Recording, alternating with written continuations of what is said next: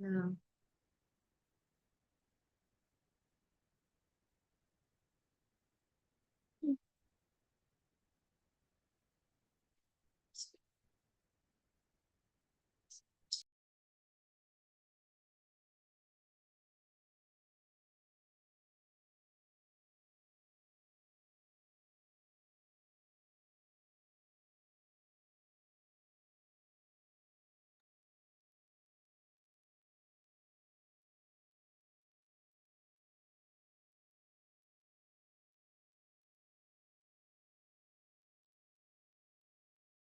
Global Namaste. Good morning, good afternoon, good evening to all the viewers of Healing Our Earth. I, Amrita Sharma, welcome you all to another beautiful episode of Guru Purnima Special. Guru Purnima Special is a special day, an occasion celebrated in India and all over the world to pray and to bless our students and also to get the blessings from our teachers and gurus. Before we move further, let's start this episode with Gayatri Mantra, and then we'll be talking more about what is special about Guru Purnima. So let's, in silence, close our eyes, join our hands, and pray for everyone. You may hold any affirmation of your choice. Om Om Bhur Swaha Tatsaviturvarenyam Bhargo Devasya Dhimahi Dhiyo Yo Na Prachodayat. Om Bhur Swaha Tatsaviturvarenyam Bhargo Devasya Dhimahi Dhiyo Yo Na Prachodayat. Om Bhur Swaha Tatsaviturvarenyam Bhargo Devasya Dhimahi Dhiyo Yo Na Prachodayat. Om Shanti Shanti Shanti.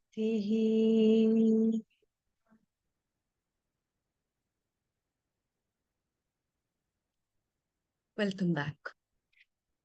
Guru Purnima has been celebrated in India ever since the ancient Vedic time, also celebrating and marking the birthday of Rishi Vedavyas. It is celebrated at the full moon day of the month of Ashar, which is the June and July. And every year it falls on this day. It marks with the opening up of prayers, offering sacrifices, prayers, fire ceremonies, and a lot more of mantra chanting to remember our gurus. And to talk about it, we will have our guests as well as experts all over. As one of the famous philosopher, Kabir, said, Guru Gobind do khade kaku lage phao, बलिहारी गुरु आपने दिन जिन गोविंद दिए मिलाओ. It talks about the teacher and the God, both of them standing in front of me. Whom should I bow down first? And then Kabira says, I bowed down in front of my teacher first because he showed me the path where the light comes from, the path where the God is, the path of enlightenment. We all have our teachers in our lives, different kind of teachers. It can be anyone, it can be anybody, anything in this world. Even a small thing can teach you. And therefore, it's time to acknowledge them, whosoever has come to your life, even yourself. And to start with, I'd like to invite Shashwat, who is our host at Kids episode, to join us and share a few words. Global Namaste to you, Shashwat. Global Namaste. This is Shashwat Sharma. I greet everyone. Happy Guru. In my opinion, teachers or guru is very important in life. And now I'd like to recite a poem on teachers. Teachers paint their minds and guide their thoughts, share their achievements and advise their faults, inspire a love of knowledge and truth as you light the path which leads our youth. For our future brightens with each lesson you teach, each smile you lengthen, each goal you help reach.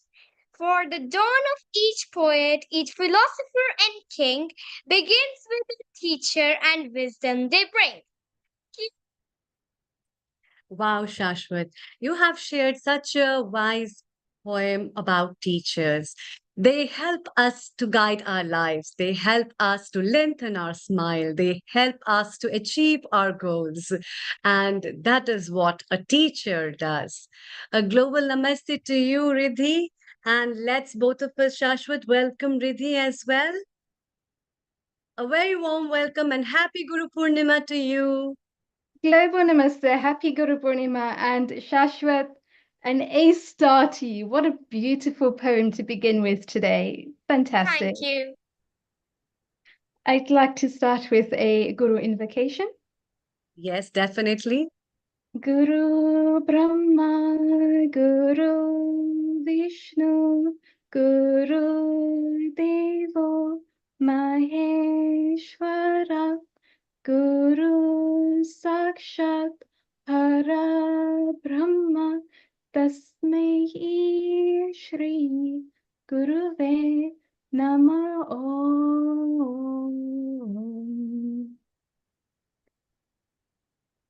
Om Shri Guru Pyo, everybody, and a very global namaste. So, to me, a guru is somebody that can take us from the material world to experience the transient world, from the state of asat to sat, from the state of darkness to light. And aren't we blessed today that we have so many gurus from different walks of life that will be joining us here today, Amrita? True, true, Riddhi. And before we move to our guests, I want to know who have are those gurus that have given you the light of your life, and whom would you like to bow down today?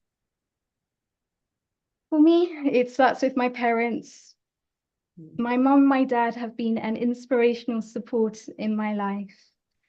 I've also been with Guru Dhruv Bhai for the last 13 years, who has been absolutely amazing at teaching us the Sanskrit slokas, the Sanskrit teachings, and how we can apply those in our day-to-day life.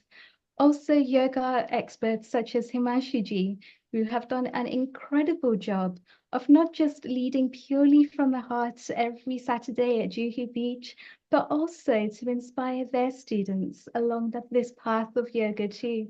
A path where we have to be careful that we don't just dilute the teachings along the way, but we're actually sharing it from our hearts, from the Shastras, from the Gita, and really embedding those qualities into our students to help our students to rise and be conscious leaders. Yeah. And therefore, in today's episode, we'll be having our experts and guests who have been gurus, who have got great gurus, and therefore, it's all about that. And so, Riddhi, it's time to welcome our first guest, Himanshu ji. Global namaste to you, Himanshu Mehta. from India, and a very good evening as well. And happy Global Guru Namaste ji, Purnima. could you please turn on your mic so that we can hear you? Dhanyavad. Okay. Am I audible? You are indeed. Yes. Oh, lovely. Yeah. Global namaste to you, Amrita ji, Riddhi, and everybody, all the family members of Healing Your Earth. So lovely to be together again. Yes. And Himanshu ji, it's always a pleasure to learn from somebody who hasn't just got the book knowledge, hasn't just got the making of the yogi, which has inspired everyone, taken the world by absolute storm in the bookshelves, but also practically applies this knowledge on a day-to-day basis and embeds those teachings in their students as well. Tell us about your path. What has inspired you on this path of yoga? Of course, it has been a long journey, and it's been 43 years of my journey on yoga. Of course, it was the initial years. I would say it was a dodgeball game. Used to attend some few days and again skip. But then, when I really got more deeper into philosophy, psychology, and metaphysics of yoga, it really sucked me in. And it was like a vacuum, just sucked me in. So that's now it's going to be with the rest of my life, the last breath of my life. Of course, as we say, breath is yoga, breath is life. Yeah. So I would like to begin, of course, with sloka with Amrita ji already recited, but before we begin, I will recite it again once more, and then maybe talk about a little bit about Guru Purnima for our audiences. And then, of course, if you have any questions, you can really ask me. Right? So let me begin paying homage to all my gurus and teachers by reciting this powerful sloka. Guru Brahma, Guru Vishnu, Guru Devo Maheshwara, Guru Sakshat Parabrahma, Tasmai Shri Guruve Namah. Tasmai Shri Guruve Namah. Tasmai Shri Guruve Namah.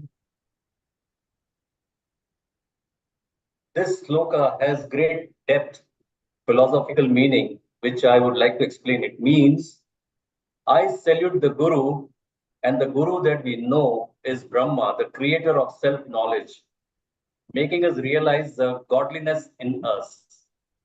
Vishnu, the sustainer or the preserver, preserving such self-knowledge. And Shiva or Maheshwara, the destroyer of ignorance. Deva means God. Sakshat means self or himself. Parabrahma, the supreme power, Lord, consciousness or self. Tasmai, to him, to such. Sri is holy or splendorous. Namaha is salutations. I bow before the Guru, who is the personification of the Trinity. And if we stay in touch with the Guru, then we will be able to see God or the Parabrahma through the Guru. The Guru creates, sustains knowledge and destroys ignorance. The true meaning of Guru, as many of us would know, one who is dispeller of darkness of ignorance. Gu means darkness of ignorance, and Ru means remover. By doing so, he liberates the disciple from the ocean of samsara, meaning the endless cycle of birth, death, and rebirth. Helps us detach from the trap of Maya or illusion, thereby attaining moksha or salvation or liberation from sufferings. For this, we bow down with utter humility and total gratitude to the Guru. The Guru mantra seeks the help from Guru in form of Brahma, Vishnu, and Mahesh. When the Trinity combine their powers, you get a solid support to overcome problems in life. By reciting this mantra with a sincere heart, one experiences the power that enlightens all around him or her at all times.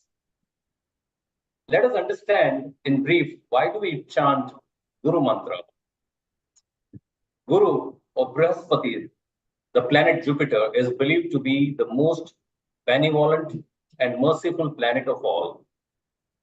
Worshipping and chanting his mantras results in very good fortune, and it is believed that all bad luck gets cancelled by chanting this Guru Mantra. To give more impetus to this episode, okay, uh, Guru Purnima is a Sanskrit term where Guru means teacher or guide, and Purnima refers to full moon day.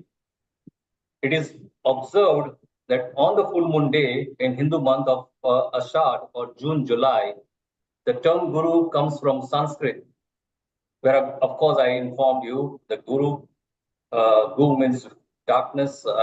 Guru means darkness or ignorance, or Ru means light. This day holds an importance as it is believed to be the day when the first Guru, Adi Yogi, or Lord Shiva, transmitted his profound knowledge to Sapta Rishis, 7 sages, making it the day of the birth of Guru disciple tradition.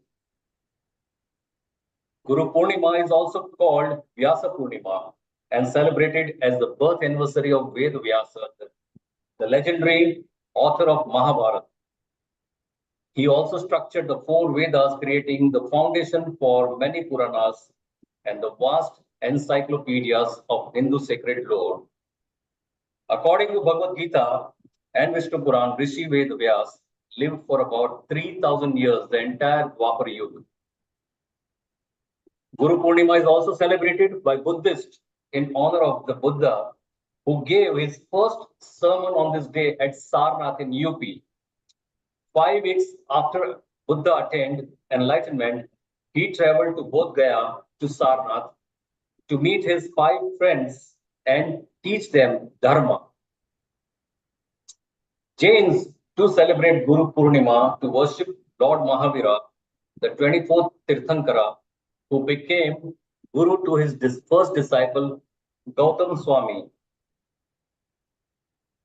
Guru Purnima is a time to express gratitude towards our teachers and mentors who have selflessly shared their knowledge, wisdom, and guidance with us in shaping our lives and helping us grow both academically and personally. On Guru Purnima Day, disciples pay homage to their gurus, seeking blessings and guidance for their ongoing spiritual journey. I would now like to pay my deepest reverence to all my gurus. Iyengar Guruji, maybe we can have some picture. Iyengar Guruji, here we have a Swami Shailendra ji. Swami Shailendra ji, yeah. I just met him last week. It was a wonderful. How was your experience, Himanshu ji? Please share with us. Amazing. Meeting a guru. It was an amazing experience, of course. So you have been meeting great gurus, and you have been disciple of so many great gurus that people still crave and yes, yearn for to have. Exactly. Baba Ramdev ji. Swami Ramdev, Hansaba, of course, my real yoga began with Iyengar Guruji. So, and that's what I got addicted. So, like Iyengar Guruji, as we all know, he was a living god of Himanshu yoga. Mehta. You have been with Himanshu Mehta as well from Mumbai. Yeah. Okay. Amazing. And Dr. Nikki Mehta. yes, Miki Mehta. my Guru Bhai, Okay. Miki Mehta, and of course my Guru Bhai, Nil Kumar. Miki Mehta. Yeah. Yeah. And yeah, Iyengar. BKS Iyengar. Right. Iyengar Guruji. Yeah. And so was Swami Hansa ji. Maniji. Swamiji. Yes. Chidananji. That's our Parmarth and Rishikesh. So lots of Guru, and I've been fortunate that I had good learnings from them. Even I would say Vikram Chaudhary, although he's controversial, but I always look at the brighter side as I've learned a lot from him too. Swami Ramdev, as we know, is a Jagat Guru today. So the Guru-disciple relationship is at the core of the Guru Purnima. A Guru often seen as a spiritual guide or mentor, imparts knowledge, moral values, and spiritual insights to the disciple. While Guru Purnima finds its root in ancient traditions, its importance transcends religious and cultural boundaries. It reminds us of the internal bond between the teacher and the student, a mentor and the mentee. Guru Purnima also serves as a time for self-reflection and introspection. It is a time to reflect on our own progress, evaluate our commitment to learning and self-improvement, to spiritual growth, and set new intentions for the future. By renewing our dedication to learning and growth, we honor our gurus and their teachings. It reminds us to stay dedicated to our spiritual practices and to embody the teachings we have received from our gurus. In my authored book, Making of a Yogi, I have dedicated a chapter on world's leading yoga and spiritual gurus, as well as on sacredness of guru-disciple relationship and tradition, or popularly known as in yoga as Guru Sishya Parampara. In conclusion, Guru Purnima is a significant and joyous occasion to honor our gurus, express gratitude, and rekindle our commitment to spiritual growth.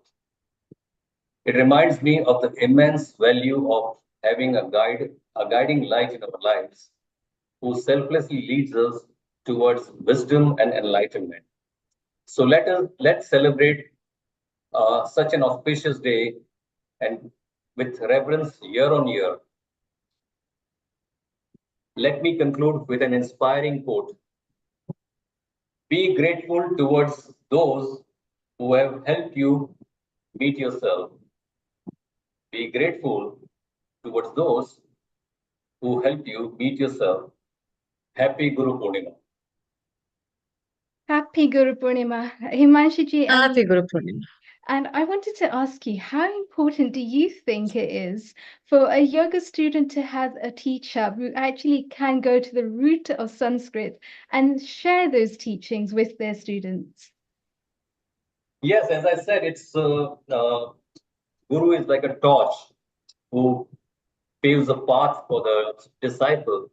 So it's very much important for the study of yoga, whether it's Hatha yoga or metaphysics or philosophical aspect of yoga, psychology, whatever. Especially the Yoga Sutra. Yoga Sutra, I would say, no one can learn on its own. I've tried many times. That was the biggest challenge for me. And I tell you in short, we were made to read Yoga Sutra during our yoga camp in the afternoon after having lunch. And I would fall asleep just reading one paragraph. And that I kept on wondering all the time that why is it so? Why can't I complete even one page? And that made me join the Yoga Foundation course in Mumbai University. And that was very pivotal, and that took a very sharp turn in my life. It was totally 180 degrees. Yeah. And that, of course, that led me to write a good thesis, and then, of course, the book which has come out. So it was a total transformation. So Yoga Sutra, yeah, once, and it's unfortunate that it should be taught in the schools, in the secondary section, I would say. Absolutely. And I think that just goes to show how technical these Yoga Sutras are, how technical these texts are, that we have to get the absolute precise meaning without having a translation which doesn't really work and doesn't really translate. with both the Sanskrit and the English and match them up so well. And for that, I totally agree. We do need a guru. We need somebody that can actually shine that shining light of wisdom and help us to have a look, have a deeper introspection at what's happening. But the great thing Yeah. about this is that it's not just theory, especially with the Yoga Sutras, the Hatha Yoga Pradipika. There's a deeper science behind it, which when we marry the science with the philosophy part of it, we're able to then take it and practice it and implement it into our own lives. And I think so often without a guru, that is the part that people miss. What would your easy steps be to be able to take that knowledge and implement it into our day-to-day lives? Yeah, you meant to say the easy steps to Yes, implement. what are your top 3 steps? I would say 3 steps. The easiest step is 3D: dedication, discipline, and determination. So once you're determined and once you're dedicated, and then you will continue on and on. And that's what I lacked myself in the initial 30 years of my practice, because regularly irregular, I would say that. And then once I got a clarity, understanding. So that's where the guru comes in, the one who guides that, okay, this is the next step. And you don't have to stick to only asanas. It's just a beginning. Asana is just a tip of the iceberg. Okay. Yes. So once you understand the philosophy and psychology of the asanas also, then your asanas become pretty asan or easy. Yeah, and I think Riddhi and Himanshu, I think this kind of understanding of the deep meaning about not just the sutras of Yoga Sutra or the ancient philosophy sutra, but also the sutra of life is also so important. And in our life, we find so many people, and we realize at every step of life that this sutra or fundamental of life is so important. And it has so much of relevance to understand, to stay happy, to stay healthy. And I think the path of enlightenment that all the scriptures have been talking about is the real path of bliss, which is not just a happiness in its own way, but of self-contentment among oneself that will be gained by an individual when one has a complete sense of being the of being what an individual as a human being is. And as a children, we hardly are aware about it. And I realized that parents, our teachers, our grandparents, our family members, our friends, at every step we learn so much from them. And then our gurus that enter our life gives us this light to know about, okay, the A and B that has been taught has its big relevance in the name of mine to be pronounced, or something in connection to Om, or something in connection to the deep meaning of around which the whole sphere is vibrating, and that's what is it about. I And it see just some of reminded my me of my school days. Yes, yes, yes, Himanshuji. I see some of my group members there on the screen right now. I think Pratima Yes, is please, there. yes, Just please talk call out. about I it. can see few of them. Let's have their quick message before we move to our next guest. Exactly. So you can spotlight them and maybe they give a quick message Can if you they call would out like their name? to. Because, Yeah, yes, Pratima here. Yeah. yeah, I can see Pratima. Pratima, if you can switch on your video, we would like Uh, to. I can switch on, but okay. No, Pratima, landscape mode, please. Make the video landscape. No, then my plaster will show. Okay. She is the she has a Again, fracture turn around. on her arm. Yeah. Turn one more time around, Pratima. One more turn of your camera. Where? One more turn. Now? I Yes. hope now it's perfect. No, no, no, no. The other way Now? around. Okay, it The is other way fine. around. It's fine. It's fine. Just keep it portrait. Okay. Keep it portrait. You're lopsided. Please keep it portrait. Yes. Uh, And Deepak is here as well. Yeah. Hello, namaste, Pratima ji. How are Global you? namaste to both Yeah, of you. global namaste, everyone. Thank you. So, today, on the auspicious occasion of Guru Purnima, I stand before you with immense gratitude and reverence for my esteemed Guru Himanshu sir. Uh, as we all know, Guru Purnima is a day dedicated to honoring our teachers and mentors, those who illuminate our paths with wisdom and guidance. So, Himanshu sir has been a beacon of light in my life, leading me with the unwavering patience and profound knowledge. His teaching have not only enriched my mind but also nurtured my spirit, instilling in me values of integrity and you can say a lot of compassion. The impact of his guidance is, I think, we cannot measure also. And I am deeply grateful for his selfless dedication. So today, as we celebrate this special day, I extend my heartfelt gratitude to Himanshu sir, and thank you so much for teaching us and for guiding me. Thank you. Deepak, can And you a unmute global yourself? namaste as well to Deepak ji. And how are you today? Hello, Global Namaste. So What I'm is fine. your special message for us on Guru Purnima?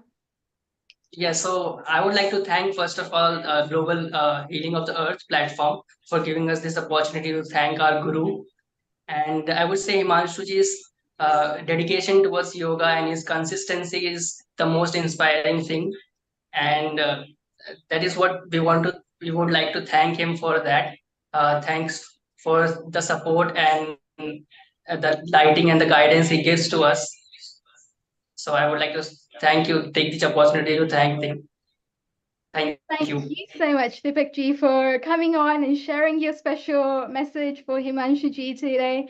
And Pratima ji, it was lovely to see you as well. And thank you so much for your message. And Himanshu ji, you've got some very dedicated students that have always been by your side. How does that make you feel? Yeah, it's been, of course, the team members, especially the youngsters, they are very helpful, especially with the technology and gadgets and everything. So, yeah, I'm fortunate to have a lovely team members around me, and that's making it progressive on my path of spirituality. Well done. And isn't that just the Wow. epitome there of a guru shikshak relationship, to have that beautiful connection between the teacher and the student as well? Yes, of Himanshu course, ji, kind of a Guru Sishya Parampara in action. absolutely, Thank you. yes. Thank you, Himanshuji. Thank you so much for joining us. Please stay around. And from India, it's time to move to London and welcome Dhruv Chatralia. Global Namaste to you, Dhruv. Kindly unmute Hello, yourself. Namaste, Dhruv Bhai. I think you are on mute. But before Dhruv Bhai just speak, let me just do a quick introduction. So Dhruv Bhai Please. has been leading Sham, which is an educational platform that shares loads of knowledge on the Bhagavad Gita, on the Vedas. We've had the Shri Sukhatam, we've had the Hanuman Chalisa. Beautiful events at Parliament. Each slok of the Bhagavad Gita has been recorded and put onto YouTube free of charge in English. So it cuts through all of the barriers. It's been amazing dedication and seva that he has done, as well as them being a full-time lawyer as well, taking part in mergers and acquisitions. And I've just had the pleasure of witnessing his journey through time and through space, so to speak, to see just how beautifully he's blossomed now, where he's got the connection there between UK and India, and the magnificent steps that are being taken on that platform too. So a global namaste to Dhruv Bhai. To you too, really, Ben. And Amazing, amazing, Dhruv. thank you. No, thank you, Amrita ji. Very kind of you. Absolute delight to be back on Healing Our Earth on this most auspicious day. Wishing you all and our viewers a very happy Guru Purnima. And thank you, Riddhiben, for the kind introduction. You've been such an amazing part of that journey, spreading the light of the teachings of the Bhagavad Gita and Yoga to so many people in many countries around the world, from the events at Parliament to the events in the city. You've been very much right at the forefront of everything we've done. So a big thank you to you, and wishing you a blessed and a happy Guru Purnima. And a happy Guru Purnima to you too, Dhruv Bhai, to see you today, which is just just magnificent. And the service, the dedication, and the seva that you have had from day one, to be able to inspire lawyers, to be able to inspire professionals, and really to reach everybody around the globe. I want to ask you, what does Guru Purnima mean to you, and how do you celebrate Guru Purnima? I'll start with the mantra. Guru Brahma, Guru Vishnu, Guru Deva Maheshwarai, Guru Sakshat Parabrahma, Tasmai Shri Guruve Namah. So this special day, which is called Ashad Shukla Purnima, is also known as Vyas Purnima and also as Guru Purnima. So Indian culture, with a lot of pride and respect towards Maharishi Vyas, says that Vyaso Chistam Jagat Sarvam. So all the words of wisdom in whatever branch of learning, art or science has already been said by Vyasa in one place or the other. So through the medium of great works such as the Mahabharata, the 18 great Puranas, the division of the Vedas, Maharishi Vyas has given us this Gnan or wisdom to the whole of humanity. So on this day, we bow down to Maharishi Vyas through our Guru, and we see Maharishi Vyas in our own Guru. And the reason for this is that the Guru shows us the way of life, shows us the way of humanity, and shows us the path to make our lives successful in all the fields of life. We all come into this world, but how many people think about why they've come into this world? Have we just come in this world to live a material life? Have we just come here to earn wealth and run our families? Have we just come here to earn fame and power? No. This can't be the root purposes of our lives, and this can't be the foremost goal of our lives. And a guru shows us a method by which we make our lives meaningful and enriching. He doesn't give the destination in our hands, but he shows us the way to reach there, and that's the greatness of a guru. And I'll tell you one more thing. A guru is great because he gives us Gnan, wisdom, about divinity that we have always attained, but have forgotten. So the material world teaches us the skill of attaining what we do not have. You did not have a house, so you worked hard and attained a house. You didn't have wealth, so you worked hard and attained that wealth. That's how everyone is engaged in the material world throughout life. The greatness of a guru and the blessings of a guru is in helping us attain what we have always attained, but we never realized. So the Supreme Being is not something we didn't know about. The Supreme Being is not something we didn't have. We have always attained the Supreme Being. In fact, it's our pure self. It is our true self. So the greatness in life is our hidden potential, but unfortunately we've forgotten it. And a guru takes us from that forgetfulness to the right path and gives us this experience of our true, authentic self, which is no difference from divinity, and that is the greatness of a guru. So bowing down to the Gurudev, who makes us experience that Tattvam Asi, you are that, and Aham Brahmasmi, I am Brahman, or I am divinity myself. So I pray to the divine that may you recognize your true form, recognize your supreme truth, and make your lives a divine celebration. So we bow down to that Gurudev. So in Hinduism or Sanatana Dharma, the Guru is honored in all forms and even in all lokas, pervading the universe as the self of all, our innermost guiding intelligence. Not a mere person, but a cosmic person or Purush in manifestation. So Guru Purnima is marked by the full moon in Sagittarius, in the sign of Jupiter, the Guru amongst the planets or ruling wisdom. It's during the month of Ashada, which is known as victory of the light. So we remember to honor the Guru as a cosmic power. Our human world needs that guidance during these dangerous times. And India has long brought the message of great gurus to the world who have transcended time, space, death, and sorrow. And this reflects India's role as a Vishwa Guru, the Guru amongst nations. May we always follow the guidance of the gurus. All the great gurus and leaders of India or Bharat have had a national, global, and cosmic vision of the country and its yogic civilization. Without that, one can't really understand what Bharat Mata means for humanity. What is a true measure of a true guru?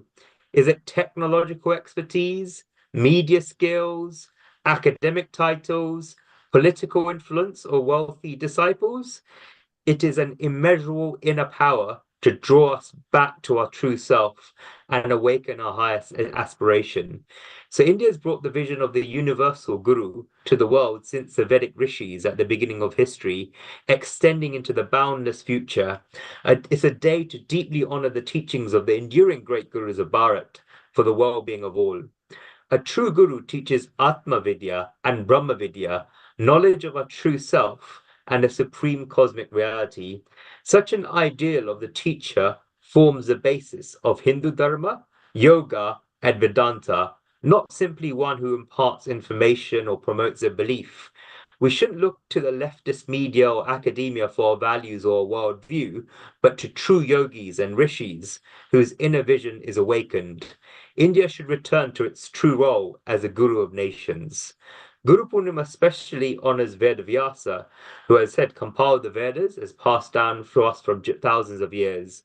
Guru Purnima means honoring the Vedas and the Vedic rishis whose inner vision revealed the profound cosmic mantras of the Vedas. Shri Veda Purusha Namaha. Vyasa is a 28th Vyasa, or compiler of the Vedas going back to Manu in this human cycle.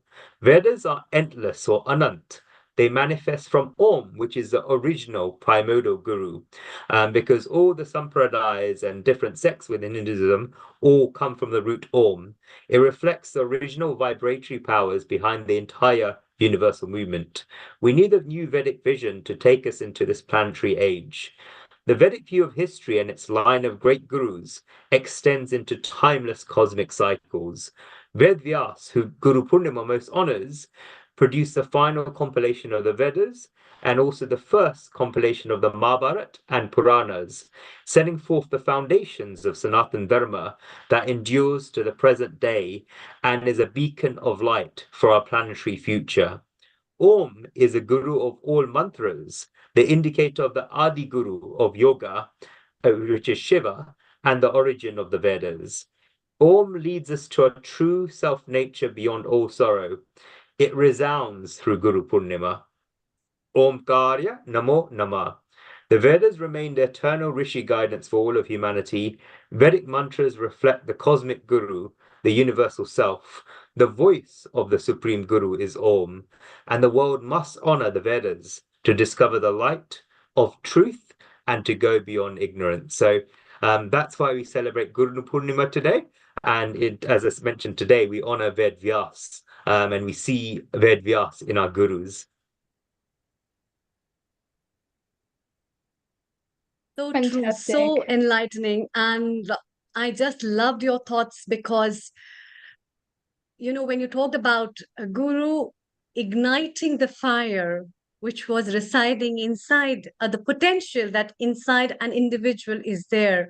And I think when you talked about guru giving an idea of sparking that fire within that hits up the potential of an individual and makes him realize what he is and what he can do as a human being to do the purpose for which he's here. And that marks up a very great relevance of Indian history as well as the Vedic traditions that talks about how beautiful and how marvelous our civilization has been, that has given a big relevance on the importance of having a guru in our life.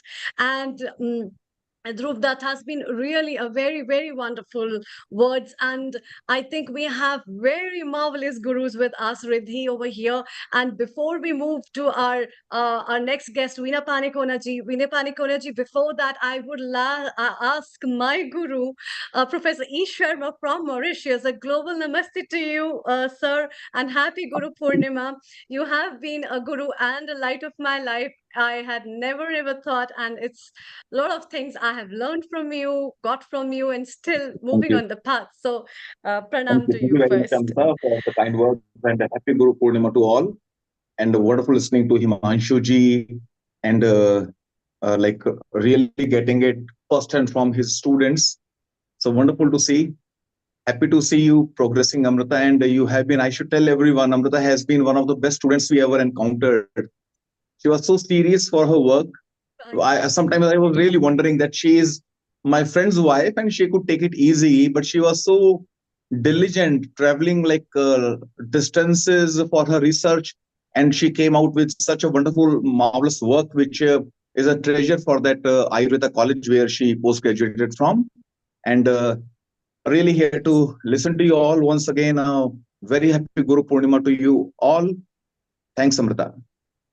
So your message on Guru Purnima for everyone, for all your students who have been listening to you globally now. So over to you. And then we move to London with Veena Panikonachi. Over to you. I pay all my respects to my gurus, and I extend all my blessings for my students and my fellow gurus, my fellow friends who are teachers now. And for me personally, I very well remember in the initial years of our graduation when we were like just like 18, 19 years old, and we were very casual towards studies and might not be very attentive in classrooms. I still remember from the first month of my graduation studies, I maybe it was a rare occasion when I paid attention to my teachers, and I got to listen to one statement that was made by our anatomy teacher. And somehow that stayed in my mind, and I made multiple diagnoses based upon that one statement. Now, had I been diligent enough to listen to every word of him and of other teachers, I would have been a much better person tomorrow. So that's where we try to teach our students that this is the only time when you can ask. Once you are a guru, or you are like, sometimes you are too mature to ask, you cannot ask if you don't know anything. And that is where Guru is always there to solve those intricacies, or you make it simpler for you. You need not reinvent the wheel, like exploring everything by yourself. That might take a lot of time, and you might not have the real concept. That is where Guru vina nasti gati. Guru ke bina gati nahi hai. You cannot have that salvation or that accomplishment without the help, hand holding of a guru. Thanks, Aparna. Amrita, once more. Please Thank carry you, on. sir. Thank you so much. Thank you so much. Thanks for joining in and for your wishes for everyone. When I was, I'll stop you for a minute. When I was talking about Guru, who taught me the most, the name coming to my mind was of my wife's name, Aparna. So there was a slip of tongue, and I told Aparna. I got that. I got that. In fact, she has been also a very beautiful guru in your life, and I think a couple also makes learning for each other in your life. I could get that. Thank you, sir. It's a Thank you so one-way much. learning. I'm the only one who's learning, who requires learning.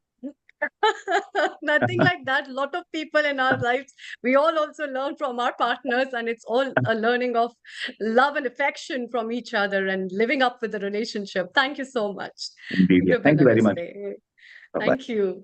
Bye-bye. It's time to welcome Veena ji from India. Very global namaste to you, and a very good evening. Happy Guru Purnima. और आप तो सरस्वती का रूप है. You have that in you, your voice, your name, everything, and the strings I can see around. If you can, Srinidhi, if you can make your camera landscape, we can also again hear you all. So with the melodious strings, your message, Veena ji, today for global namaste to Guru Purnima. Everyone, and happy Guru Purnima to everyone. It's a great pleasure for me to be associated with Healing Our Earth family, and a big thanks to Neil Bhai and team for giving this opportunity to me and my wonderful students. And like as most of them has already explained the importance of Guru Purnima, I would like to say a single word, like a single sentence.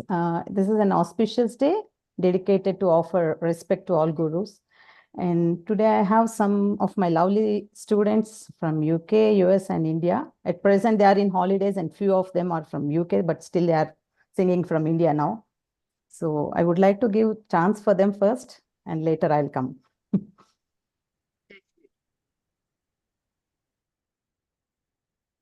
Srinidhi, you can rotate your camera once again. It will come. Okay. Other way around, if it's possible. Veena ji, whom are we inviting first? And what message would the children like to give you, all your students? You can go with any name, Amrita ji. Ananya, Sharanya. Ananya. Okay, we start with Ananya. Very global namaste to you, Ananya. Namaste. Ananya, what message do you have for your teacher, for your guru, and what would you like to say or present? Over to you. I'm going to be singing Yes. Brahma. Yes, please go ahead. Brahmamukate para Brahmamukate Tandanana ahi Tandanana pure Tandanana bala Tandanana bala Tandanana bala Tandanana Brahmamukate para Brahmamukate para Brahmamukate para Brahmamukate para Brahmamukate para Brahmamukate Tandanana ahi Tandanana pure Tandanana bala Tandanana bala Tandanana bala Tandanana కందుకగుహీనాదికములందులేవు అందరికి శ్రీహరే అంతరాత్మా కందుకగుహీనాదికములందులేవు అందరికి శ్రీహరే అంతరాత్మా జంతుకుల మెంటానొకటే అందరికి శ్రీహరే అంతరాత్మా హిందీలో జంతుకుల మెంటానొకటే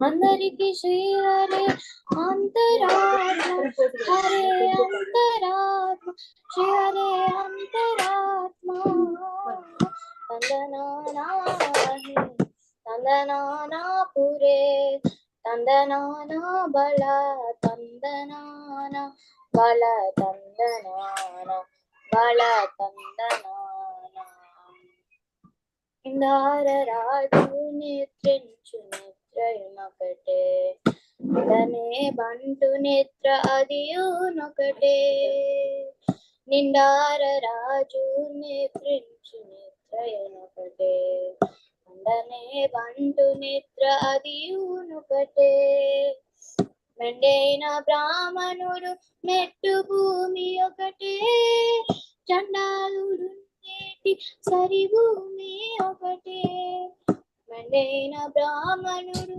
మెట్టు భూమి ఒకటే చండాలుడుండేటి సరి భూమి ఒకటే సరి భూమి ఒకటే సరి భూమి ఒకటే తందనానాహి నానాపురే తందనానా బల తందనాన బల తందనాన బల తందనాన కడగి ఏనుగు మీద కాయి ఒకటే పురమి సునకము మీద బొలయు ఎండొకటే కడగి ఏనుగు మీద కాయి ఒకటే పురమి సునకము మీద బొలయు ఎండొకటే కడు పుణ్యులను పాప కర్ములను సరిగా జడయు శ్రీ వెంకటేశ్వరునామొకటే కడు పుణ్యులను పాప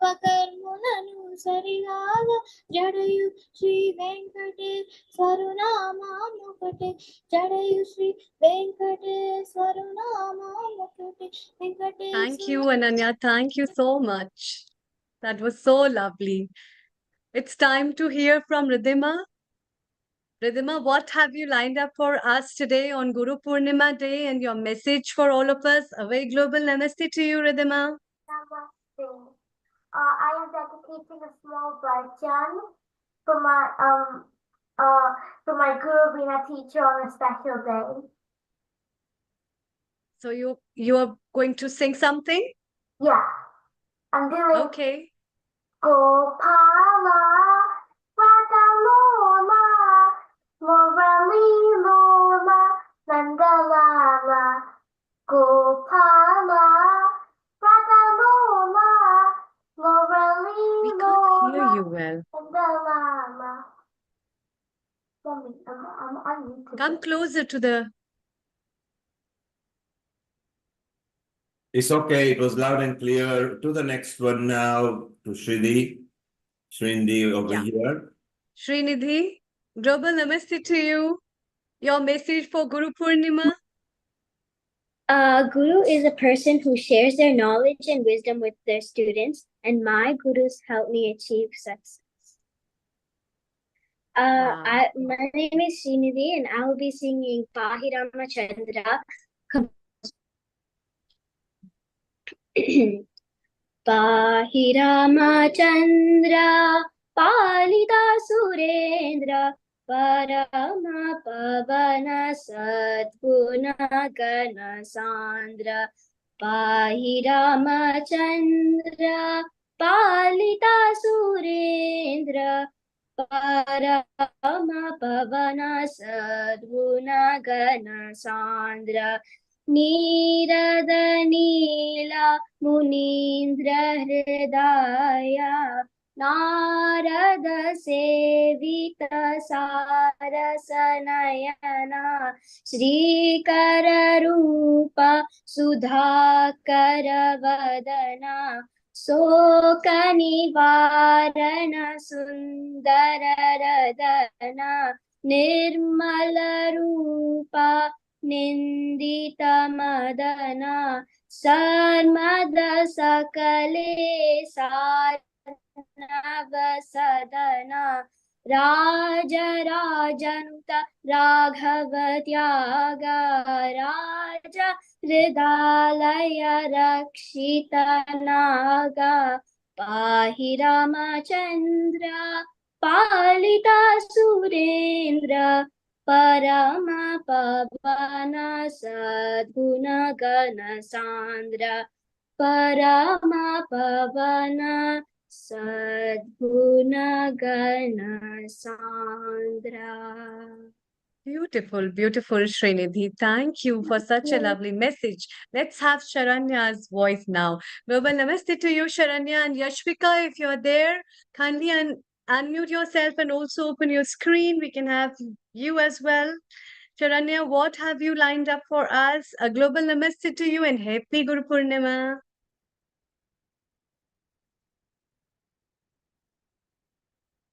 Oh, we can't hear you.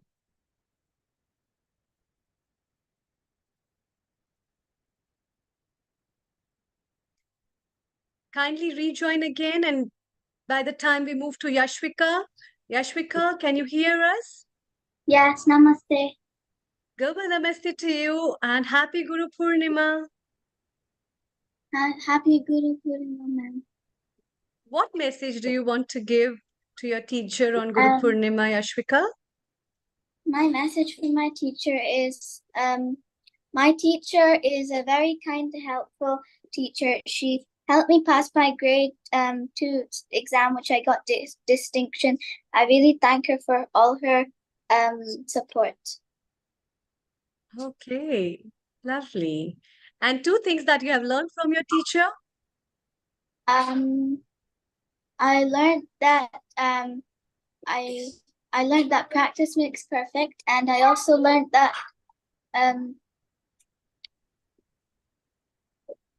I think that's all. I'm not sure anymore. Okay, thank you so much. Do you want to sing as well? She had any song? Yashvika, do you want to sing as well? Yes. Yes, please go ahead. I'm going to sing Jai Jai Vaishnavi. Jai Jai Vaishnavi Devi Ma, Jai Jai Vaishnavi Devi Ma, Jai Jai Vaishnavi Devi Ma, जय जय वैष्णवी देवी माँ, जय माँ, जय माँ, जय माँ दुर्गे माँ, जय माँ, जय माँ, जय माँ दुर्गे माँ, जय जय माँ, जय जय माँ, जय जय माँ दुर्गे माँ, जय जय माँ, जय जय माँ, जय जय माँ दुर्गे माँ, शेरा वाली माँ, चौदा वाली माँ, शेरा वाली माँ, चौदा वाली माँ, पहाड़ वाली माँ, जय जग जननी दुर्गे माँ, पहाड़ वाली माँ, जय जग जननी दुर्गे माँ, जय माँ, जय माँ, जय माँ दुर्गे माँ, जय माँ, जय माँ, जय माँ दुर्गे माँ, जय जय माँ, जय जय माँ, जय जय माँ दुर्गे माँ, जय जय माँ, जय जय माँ, जय जय माँ दुर्गे माँ, जय जय वैष्णवी देवी माँ, जय जय वैष्णवी देवी माँ. Thank you. Thank you. That was wonderful. We have our founder and director Neil Kumar. So let's hear from them, Veena ji. Thank you very much, Amrita, Vinapani Kona. You always bring wonderful students. You are such a good teacher, but not just a teacher. You are a guru with a difference. You pay so much attention to your students. Stay around. We might want to chat with you. We're going to go to India now and take a message from Ostro's brothers, Swami Shailendra. So we'll check you out in a moment. Let's share this. While we're doing Amrita, we are waiting for the Mauritius team. Meanwhile, while we're waiting for the Mauritius team, let's play this video.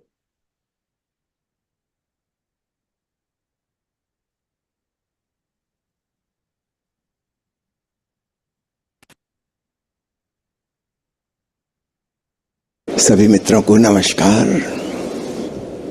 पूरब के ऋषियों की सोच और दृष्टि पश्चिम के मनीषियों से बिल्कुल भिन्न रही है। पूरब में हम जिन्हें गुरु कहते हैं, सतगुरु कहते हैं, वे हमें ज्ञान नहीं देते, बल्कि हमारे मन में जो इकट्ठा है पुराना ज्ञान वह भी छीन लेते हैं, उसकी व्यर्थता दिखा देते हैं। पश्चिम में जैसे शिक्षक कहा जाता है, टीचर कहा जाता है, वह शब्द गुरु का पर्यायवाची नहीं है। शिक्षक जानकारी देता है, विद्यार्थी को पता नहीं है बहुत सी बातें, शिक्षक को पता है, वह सीनियर है, अनुभवी है, ज्यादा पढ़ा लिखा है, वह ज्ञान देता है। इस भ्रांति में नहीं पड़ना कि शिक्षक और गुरु एक ही होते हैं। सतगुरु का अर्थ होता है जो सत्य में जी रहा है, जो अपने भीतर के परम सत्य को अर्थात ओंकार को शेयर कर सकता है, बांट सकता है, लुटा सकता है, लुटा रहा है। और वह बांटना ऐसा नहीं है कि उसमें कुछ करना पड़ता हो। जैसे सूरज से किरणें बिखरती हैं, सूरज को कुछ करना नहीं पड़ता, और फूल से सुगंध उड़ती है, फूल को कुछ करना नहीं पड़ता।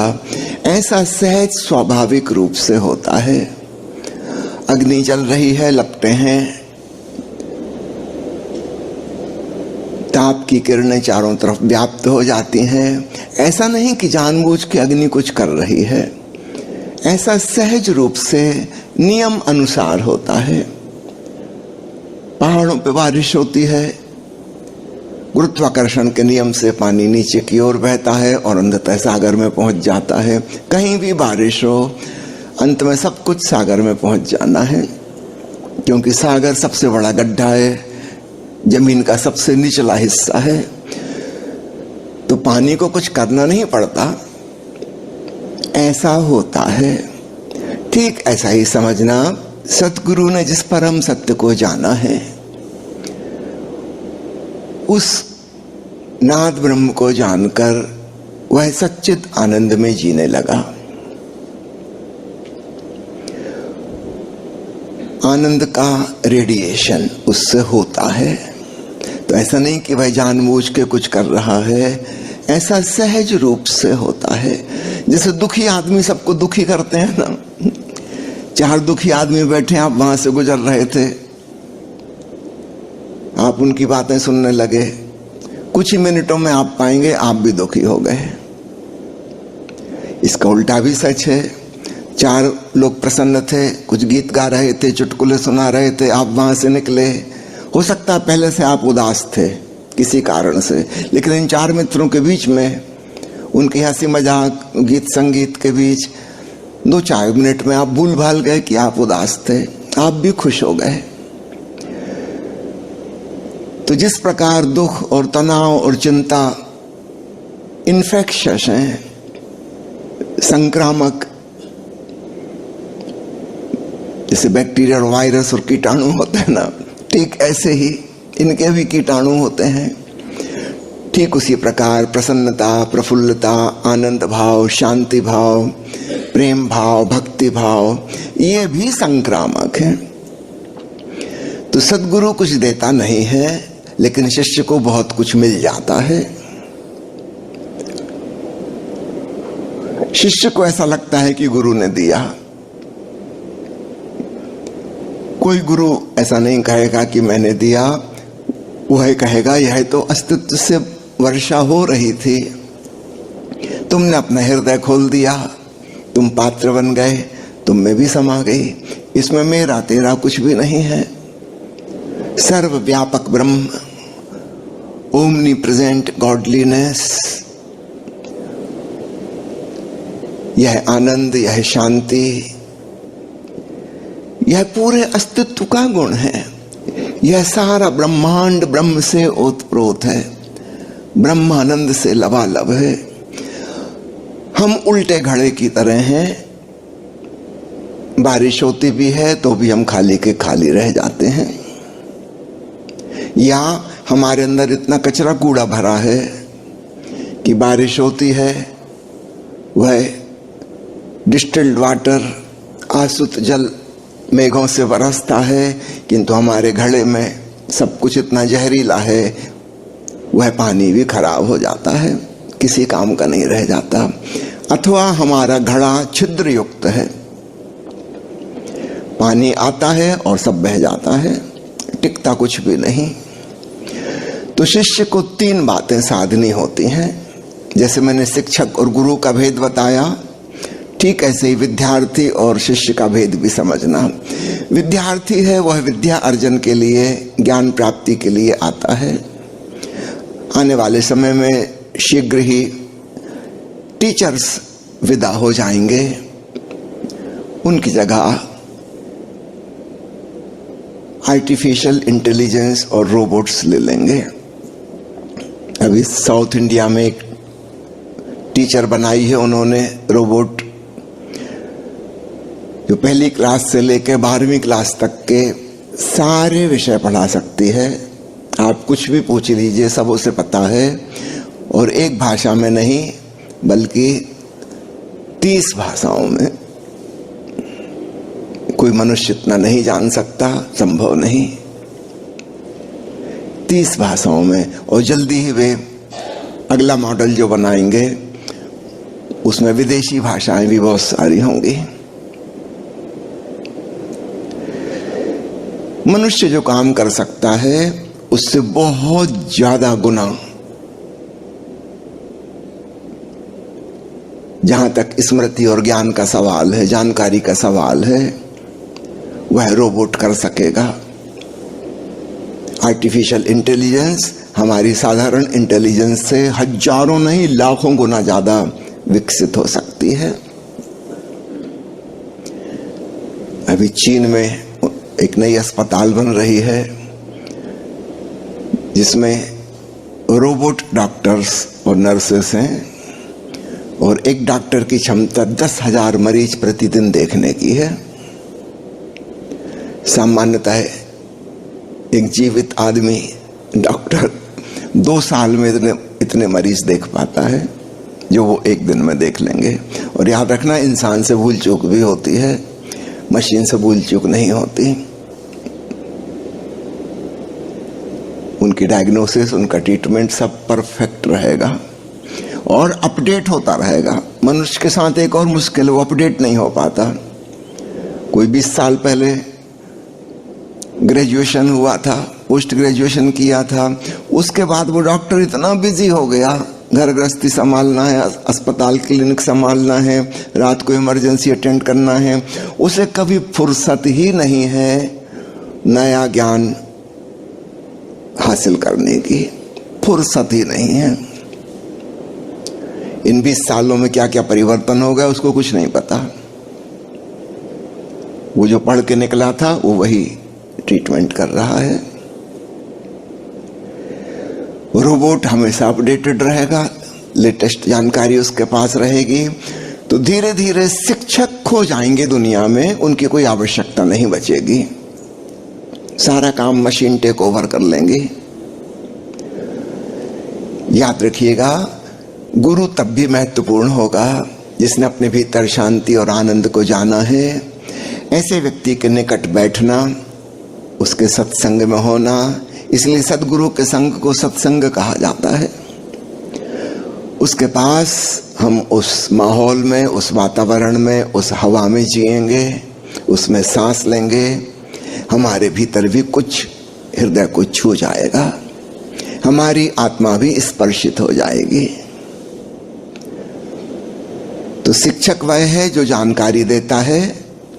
भविष्य में इसकी भूमिका दिनों दिन कम होती जाएगी और हो सकता है बिल्कुल खत्म हो जाए, कोई जरूरत ही ना हो। यह भी संभव है, किसी को इंजीनियर बनना है तो एक छोटी सी कंप्यूटर चिप उसके खोपड़ी में लगा दी जाए जिसमें इंजीनियरिंग की सारी जानकारी है और गूगल के द्वारा अपडेट होती रहेगी। और वो छोटा सा बच्चा 10 साल का, उसके पास पूरी जानकारी हो गई जो 25-30 साल पढ़ाई लिखाई के द्वारा प्राप्त होती थी। उसको तंग करने की जरूरत नहीं है कि रात को पढ़ो और परीक्षा दो और ये करो, सीधी ही नॉलेज ट्रांसफर की जा सकती है। संभव है भविष्य में उपाय निकल आए कि सीधे ही हमारा मस्तिष्क इंटरनेट से जुड़ सके। हो सकता कोई छोटा मोटा इक्विपमेंट, कोई छोटी सी सर्जरी भीतर एक चिप फिट कर दी, बस आपको जो भी जानकारी प्राप्त करनी है प्राप्त कर लीजिए। सिर पे बोझ ढोने की जरूरत नहीं है हमेशा के लिए। तो शिक्षक का काम धीरे धीरे रिप्लेस हो रहा है और देखते देखते निकट भविष्य में शायद 10-15 साल में पूरा हो जाएगा। स्कूल कॉलेज की भी कोई आवश्यकता नहीं बचेगी। गुरु का कार्य बिल्कुल भिन्न है।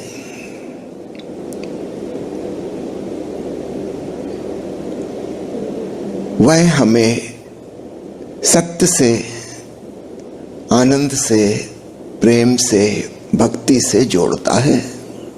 उसके निकट में जुड़ना हो जाता है। ये कहना भी ठीक नहीं कि वह जोड़ता है, बस ऐसा हो जाता है। जैसे चुंबक के पास आके लोहे का टुकड़ा भी चुंबकीय हो जाता है, मैग्नेटिक इंडक्शन, चुंबकीय प्रेरण।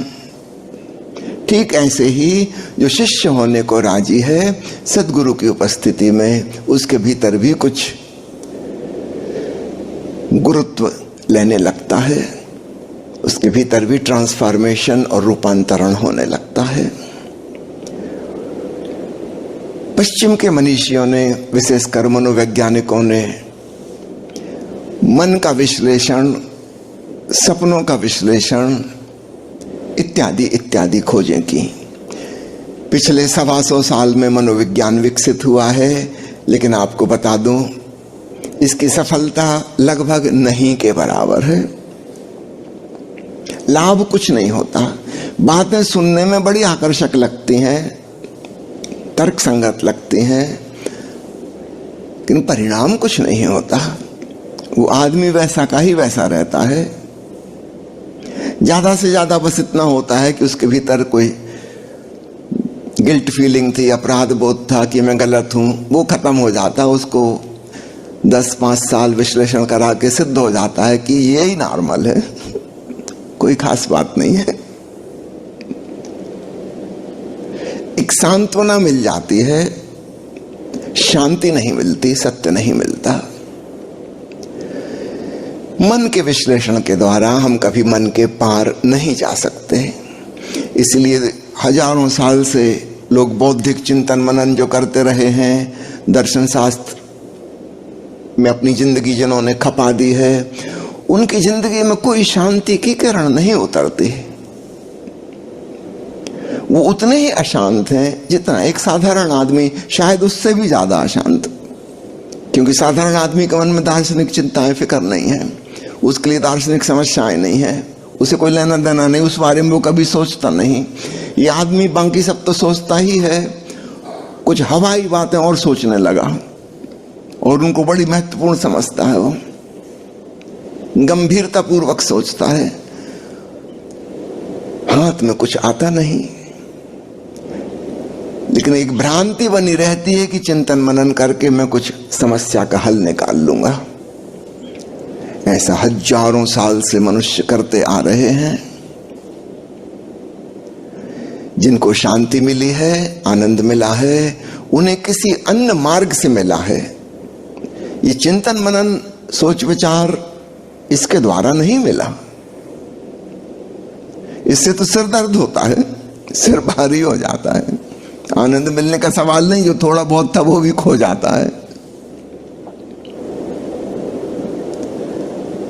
आपको मेरी बात का भरोसा ना हो, सिगमंड फ्राइड की आप सिर्फ एक किताब पढ़ लेना। मोटी मोटी किताबें हैं, 1,000 पेज की, 5 किलो 6 किलो वजन वाली। एक किताब पढ़ते पढ़ते आपकी स्थिति ही पगलाने वाली हो जाएगी।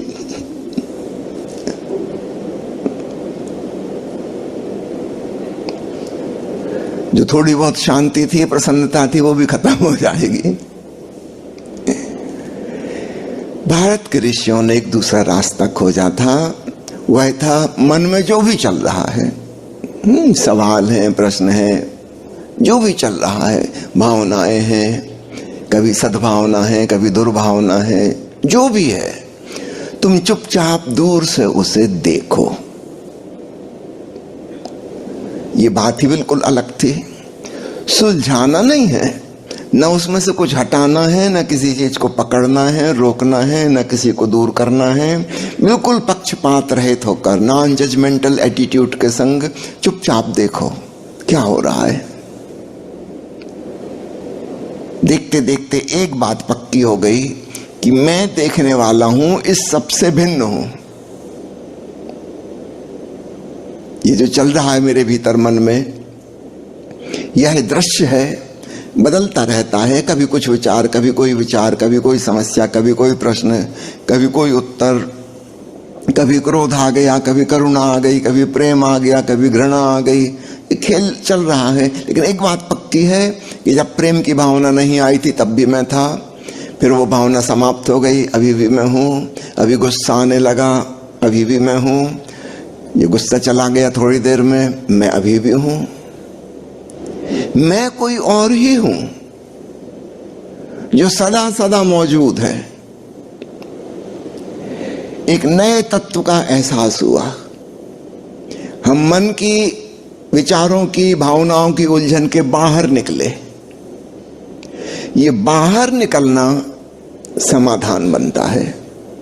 याद रखना, समस्या की चिंतन मनन से समाधान नहीं आता, उसमें तो हम उसमें और फंस गए, उलझ गए। समाधान कैसे आया? मन से दूर ही हो गए। और दूर होने की तरकीब क्या है? दृष्टाभाव से देखना। जब हम किसी चीज को देखते हैं तो एक डिस्टेंस निर्मित हो जाती है। अगर आप आईने के सामने बिल्कुल नाक सटाकर और भौं सटाकर खड़े हो जाएं, चेहरा लगा के आईने से, तो आपको अपना ही चेहरा दिखाई न देगा। देखने के लिए एक दूरी चाहिए। तो जैसे ही हम विचारों को, भावनाओं को, धारणाओं को, अपने विश्वासों को, मान्यताओं को देखते हैं, दूरी निर्मित होनी शुरू हो जाती है और थोड़े ही समय में स्पष्ट हो जाता है कि मैं इन सबसे भिन्न और पृथक कोई और हूं। ठीक है, सामने ये बाजार है, भीड़ भाड़ चल रही है, ट्रैफिक है सड़क पे, विचारों का, भावनाओं का। मैं कोई और हूं, एक दृष्टा, एक साक्षी, एक गवाह मात्र। मैं इन समस्याओं से बाहर हूं, यह पता चलता है। यह समाधान है। तब वो समस्याएं, वो प्रश्न हमारे लिए कोई महत्व नहीं रखते, वो सब फीके पड़ जाते हैं, गौण हो जाते हैं, और एक अद्भुत क्लैरिटी, स्पष्टता पैदा होती है। और जिन प्रश्नों का हम उत्तर खोज रहे थे और उत्तर नहीं मिल रहा था, अचानक इस क्लैरिटी में नजर आता है और उसका उत्तर भी मिल जाता है।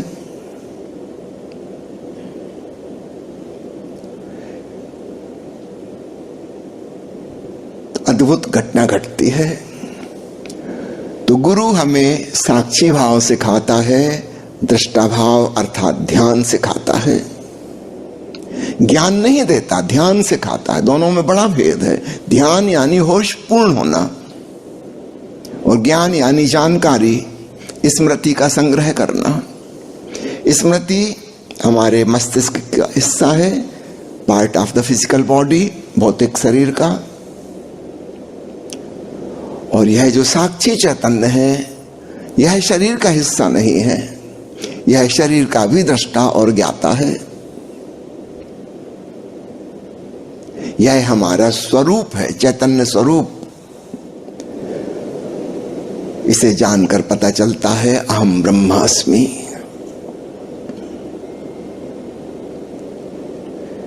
अपने असीम विस्तार का एहसास होता है। तो शिक्षक और गुरु के कार्य बिल्कुल अलग अलग हैं, लगभग एक दूसरे के विपरीत। शिक्षक देता है ज्ञान अर्थात जानकारी, सद्गुरु देता है ध्यान, जो हमें आत्मज्ञान की ओर ले जाता है। याद रखना, जगत का ज्ञान नहीं, आत्मज्ञान, स्वयं के होने का एहसास, ब्रह्म ज्ञान फलित होता है। और इसलिए शिष्यों ने कहा है अपने सद्गुरु के लिए कि गुरु ब्रह्मा, गुरु विष्णु, गुरुर्देवो महेश्वरा। जिसके माध्यम से हमने ब्रह्म को जाना, वह ब्रह्म स्वरूप है हमारे लिए। जब हमें अपने भीतर के ब्रह्म का पता चला, तो यह भी पता चलता है कि वह सर्वव्यापक, सबके भीतर वही है। पहले गुरु में झलक मिली थी, फिर गुरु ने इशारा किया अपने भीतर डूबो। अपने भीतर आके हमने उसको अनुभव किया, और उस अनुभव के साथ यह भी पता चल गया कि यह सर्वव्यापक ब्रह्म है। शिष्य भाव से आओ, छात्र की भांति नहीं, विद्यार्थी की भांति नहीं।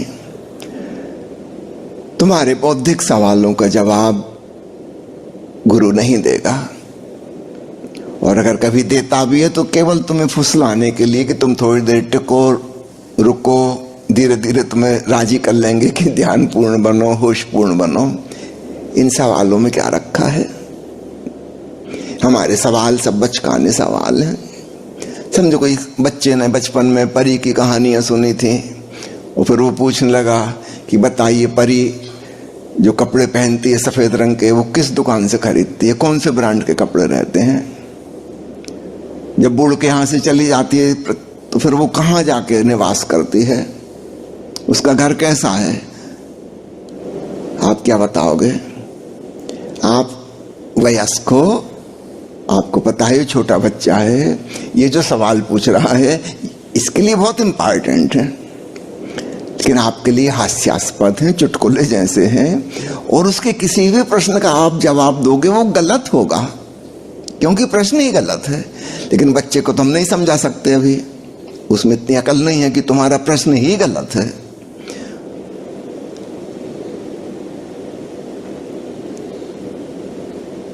वो कहेगा ऐसे कैसे गलत है? जब परियां सफेद कपड़े पहनती हैं तो कहीं से तो खरीदती होंगी ना, शॉपिंग करने कहाँ जाती हैं?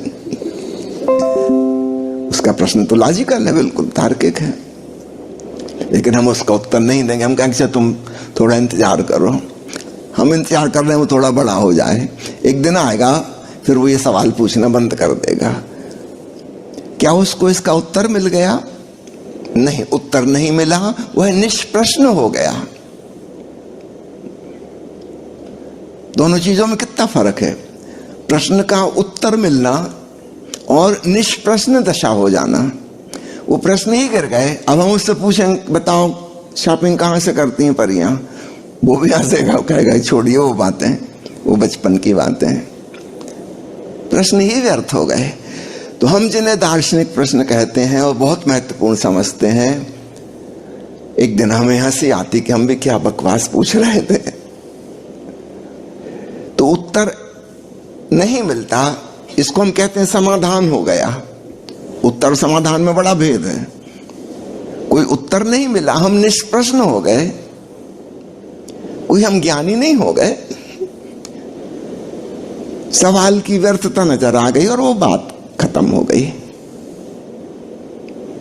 अब वो चिंता फिक्र मिट गई कि परियां कहां से शॉपिंग करती, हम निश्चिंत हो गए, हम मजे में। इस भेद का स्मरण रखिएगा। Amazing. That was Swami Shailendra ji sharing his wisdom on Guru Purnima with us, and a very much thank you. We are so delighted that he was here for this message. Despite his very busy schedule, he still dropped up a message. He has a big event over there. And Himanshu ji, how was that? Before we quickly take up Seksha ji and we move to Mauritius with her, over to you. One line message. So can you answer the talk, where does the fairies get their white dresses from?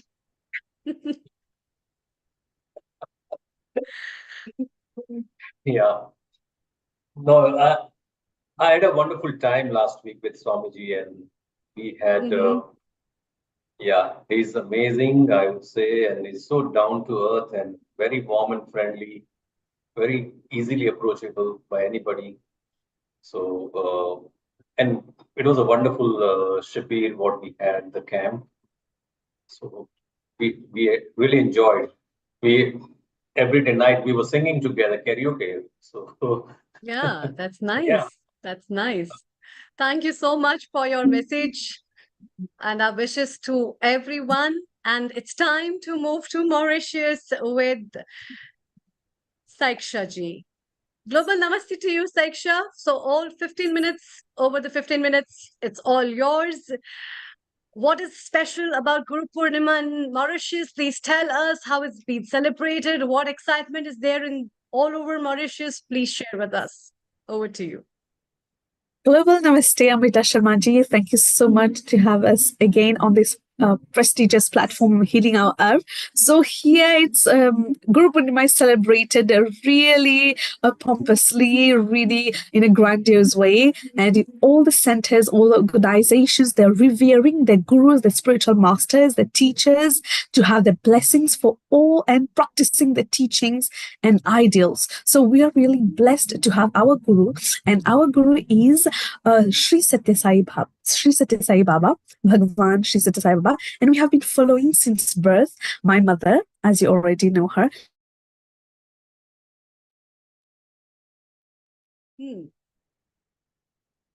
That's nice. Sri Satya Sai Baba ji is the Guru ji, and the celebrations are on at Mauritius with the prayers. And I think you are trying to come live, Saiksha, from there. Can you hear us? We seem to have lost signal. She's trying to connect. She's on an intermittent signal. So the beautiful part is Mauritius follow every Sanatan Dharma festivals, and they are so advanced. They've got so much. I mean, they have to retain the culture. In India, they get the culture on a plate, but when you go outside, you have to retain the culture. And I think she's live at a venue. Yes, I'm here. Yes, Yes, where from you are, Saiksha, presently where you are coming live from? Yes. I'm at Sainivas and they are celebrating Guru Purnima. So that's why the connection is quite, we are having some technical issues, but because everybody's doing live and they're using the Wi-Fi, so that's why it's connecting and then disconnecting like from time to time. But that's okay. So we'll not take much of the time. I'll introduce the first performer of today. So he will be reciting a Guru Vandana mantra, that is Guru Brahma, Guru Vishnu, and he's none other than Rudraj Soni Sharma, the little angel from India. And his parents are Vipin Sharma and Nidhi Sharma. So I'll call upon Rudraj to please recite the mantra. Global Namaste to everyone. I am Rudraj Soni from Mauritius. Happy Guru Purnima. Yes, please start up with the mantra. We are eager to hear you. Guru Brahma, Guru Vishnu, Guru Devo Maheshwara, Guru Sakshat Par Brahma, Tasmai Shri Guru Dev Namaha. Wow. Very nice. Very nice. And who is your favorite teacher? Guru Saiksha. Guru Saiksha. Wow, that is nice. And Saiksha ji, who is the next guest whom we are having?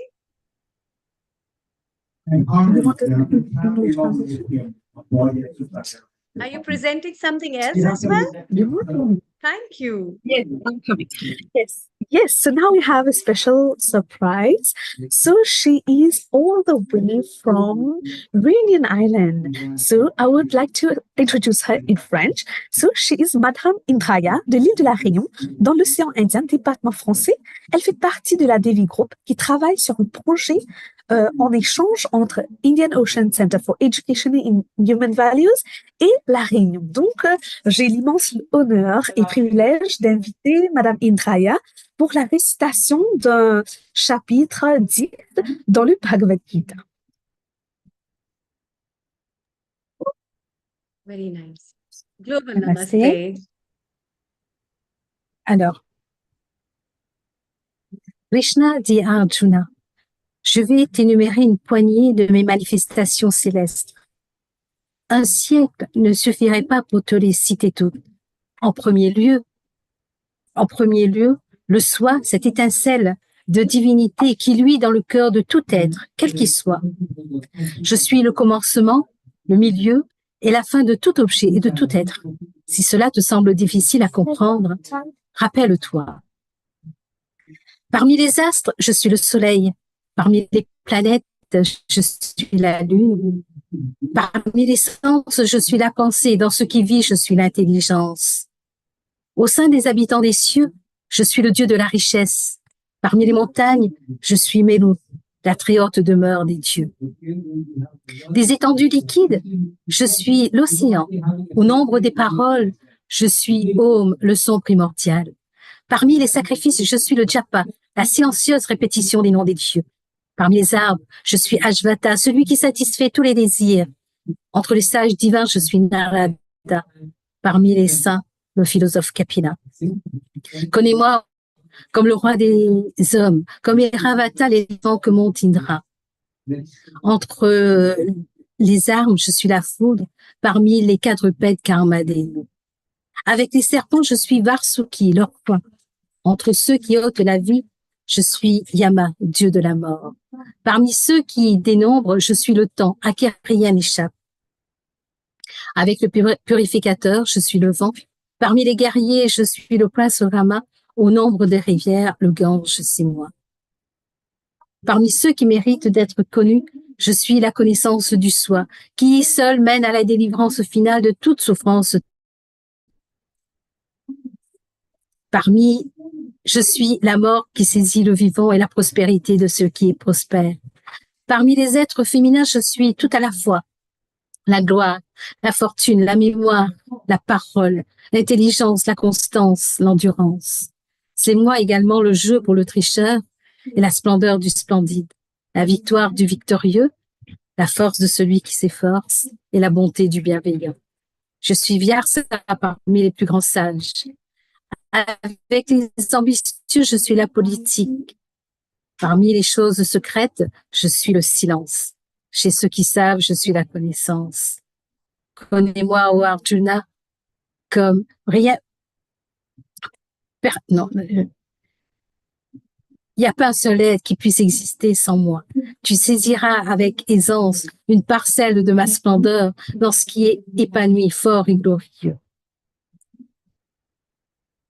Et à quoi bon te dénombrer mes innombrables manifestations? Je demeure à jamais entier et entier stable, et je soutiens l'univers infini d'une seule partie de moi-même. Om.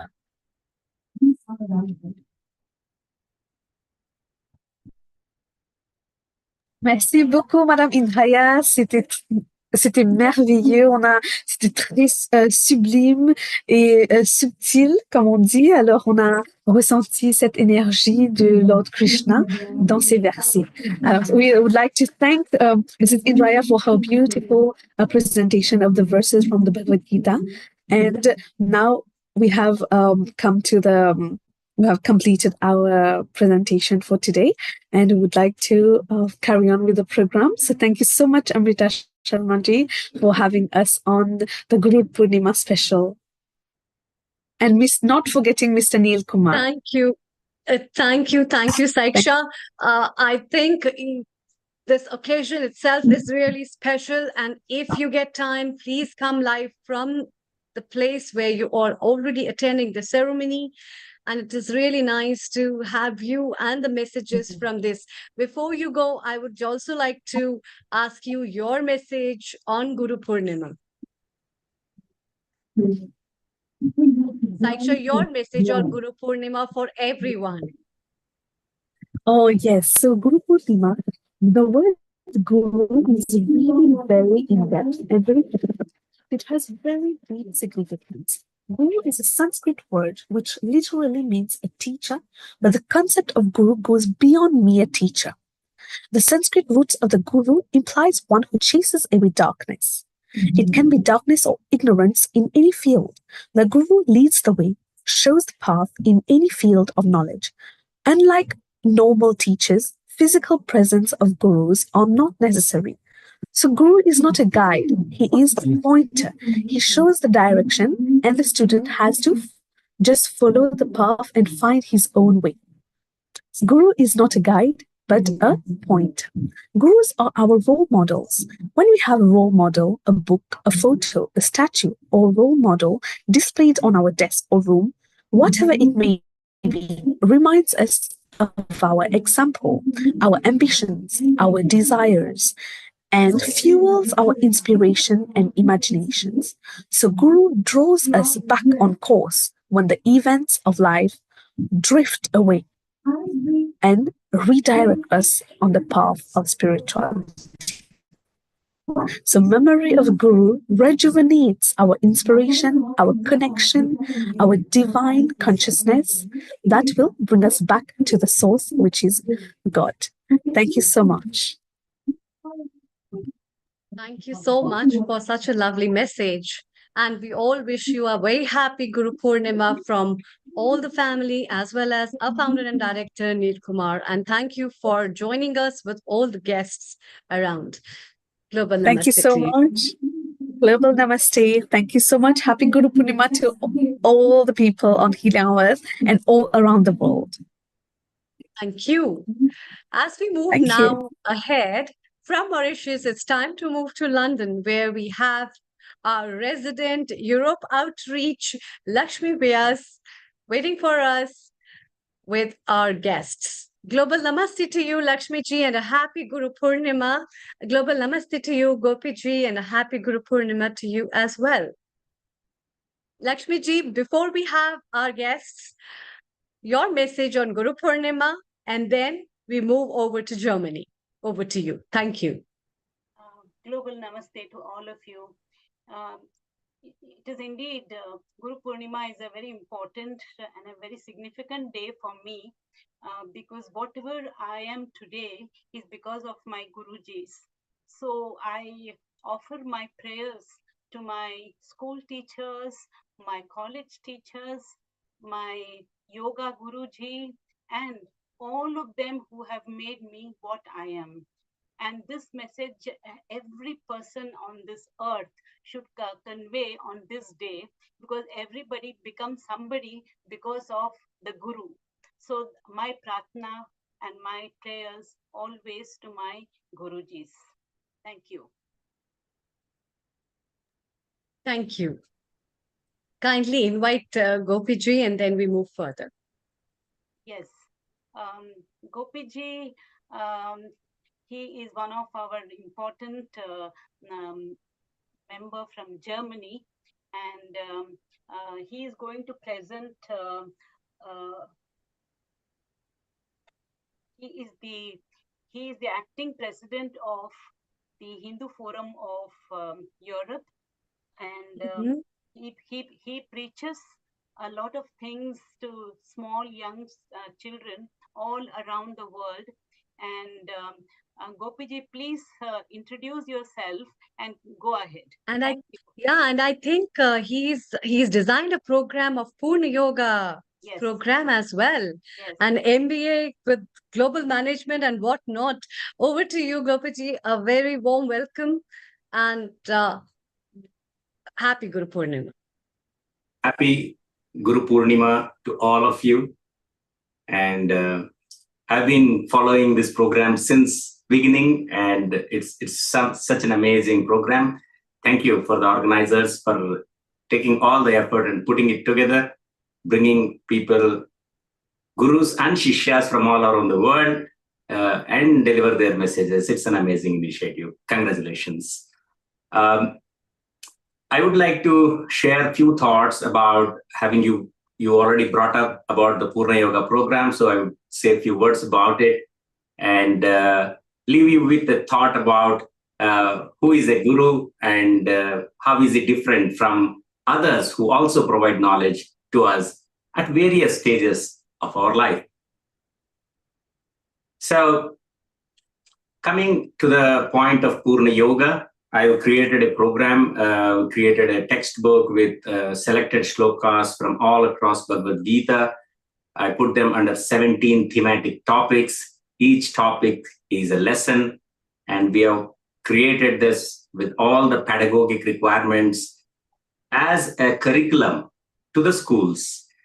And I'm glad to share with you that 50 schools in India have already adopted this course, and children from class 6, 7, 8, 9 benefit from this program.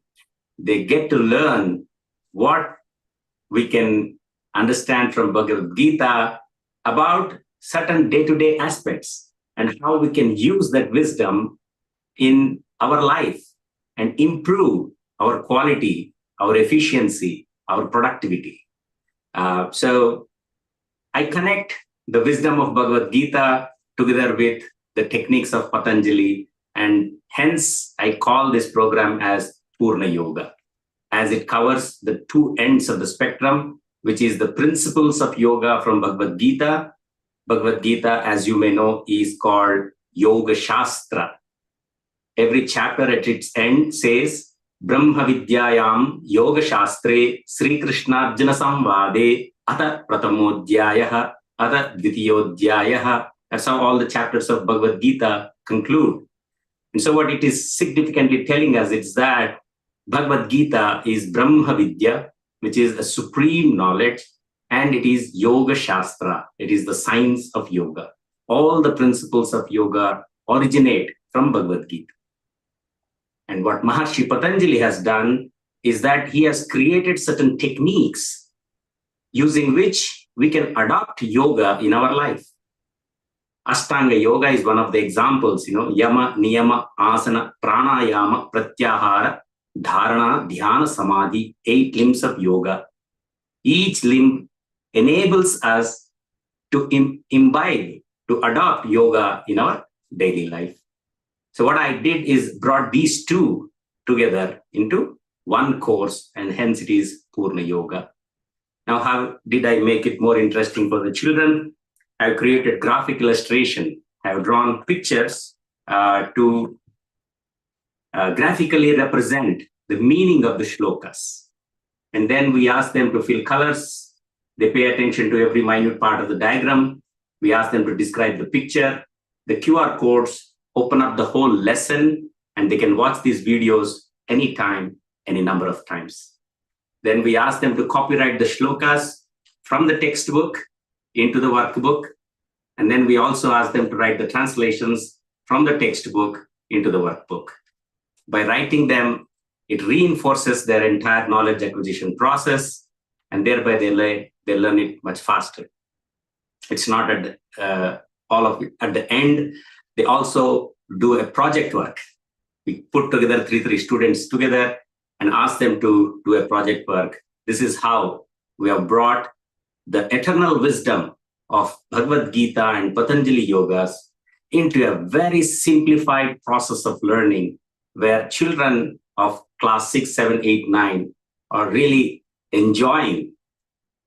Now, knowledge is good, but how do we disseminate that? Do we have teachers who can teach these courses in every school? And that was a challenge, and we had to face this challenge. So what I did is I created the pre-recorded lessons of all the program. So there are about 58 videos which I created explaining the meanings of the shlokas and all the details of it. The teachers in the school just have to click that video and it opens up and takes up the entire class. So the whole knowledge process, as one of the Swamiji was just mentioning, that Shikshaks will be soon replaced by artificial intelligence robots to some extent that I adopted in our program. So this is how we have also created teachers training program, where we train the teachers of that school to teach their students. We give all the resources, we teach the teachers, we provide online lessons, make the schools self-sufficient to conduct the program all by themselves. So that's in a nutshell the Purna Yoga. Coming to who is a guru. So we have several things, we have Sikshaka, Adhyapaka, Acharya. Yeah. So all these are the titles of somebody who is transferring knowledge to us. Then who is a guru? How is it different from the others? What is that guru uniquely provides, and why is he a guru? As earlier, Swamiji's already mentioned, the Sikshakas, Acharyas, they provide knowledge, information about this wonderful material world and the creation. And hence some of the sciences, we also call them as material sciences. So it is the knowledge about the material world. Whereas Guru does not teach anything from outside, rather he invokes what is already in you. Bhagavad Gita, in one of the shlokas, Bhagavan says that every human being, while coming onto this planet Earth, comes along with the knowledge, the vidya, which helps him for the transcendent, for the spiritual enlightenment. The problem is that vidya is shrouded by desire. And that is the root cause why we kind of always encounter into wrong notions. The shloka is in the chapter number 3, shloka 38. Dhume na vriyate vakhnir yathadarsho malena cha yatholbena vruto garbha tathate neidamavrutam. So Bhagavan is giving some examples also. Just as the smoke covers up the fire, just as the dust covers up the mirror, just as the sac in the mother's womb covers the baby child in the stomach, in the same way, the desire is covering up the vidya, the knowledge, the gnana, which is actually already there in us. And a guru is the one who removes that avidya, layer by layer. He removes all the misunderstandings about this entire universe and helps to have that natural vidya in you to rise above. And that is the difference. Hence, in a nutshell, a guru is the one who is giving you the spiritual education, the one who is giving you the spiritual progress. Only that person you can call as Guru. All others who are giving you valuable information in life can be Sikshaks, Adhyapaks, Acharyas, and so on and so forth. Thank you. Namaste. Thank you. That is really a nice message shared by you, Gopiji, and to talk about the difference between a guru and a dhyapak or a shikshak, according to you, and a spiritual light. And I think there are so many lessons that we learn in our life in different ways, and so many lessons in different forms we learn. And what you have been lighting is the same that Dhruv Chatralia from London has been talking about: spiritual enlightenment, a light of life that triggers an individual to know what it is, how it is, and where we are moving to. Before we take Dr. Rama, I would like to read a message that has come from our resident contributor and Ayurveda expert, Dr. Naveen Gupta. I will be reading out his message. According to him, he says the supreme importance of the Guru. Insights from Maharishi Mahesh Yogi. Nothing is greater than Gurudev. His Holiness Mahesh Yogi Ji says, on this sacred day of Guru Purnima, let's honor the selfless guidance of our Gurus. May their wisdom illuminate our path and connect us to the ultimate reality.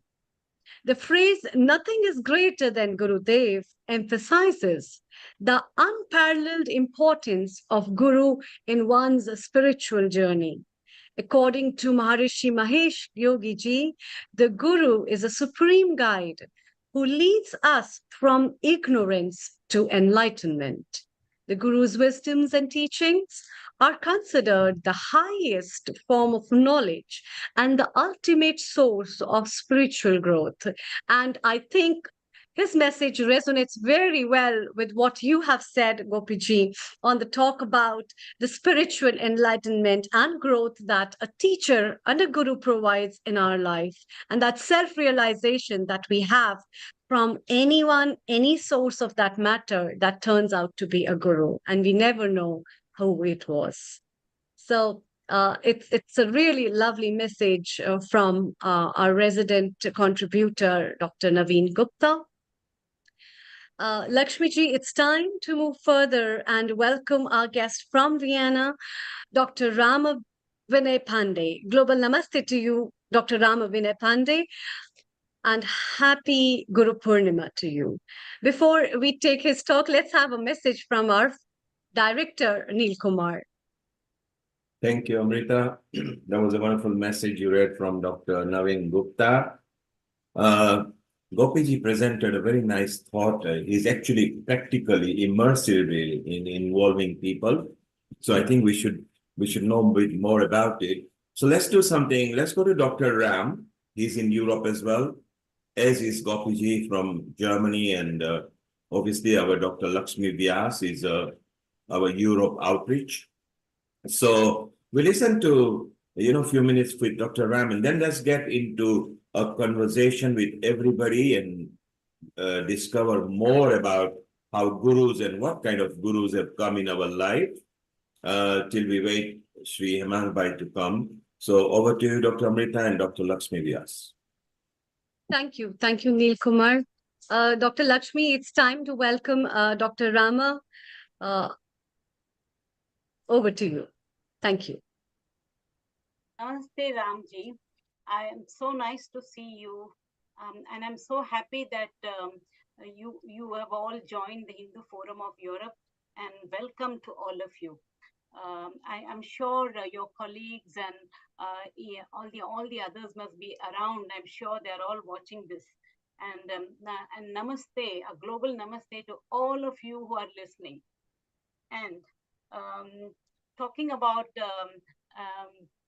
Ram, he is actually Dr. Ram, and he has been a very important person in the Hindu Forum of their place where they are, and he does a lot of work for the Hindu Forum of Europe. So he is actually a scientist for immunology and cancer biology. Am I right? Yes. Yeah.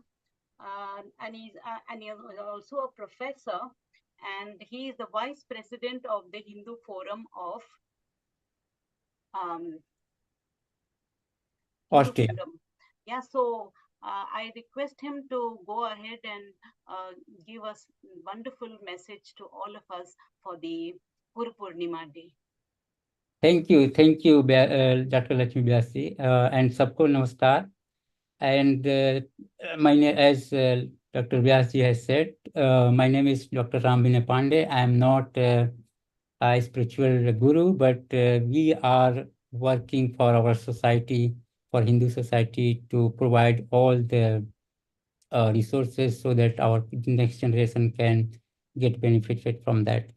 So yes, yeah, a warm greeting to all of you on this auspicious occasion of Guru Purnima, and I'm grateful to the Healing Our Earth organization, and last but not the least for Hindu Forum of Europe for giving this opportunity to speak and represent my organization today. Before I start, I would like to recite sloka to pay our gratitude towards all gurus who contributed selflessly in our life. Dhyanamulam Gurumurti, Pujamulam Gurupadam, Mantramulam Gururvakyam, Mokshamulam Guru Kripa. That means, in English, the basic foundation of meditation is the ideal of the Guru. The basic foundation of worship is the feet of the Guru. The basic foundation of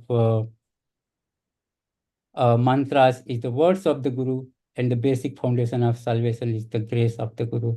So we all know the importance of Guru in our life. So we all pay today homage, and we are grateful to all the Gurus and teachers who has selflessly worked to build we as a human being. I would like to talk a little bit about HRO, our organization. So as Dr. Lakshmi Vyasi has said, we are a Hindu religion in Austria, and a legal entity of the Hindus in Austria, and which was established in 1998. HRO represents Hindus and Hinduism in public life, such as schools and offices. HRO is working to ensure the full religious freedom for Hindus living in Austria, and to also achieve the necessary acceptance in all institutions. We are also organizing Srimad Bhagavad discourses and slokas classes, especially for the children, so that they can learn about our Vedas, Purans, and Srimad Bhagavad Gita, and get enlightened throughout their life and learn how to manage the ups and downs during their life. We are also working to celebrate our diverse culture in Austria, which also teaches our children about our culture and tradition, and also about our puja vidhi and how we do different pujas and celebration. So today we are here to celebrate Guru Purnima, which is an auspicious day dedicated to honoring our gurus and teachers. As we know, Guru Purnima is observed on the full moon day in the month of Asada, which is in June or July in different years. And it is a day of great significance in our culture and tradition as well. It is a festival when we are celebrating the birth anniversary of Maharshi Vedavyasa, who has revised the 4 Vedas and also wrote the 18 Purans. He has also written the Mahabharata and the Srimad Bhagavad Gita. These are the Purans and scriptures which always lighten our path and make us to do right in our life. In the Hindu tradition, a guru is not merely a teacher, but a spiritual guide, a mentor, a source of wisdom, and they illuminate our path, impart knowledge, and shape our character. So on this special day, we express gratitude towards our gurus and mentors who guide us throughout the life. They also contribute incredibly and selflessly, dedicate their life to the pursuit of knowledge and the betterment of society. So gurus have a special place in all of our lives. Guru Purnima encourages spiritual growth and self-realization. It emphasizes the importance of the guru-disciples relationship in one of the spiritual journey. So, what is the importance of the Guru Purnima? So, Guru Purnima is important because it highlights the invaluable role of teachers in shaping our life.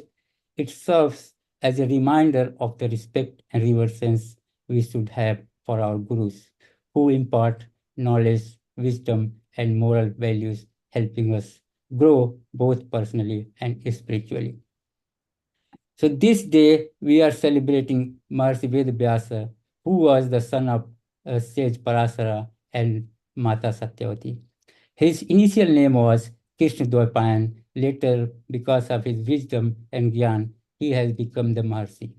Vyasa grew up to be a wise and learned sage, just like his father. He dedicated his life to study and preserve the timeless wisdom of the Vedas. He divided the Vedas into 4 parts, such as Rig Veda, Sam Veda, Yajurveda, and Atharvaveda, to make them easier for people to understand and follow. Vyasa also taught many disciples and spread knowledge among ordinary people across the world. His teachings and writings inspires people to respect wisdom, seek learnings, and share knowledge with others.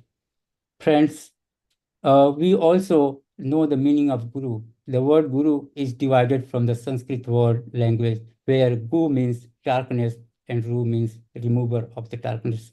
Therefore, a guru is someone who removes the darkness of ignorance from our life and fill it with the light of knowledge. We also have a great importance of gurus at every aspect of our life. A famous sage once beautifully replied, when asked what is the importance of Guru, he said, one can feel air because it is all around us, but we sit near a fan in order to feel air better. Similarly, God is all around us, but we need a Guru as that fan sitting next to him that will make us feel God in a better way. Guru who teach us spirituality and connect us and tell us how we can be close to the God.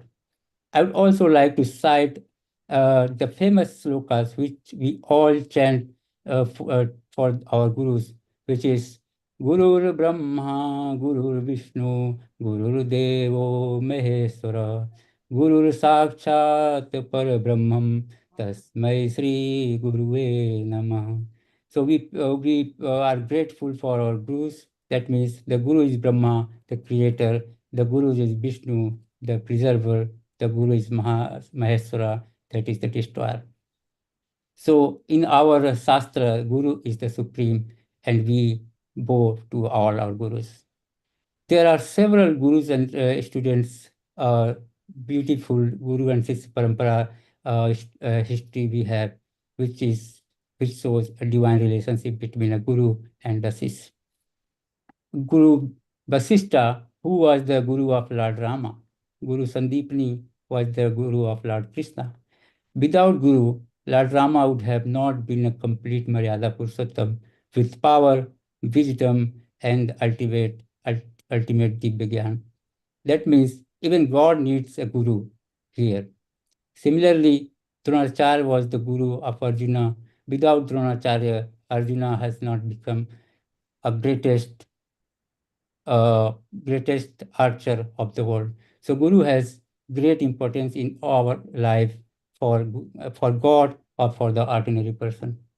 I would also like to mention here a very interesting story of Guru Dronacharya and his student Eklavya from the Mahabharata. When Guru Dronacharya asked for right thumb in Guru Dakshina, the great archer Eklavya cut off his thumb without any hesitation and gave it to Guru. Even though he knew that he wouldn't remain a great archer afterwards, he had no hesitation before giving up his thumb. This shows the full dedication of a Shishya for the Guru. Despite Guru Dronacharya did not accept him as a student because he was not from a royal family, rather he was from a lower caste. Today, in ancient India, students used to live in ashrams of their gurus and learn various subjects. The bond between Guru and Sisya was very strong. That was not for the subject, but also for spirituality. Today, we might not live with our teachers, but the respect and gratitude we have for them remain unchanged. We should still have the spiritual connection with our Gurus. On this special day, we take the opportunity to express our gratitude towards our teachers. Our teachers work tirelessly to impart knowledge and value to us. They play a crucial role in shaping our personalities and preparing us for the future. It is said that a good teacher is like a candle. It consumes itself to light the way for others. We should thank them for their patience, dedication, and effort in shaping our futures. Let us take a moment to reflect on the teaching of our gurus and promise to follow their guidance. On this auspicious day, let's remember the teachings of Swami Vivekananda, who said, "Arise, awake, and stop, not until the goal is reached." This was his message to the students, urging them to be determined and focused with the guidance of their teachers to achieve their dreams. Swami Vivekananda ji has also said, by the grace of the Guru, a disciple become a Pandit even without reading a single book. On this Guru Purnima is not just a day to honor our teacher, but also a day for self-reflection. We should think about the valuable lessons we have learned from our teachers and how we can implement them in our lives. Respect and obedience towards our teachers should not be limited to this day alone, but we should practice every day and it should be in our heart. Friends, let's take a moment to thank our teacher for their dedication. As an organization, HRO also celebrates Guru Purnima in Austria, and we are working to preserve our culture, teaching our children the importance of divine guru-student relationship. Though such relationship is realized mostly in and around India, we are still trying to give the same sanskar to our children in Austria, so they can give respect to their gurus and can reflect on the teachings of their gurus and promise to follow their guidance. Once again, happy Guru Purnima and thank you all for the wonderful events.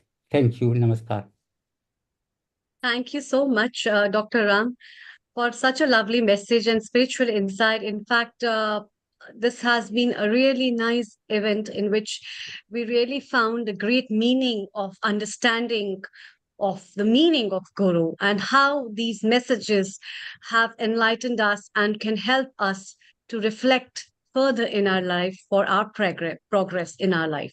Thank you so much for joining us from Vienna. And now it's time to move to London and welcome Shri Hemang Bhai. Global Namaste to you. Jai Shri Krishna, Shri Hemang Bhai, and Shubh Guru Purnima. आपको भी शुभ गुरु पूर्णिमा की शुभकामनाएं and so very happy to see amazing contributions and guidance from divine wisdom across the world. So global namaste to you, sister, and the whole team. Thank you very much.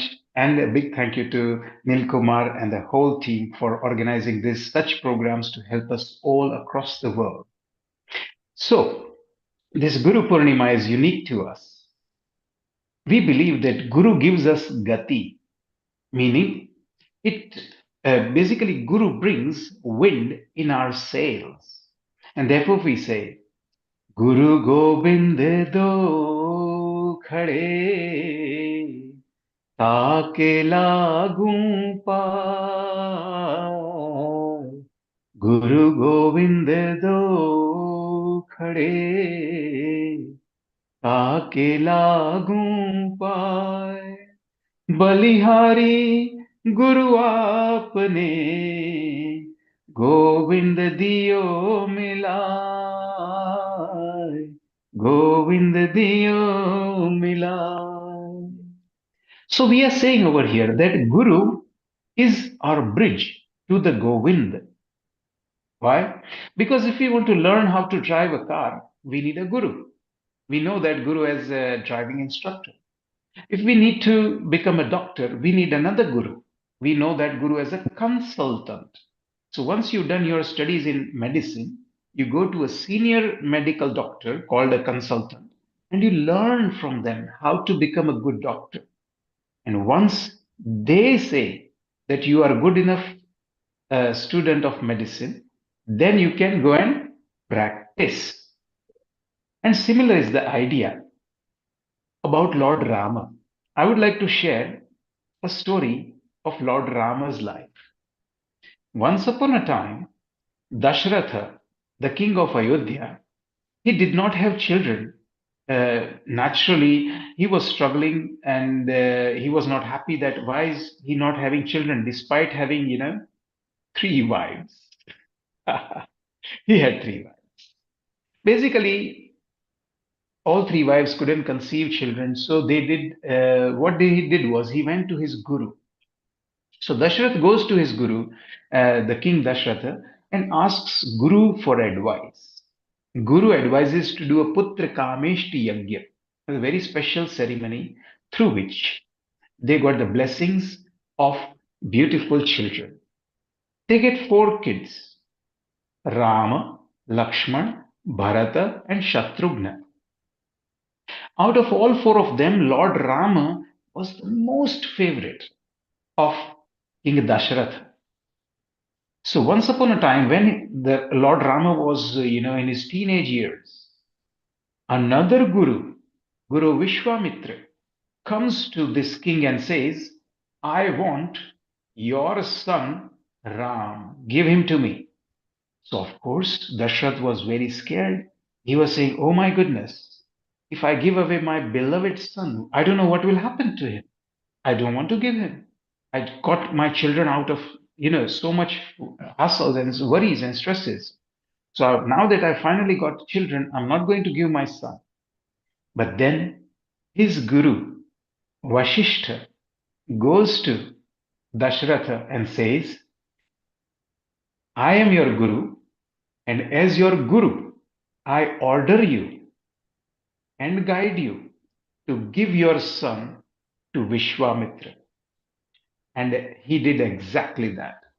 The king Dashratha, with a very heavy heart, handed over his beloved sons, Lakshmana and Rama, to Vishwamitra saint, because Vishwamitra wanted to take Lord Rama to fight the bad people who were stopping them from doing good things in life. They were getting a lot of antisocial behavior. My point being over here is that even a king in ancient times used to follow Guru's guidelines to the dot. Even if it was their beloved son, they used to hand them over to their gurus willingly. And this shows that in our Sanatan Dharma, Guru is considered of such high respect and honor. By this, I also mean to say that Guru can help you fix your life. If you have issues, if you have troubles in your life, you need to find a Guru, preferably a spiritual Guru, without which success is not very possible. As I said, even to learn how to drive a car, you need a Guru. Without Guru, just by reading big books on driving, by going to computers, going to the latest, laptops and studying through your latest new iMac Pro, you cannot become a driving person. You have to go to a living, breathing Guru. And only a living, breathing Guru can teach you real life skills. And so we see in the modern world, there is a lot of issues going on. People don't know what to eat, how to drink, what to drink, when to drink, what not to drink. There's a lot of issues. And we see in the modern world, blind leading blind. Often the science keeps on changing. Some of you might know this. Few years back, they used to say eggs are not good for you for some reason. And then they changed the medical advice and said, no. Now we have new science which says eggs is good for you. So people started having eggs. And again, after a few years, new research said, oh, no. There is something wrong with eggs. Stop having eggs. So while they are sorting their issues and science out, Our gurus and science was ancient for thousands and thousands of years. It has had time to evolve and grow. And so I would say that we should find a guru in our lives. Although reality is that if you do good karma, the guru comes to you. Basically, guru appears to you. It's you whose eyes need to discern the guru and go to them and learn from them. I wish and hope and pray that we all get gurus in our life to progress and succeed. Jai Siya Ram. Jai Siya Ram. That was a very beautiful message, Himang Bhai. And in fact, what you said, what Swami Shailendra ji said, and what our guests said, all of them, we all resonate with the same view of point that yes, the patra has to be open. We need to open our eyes and find the Guru is always giving his blessings. He's always spreading his rays of light of wisdom on us. But we really need to open our eyes and especially our heart to welcome him and to grace him and acknowledge him. And when we find the real guru in our life, maybe we achieve everything. And before you leave, I would like to know also from you who had been your great gurus in your life and what inspirations have you got from them? Over to you. Thank you, sister. You've now put me on a spot. I believe that there have been lots of gurus in my life. Of course, the spiritual gurus were very few and far between. But I have learned that you should have a learning aspect of mind constantly. So you can learn from a lot of things in life. You can learn from little children to the eldest. You can learn from poor people or to the rich people. And I always learn the good and the bad.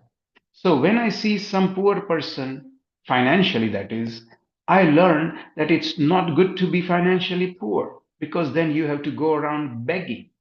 So that is a lesson.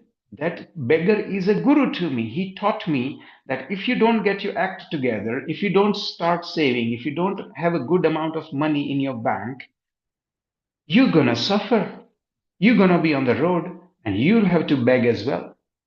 While we do understand that, we should help that poor beggar who is struggling through his life at that moment. That's my point. So we learn from everyone.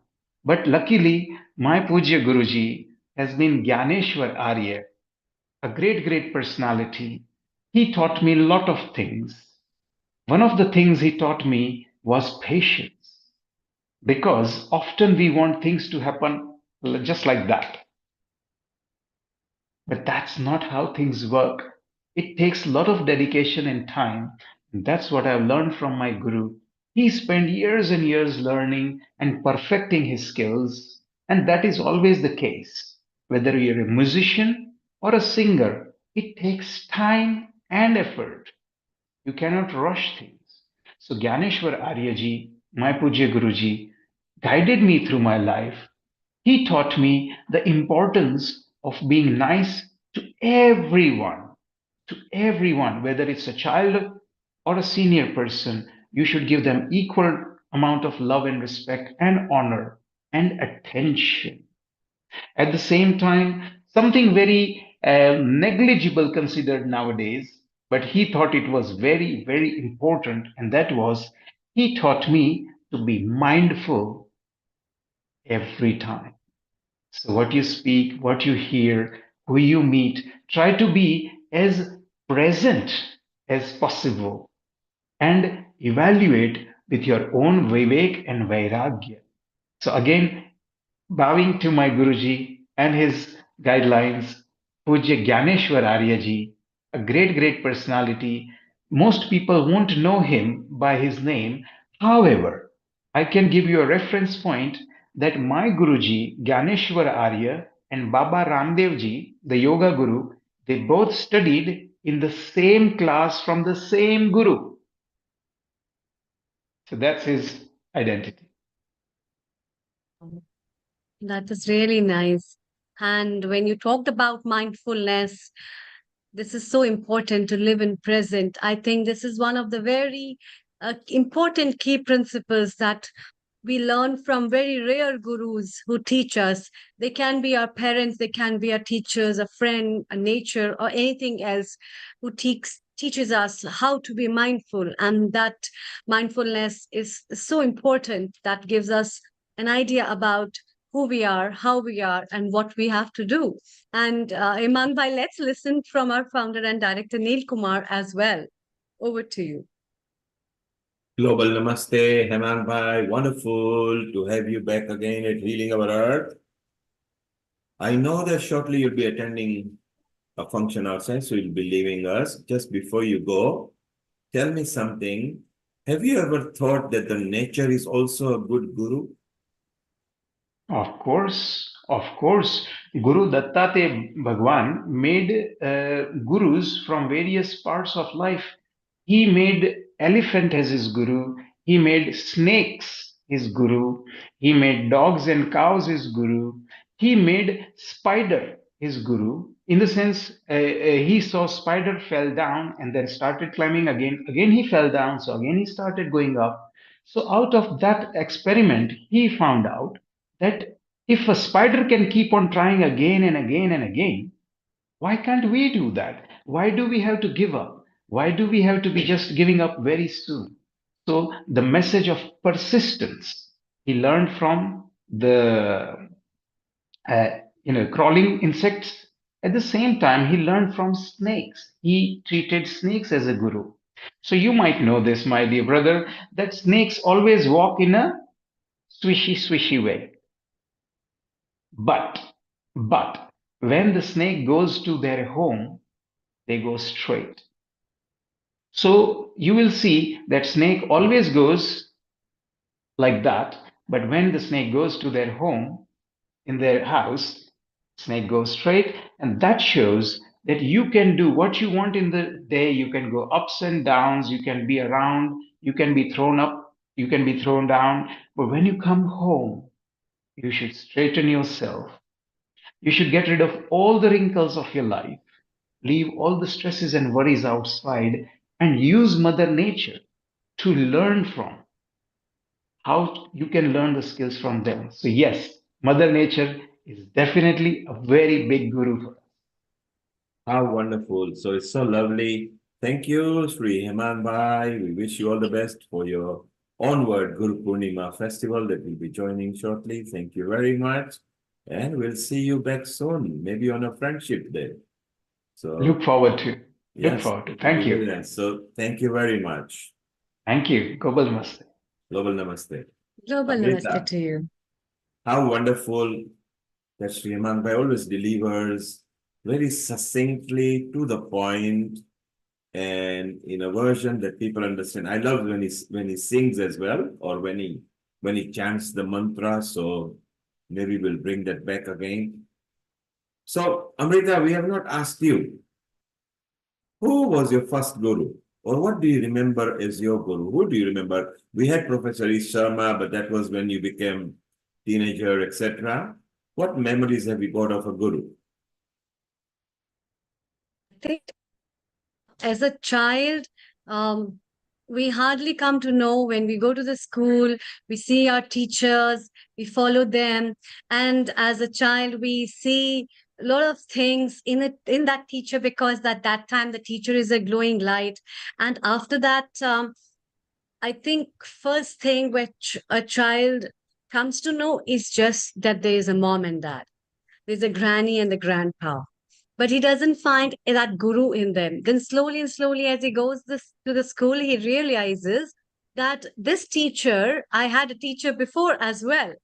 And then as the life passes and goes on, as a human being, a person realizes the role of their parents to be the guru.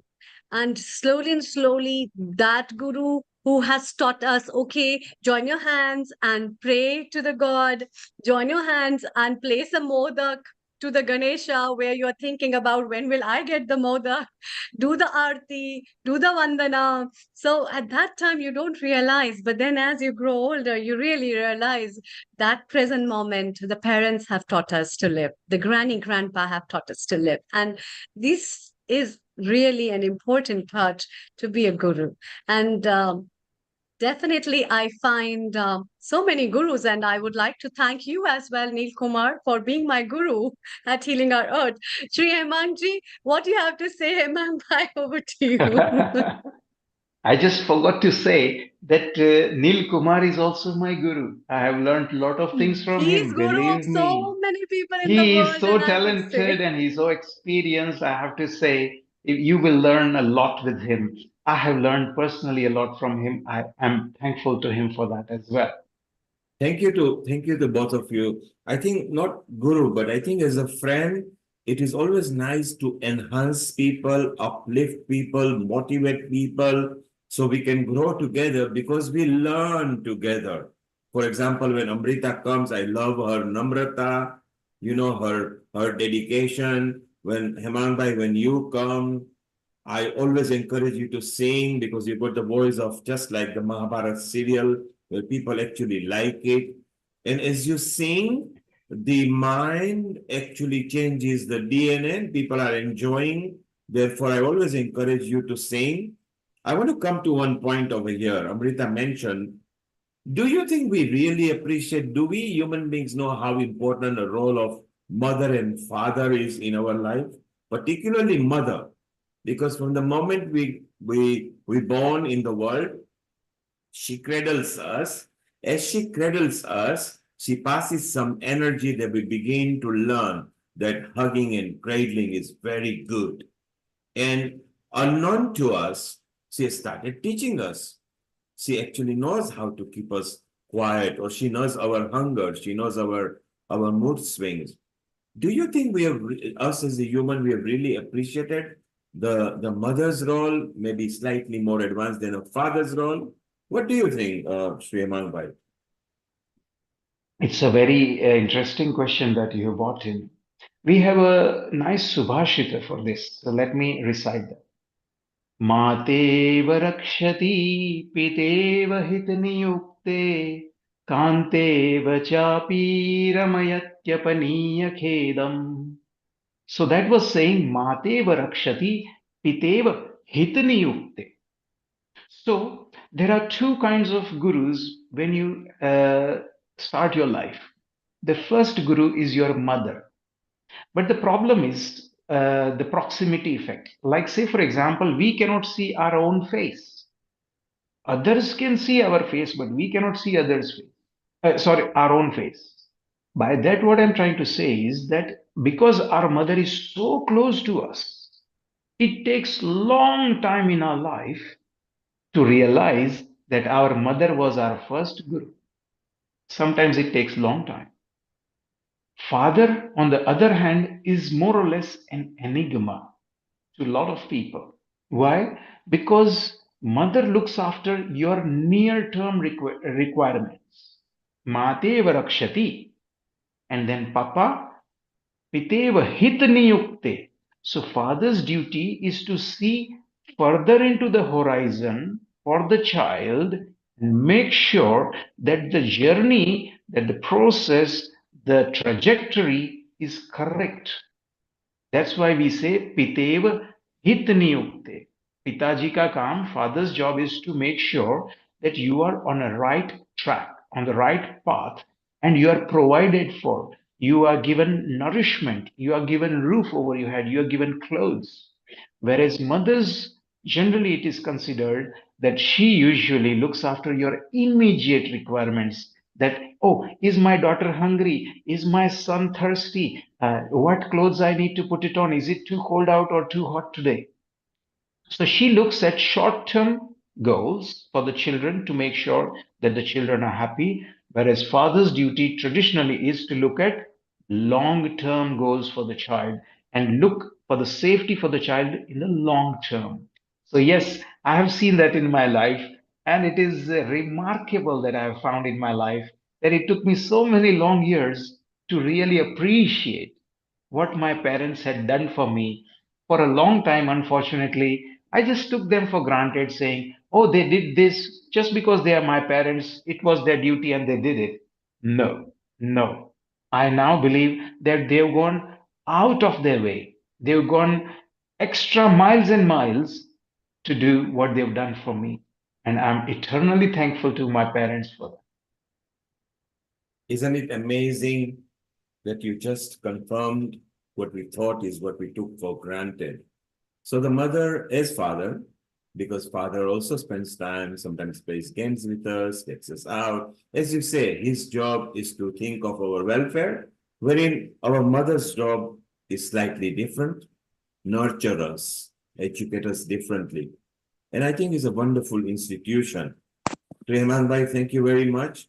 We'll take a comment from Urmila Sharma, who is an inspiration herself. You know, having had so many ailments, she has never given up. And how wonderful it is, isn't it, Amrita? She sings. She is a very good poet herself. She speaks just like a poet. Let's take her view. What is the role of mother and a father? Urmila, global namaste, and how are you? Global namaste to everyone. Can you hear me? Yes, and Sri Himan Bhai confirmed and actually gave his experience, how at certain point we realized how important our parents are. Yeah. Okay. So if I could have just a few minutes, if that's okay. Yeah, you can have 3 minutes, then we are moving to India with Rotary and Lalgoi. Go ahead, 3 minutes is yours. Okay, I'll be as quick as possible. Okay, so happy Guru Purnima to everybody and global namaste. I should say Shri Guru Bhyo Namaha, because you are all my gurus. The word guru, we know, we learned from the previous speaker that a guru means somebody who takes us from darkness into light, ignorance into knowledge. Actually, guru for me is really a special energy, the source of light. It could be any person. It could be a book, a place. It could be an object. It is a symbol. For us, guru is a symbol, and it has so many synonyms. For me, guru is not limited to time or space. It's everywhere. Every object, kan kan mein guru hai hamare liye.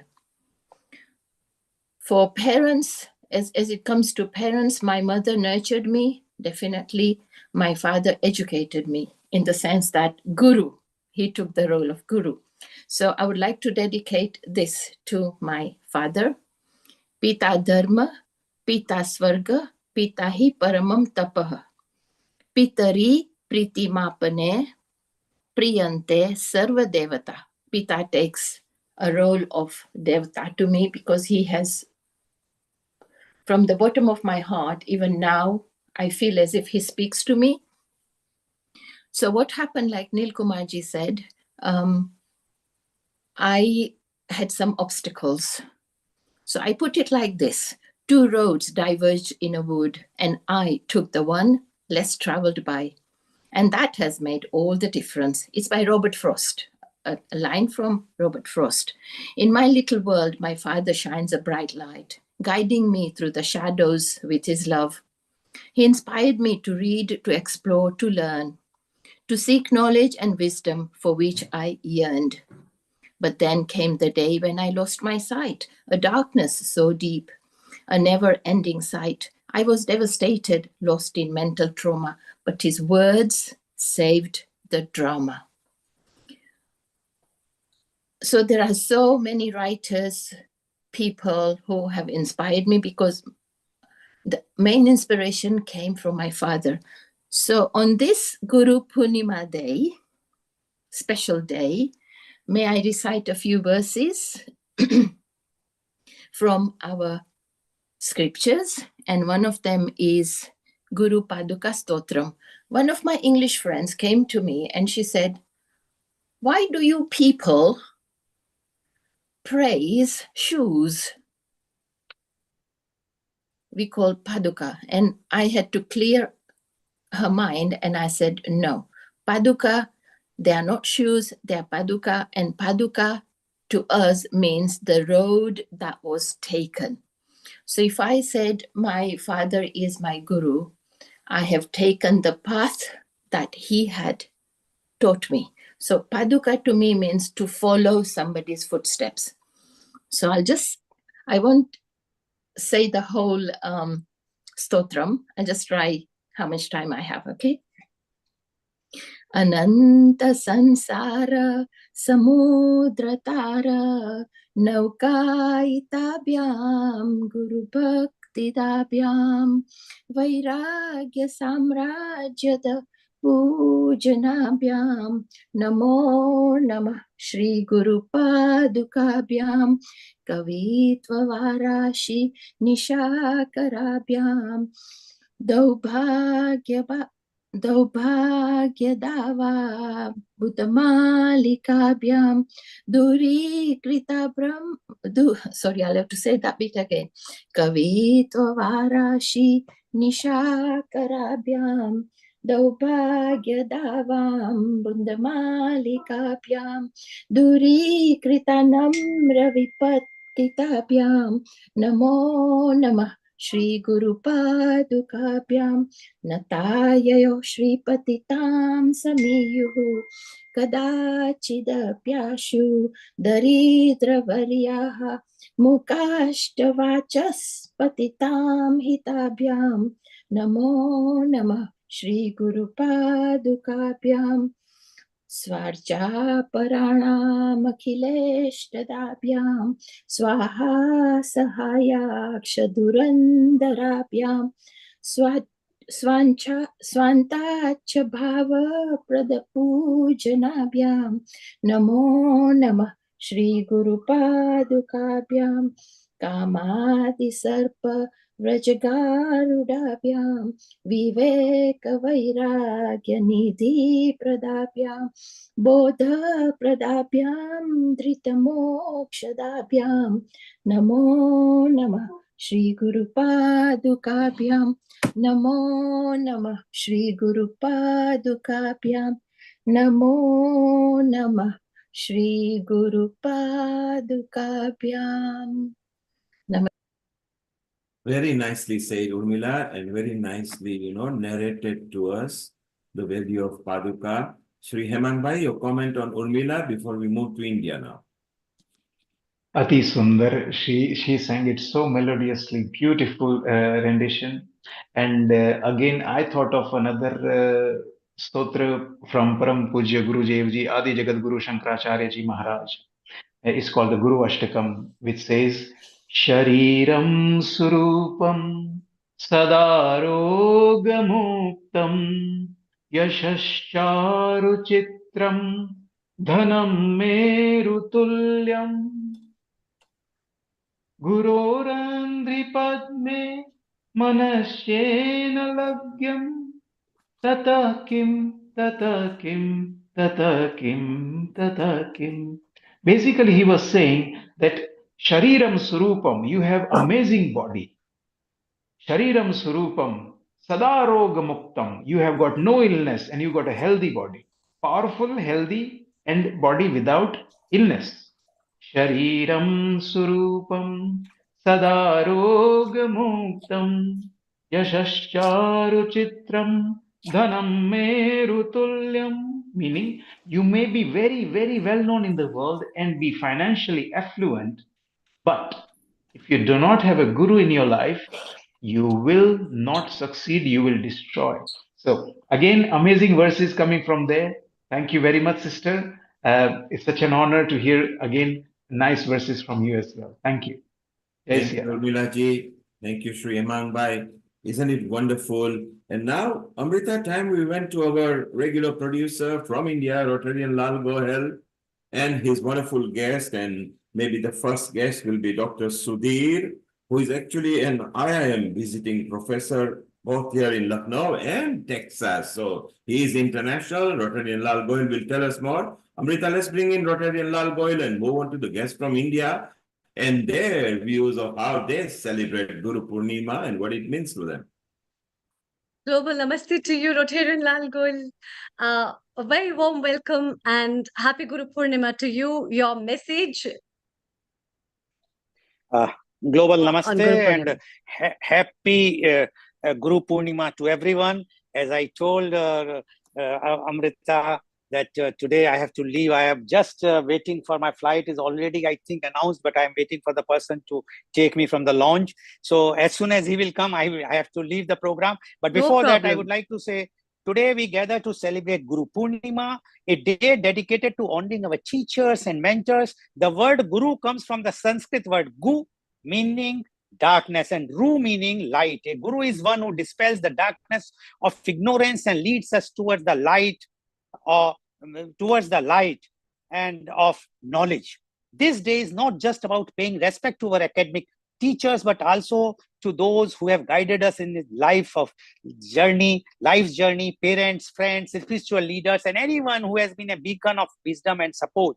On Guru Purnima, we express our gratitude for their selfless contributions and the profound impact they have had on our lives. Their guidance shapes our thoughts, actions, and ultimately our destiny. Let us take a moment to reflect on the teachings that have enriched our lives and strive to embody the values imparted by our gurus. As we honor them, let us also commit to passing on this knowledge and wisdom to others, continuing the noble tradition of teaching and learning. And once again, a very, very happy Guru Purnima. I am now giving to you, Amrita, and my thanks, sincere thanks to Neil Kumar and the entire team of Healing Our Earth to organize this type of program every Sunday without any fail, which has been telecast on different platforms all over the world, widely seen in the world and appreciated by people, and the participants are from entire world. So thank you very much and happy Guru Purnima to everyone. I think you have to excuse me, my esteemed guest, Professor Sudhir Saran and Professor Anand Mohan Agrawal, because I have to catch a flight and my flight is already announced. I'm just meeting a person. So thank you very much and happy Guru Purnima to everyone. Over to you, Amrita, to continue. Rotarian, thank you very much. Rotarian, from all of us, we wish you a bon voyage. You can keep your camera on, go to the cockpit of the captain and say we are live on Healing Our Earth. No, it's not possible. I have to catch and I have to check, clear the security. Before there is a VIP lounge where I am sitting right now. So I will just go in. Thank you very much. And please go ahead. Please go ahead. Thank you. Okay. Well, Amrita, isn't it funny? Yes. We've got both the professors here who are not just an eminent scholars themselves and gurus, because they must have taught a lot of people. So I think we will have let's have 10 minutes with Professor Sudhir and then with 10 minutes with Professor Agarwal. Then we have chit chat till Ushaji comes. So hello to everybody. Let's maybe give a quick intro to Professor Sudhir and then we'll move to Professor Agarwal in a while. Over to you, Amrita. Thank you. Thank you. Thank you, Neil Kumar. Global Namaste to you, Professor Sudhir, and Global Namaste to you, Professor Agarwal. And happy Guru Purnima. Professor Sudhir is a former visiting professor at IIM Lucknow and also visiting professor at University of Texas at Dallas in USA. And he is the senior director of Don Bosco Group, Bangalore, director of Aldo Private Limited, New Delhi, and has done his MBA from IIM Ahmedabad. His PhD in 1986, started teaching and researching business and entrepreneurship since 1984, published several research papers in international journals and proceedings in the seminars and chapters in the books and whatnot. And Her Highness, Governor of Karnataka, nominated Dr. Sharron as the Senate member of Bangalore University in recognition of his distinguished academic contribution. And he's also visited Washington State University, President University, Indonesia, on invitation of the Dean Faculty of Business Sciences. A very, very warm welcome. If I keep reading, I think the whole 10 minutes would be gone. And let's have you and hear from you, Professor Sudhir Sharron, your thoughts to be a guru and your guru in your life. Over to you. Okay. Thank you very much, Ms. Amrita. Thank you, everybody present. Thank you, Professor Anand Mohan Agrawal. and thank you the rest of the world. Today is a very auspicious day in every individual's life. The reason being, we are in the final analysis, a product made by a community of teachers. Today on Guru Purnima Day, I will like to extend my most sincere, heartfelt thanks, gratitude to every single individual who shaped my character, who shaped my worldview, who shaped my universe as a whole. Miss Amrita, the world will remember a lot of teachers, some known, some unknown, and I like to begin by invoking the name of all-time great Aristotle. About 2,500 years ago, he went to Plato's institution, so to say, to gain education. Plato's first interaction with Aristotle is historic. Some of you will know very well, much better than I do. But for those of you, by some chance, have not any idea about that first meeting with Plato, Plato said, I don't lecture. I believe you have to produce your own wisdom. Here are the 3 questions that I want you to answer at your own pace. And that was the birth of modern philosophy. The philosophy as we know it today was born on that day of interaction with Plato and Aristotle. I will, if you permit, like to list the 3 questions. It may seem very simple, but I request, please pay the due respect to those 3 questions. The first question Plato asked Aristotle is, what is the nature of the universe? What is the nature of the universe? His second question was, what is the nature of man? And his final question was, what is the relationship between man and nature? Now, Aristotle being Aristotle, he says, instead of me giving direct answers to the questions of my learned teacher, let me now write down my thoughts on the method by which I shall find the answers to these 3 momentous questions. What is the nature of the universe? What is the nature of man? And what is the relationship between man and nature?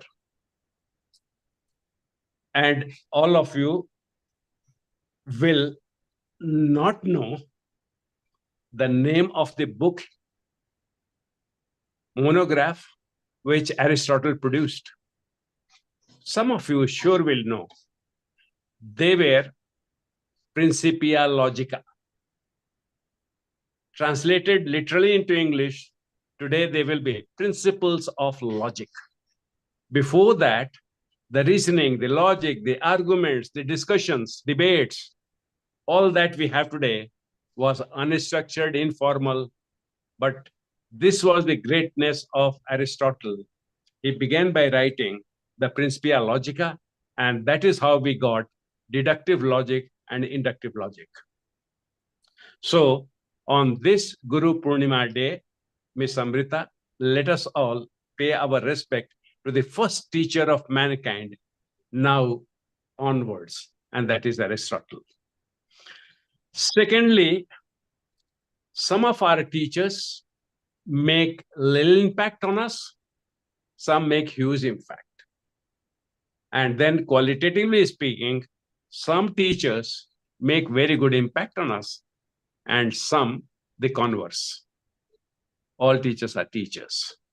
Because the day we become adults, we cannot place the responsibility of who we are on anyone but on our own self.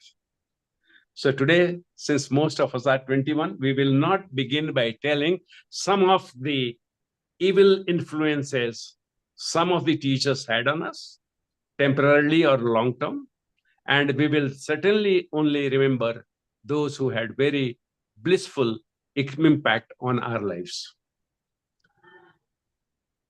Before I proceed, Ms. Amrita, how much more time do I have in terms of minutes? Yes, you have 5 more minutes. Please go ahead. Great. So, the 5 minutes, I will like to share some of the deepest convictions I have about teaching. The first conviction I have, I started teaching nearly 40 years ago, 1984. Today we are in 2024. So I believed as a teacher, my primary responsibility is to shape the value system of the students rather than merely transferring the wealth of knowledge I have acquired and plan to acquire. This was first conviction. Today, I find in the pressure of career and in the pressure of competition, the teachers are becoming little focused on transferring the subject knowledge and ignoring, if I may use the word, or putting it at lesser priority level on character formation.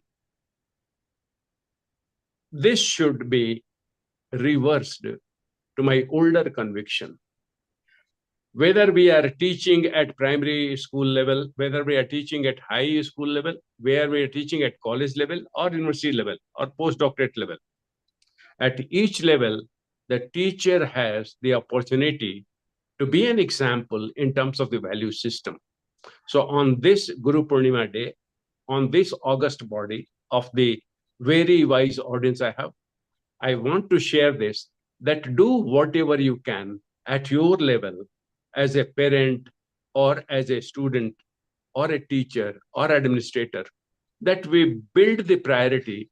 First role of a teacher is serve as an example of value system to the student, and then of course do the teaching of the subject for which your relationship is there. The other thing which I will like to mention here is most part of the world does not pay the teachers well. This is a complaint that the people who do such important work are not recognized financially by the employers for the work they do. I think it is, of course, a systemic illness. This should be addressed. But I'll also like to mention that a teacher has very many opportunities to improve their financial condition. Writing, publishing, nobody stops in academics. If you sit down, work hard, teach yourself how to write and write well, it surely will have a market, and the royalty income will make you well-to-do, if not rich. So this was the second conviction, Ms. Amrita, I wanted to share with the august audience. And in the final moments, I will like to say this: more than teachers, the biological parents have a bigger role today in educating.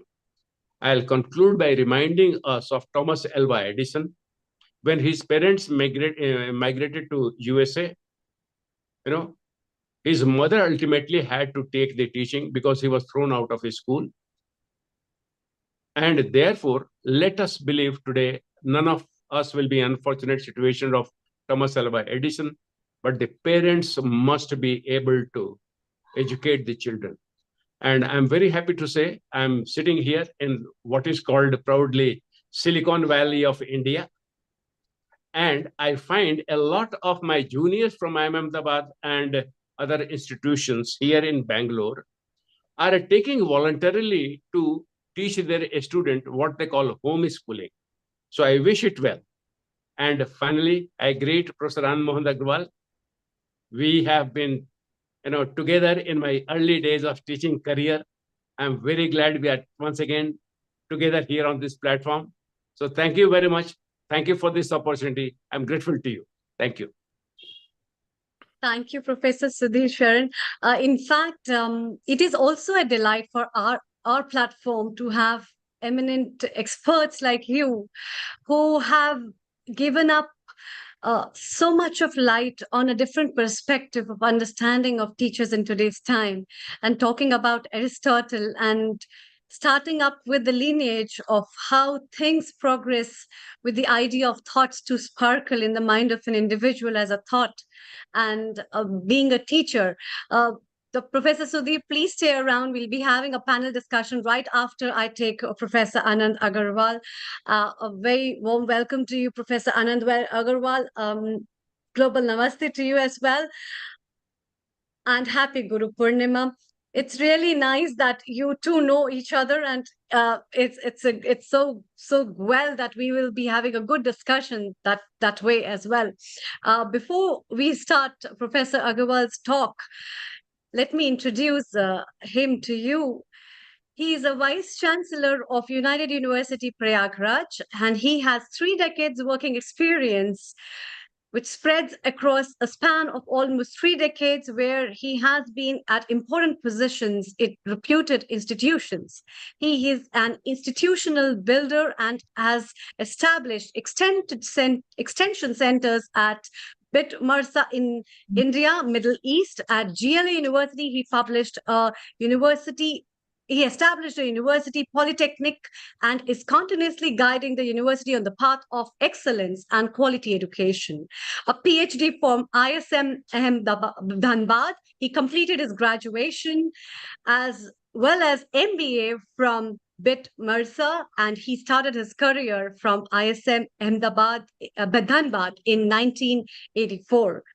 He has joined at BIET International Center, Muscat, as a director and dean in 2005. Continuing his progress, Professor Agarwal joined OMZEST Oman as a general manager, wherein he served for 2 years before joining GLA University Mathura as a pro-vice chancellor and director in October 2012. He has guided 10 PhD scholars and written a book, and he has been a member of various committees, including NAC and NBA, and more than 35 publications in reputed journals, best paper presentations, twice by which has been awarded twice by Indian Institute of Industrial Engineering. Dr. Agarwal was a member of editorial board in IIIE journal and also member of the Board of Examination at IIIE. Wow. He has been awarded with the Performance Excellence Award at IIIE at Dubai in 2015 and Professor J.M. Mahajan Award in 2017. Wow, that is so honorable. A very warm welcome to you, Professor Anand Mohan Agarwal. What is your message for Guru Purnima, for all our viewers who are listening to us globally and are joined to us various channels at this platform? Over to you. Thank you, Ms. Amrita, Dr. Sudhir Sharan, my friend, and all other distinguished members who have joined today to discuss about the role of a guru in our lives. Guru word has been many a times referred to teacher. But according to me, anyone who gives some influence on our life is a guru. Because we learn 360 degrees. We learn from our parents initially, mother, father, then with some teachers. As we grow, we learn from our colleagues, we learn from our subordinates. And to add to it, according to me, the greatest guru is nature. Because nature is something which we are least bothered these days. whatever is given by nature as free, we are misusing it. So I'll come to it later on. Let's come back to the teacher. Because right from the birth till roughly at the age of 25, in Hindu religion, we call it as a brahmacharya, we are supposed to learn from our teachers. I have very fond memories of at least 10 teachers who taught me at primary level, secondary level, in my college days, and ultimately during my research work. I must have come across more than 150 such teachers, but I remember very fondly those 10. Why? Because probably they gave me something without expecting anything back. Their knowledge, their concern for me, how to develop, how to grow, has left a big impact on my personality. I have been trying to follow those qualities, and whenever I feel little bit low, I try to remember them, that what did they do.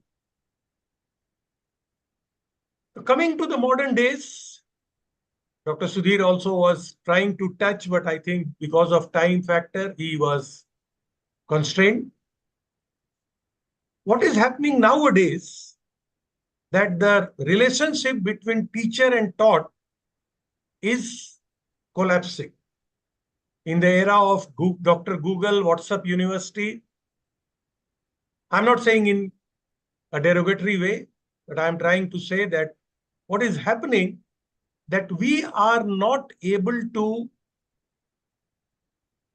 respect our teachers, thinking that whatever he's talking is available online. It may be available, but then the baton which is passed by the seniors to the juniors is missing. We are getting educated, but we are not getting, or we are not becoming a good human being. Running after money, running after designation, running after other things was never taught to us. We were never told by our teachers that you must be a billionaire or you must be a crorepati. They taught us something to be a good human being. We never had a paper of ethics in our courses. It was coming directly from the teachers. They were teaching us. Our parents were teaching us. No one told us what to do, what to not do. We were observing. The observation part is totally missing these days. How my teacher behaved, how he carried himself. We are not doing these things now. One of the reasons may be that nowadays the teachers, very few teachers are by choice. Most of them are due to compulsion. They are not having any other things to do. They are not getting other avenues, opportunities, so they become teacher. I don't feel bad that they have come to teaching profession, but I always tell them that once you are on the board, please learn the things which a teacher should have. And once the teacher develops those qualities, he never looks back, he starts getting respect, he starts getting recognized by the student community, by their peers, by their colleagues. And that gives them a satisfaction which is very, very long lasting. So I think the Guru is certainly going to impact even in the technological era, whatever technology, whatever things may come, but the individual touch will not miss. And lastly, just before I conclude, I was talking about the nature. The nature plays a great role in our life. Air, water, all other things which are available free of cost to us from nature, we are abusing those things. And that is why now we are polluting air, we are polluting water, we are polluting other things, which was never recommended by anyone in this world. So let's respect nature. As I said, I consider nature to be the greatest guru. Thank you very much. Thank you. Thank you so much, Professor Agarwal. Another beautiful perspective about knowing a role of teacher and how nature can be our teacher. Our previous experts from different countries who have joined us also have been talking about nature being a big teacher. And so our founder and director, Neil Kumar, also talks about nature being a very big teacher. And therefore, this discussion will be carried on further. We will be inviting Usha ji very shortly from USA, as you have joined with the name of USA guest contributor.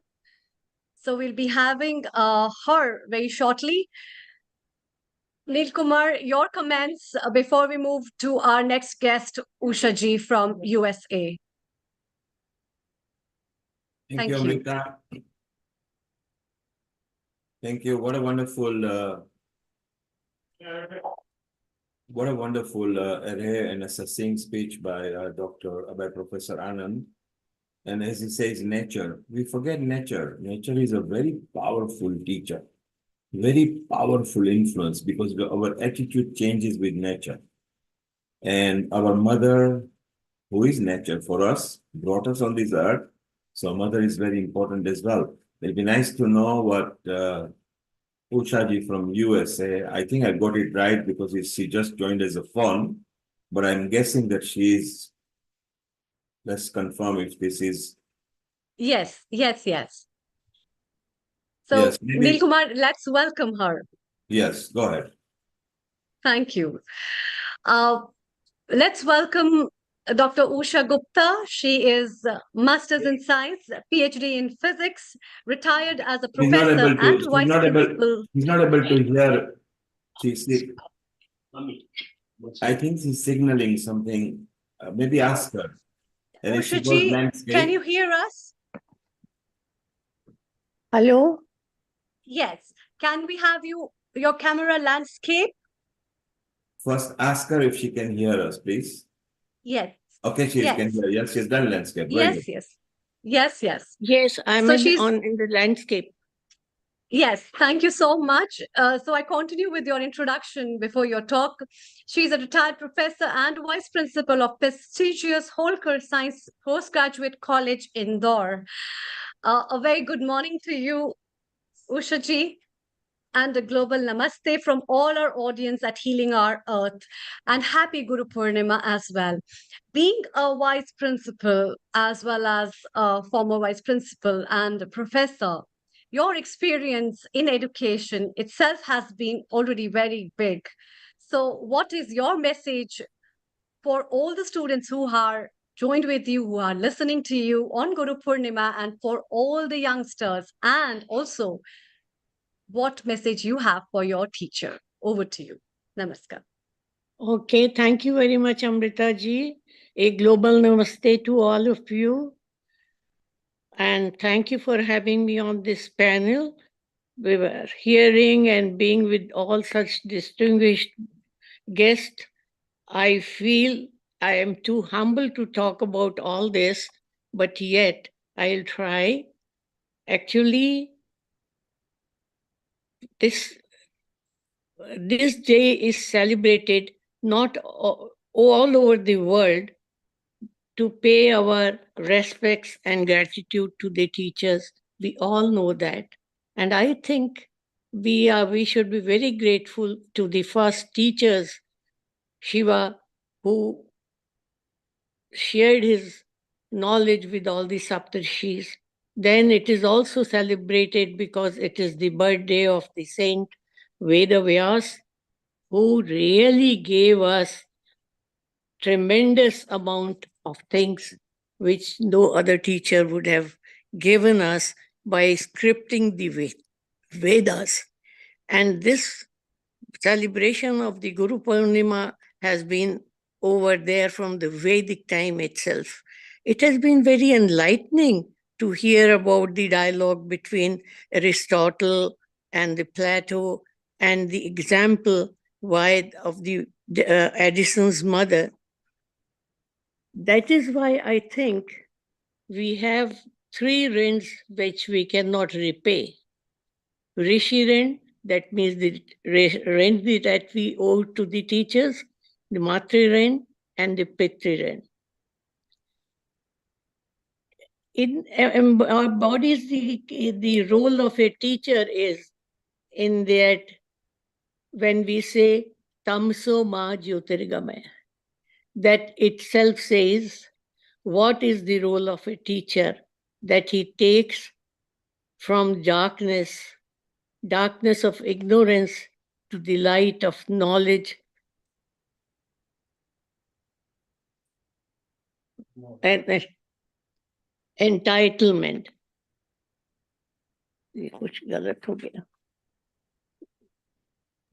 Yes, we can hear you. Please go ahead. Somebody is calling me. Hold on. Because Decline. Share book. Okay. Yeah, yes. Somebody was calling me, so that is why it happened. I'm sorry No about worries, that. no worries. Please go ahead. When we say that, it is like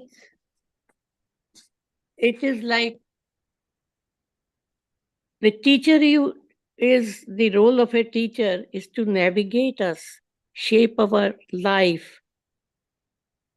And one can do so much. Somebody mentioned about how we should inculcate the value system by our teaching, because these days we have become only the teachers of the subject, and we are not giving them the real things. I think most of the evils in the society can be get rid of. Say the evil that is prevalent of fundamentalism, of the corruption and all that, if we are able to teach our teachers what are the values by which we should have steered through the life itself. Say, for example, in our lives, we can have the example of a ship which needs the navigation in the ocean, otherwise it would be lost. Like that, humanity and every person can be lost if we do not get the real guidance. And the real guidance for how to behave in our life is from the teachers we get. My experience, you have also asked, right from the school level, I was very lucky to have gurus which gave me the love and taught me critical thinking, logic, and they inspired me to go on continuing the quest for knowledge and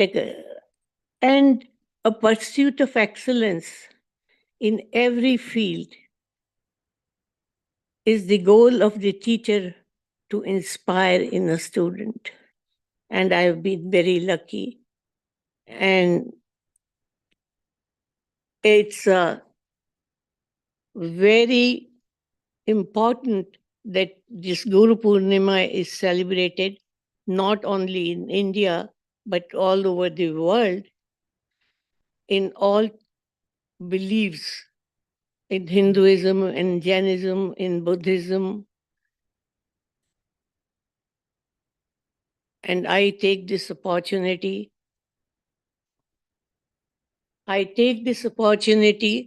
to pay my regards and loving respects to all my teacher by saying Om Guru Bhyo Namah.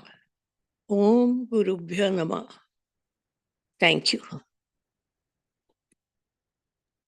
Thank you so much, Ushaji, for your lovely message that you have shared with all of us. And at this time as well, you remember your gurus. And I think we all, till the end of our lives, before we die, we still keep remembering our gurus till the end, because they have been our source towards where we are heading for.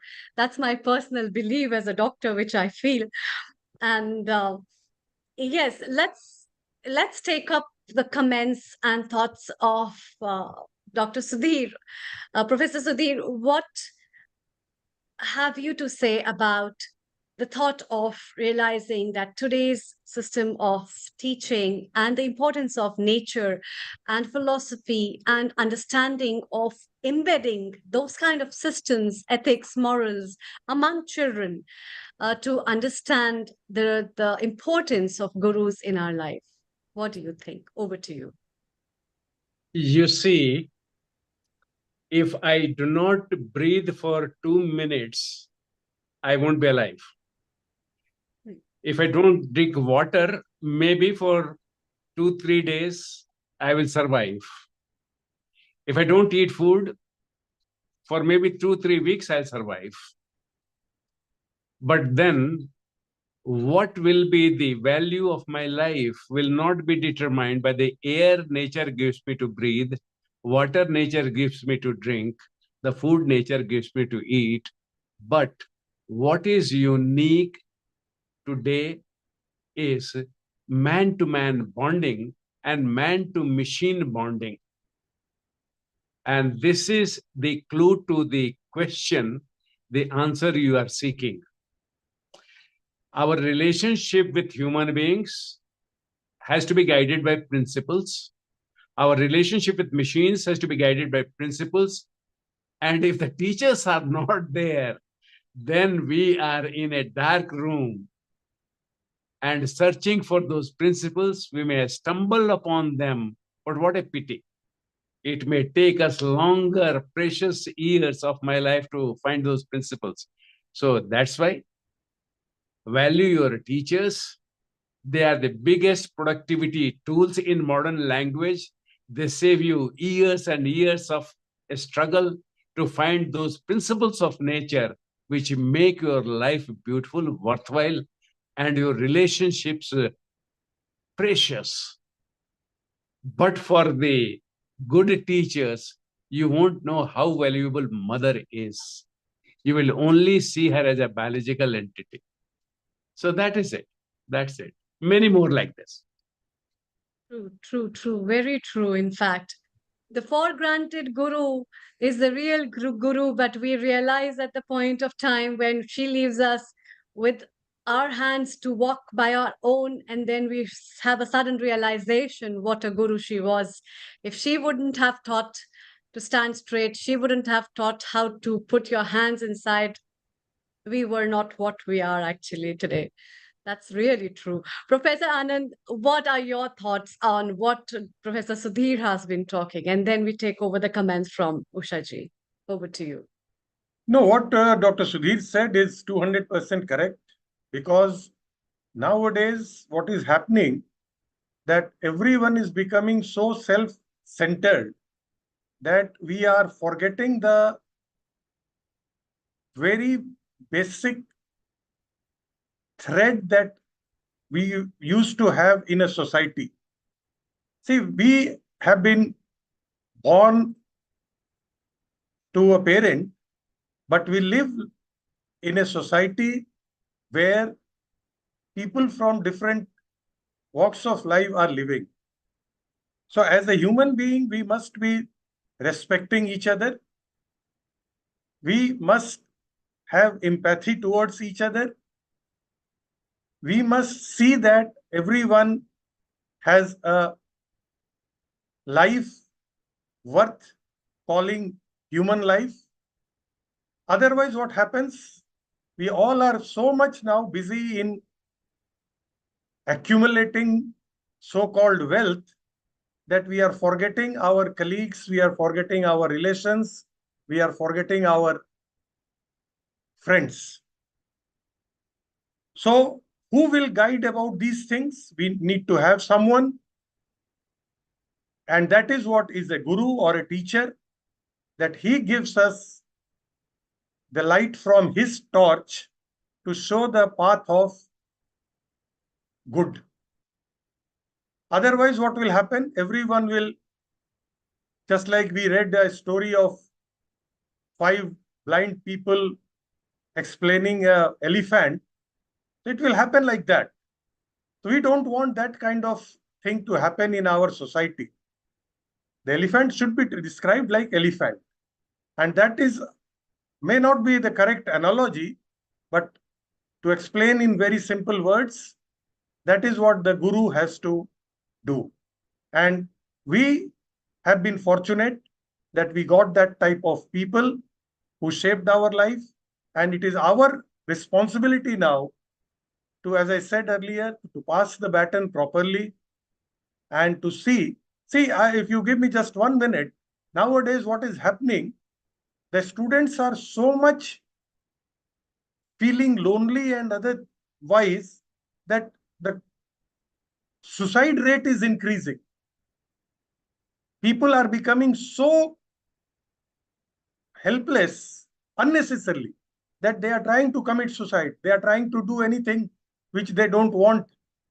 So if we have a good guru, good teachers, I don't think our life will be that miserable. Guru will always tell us about the right path. Thank you.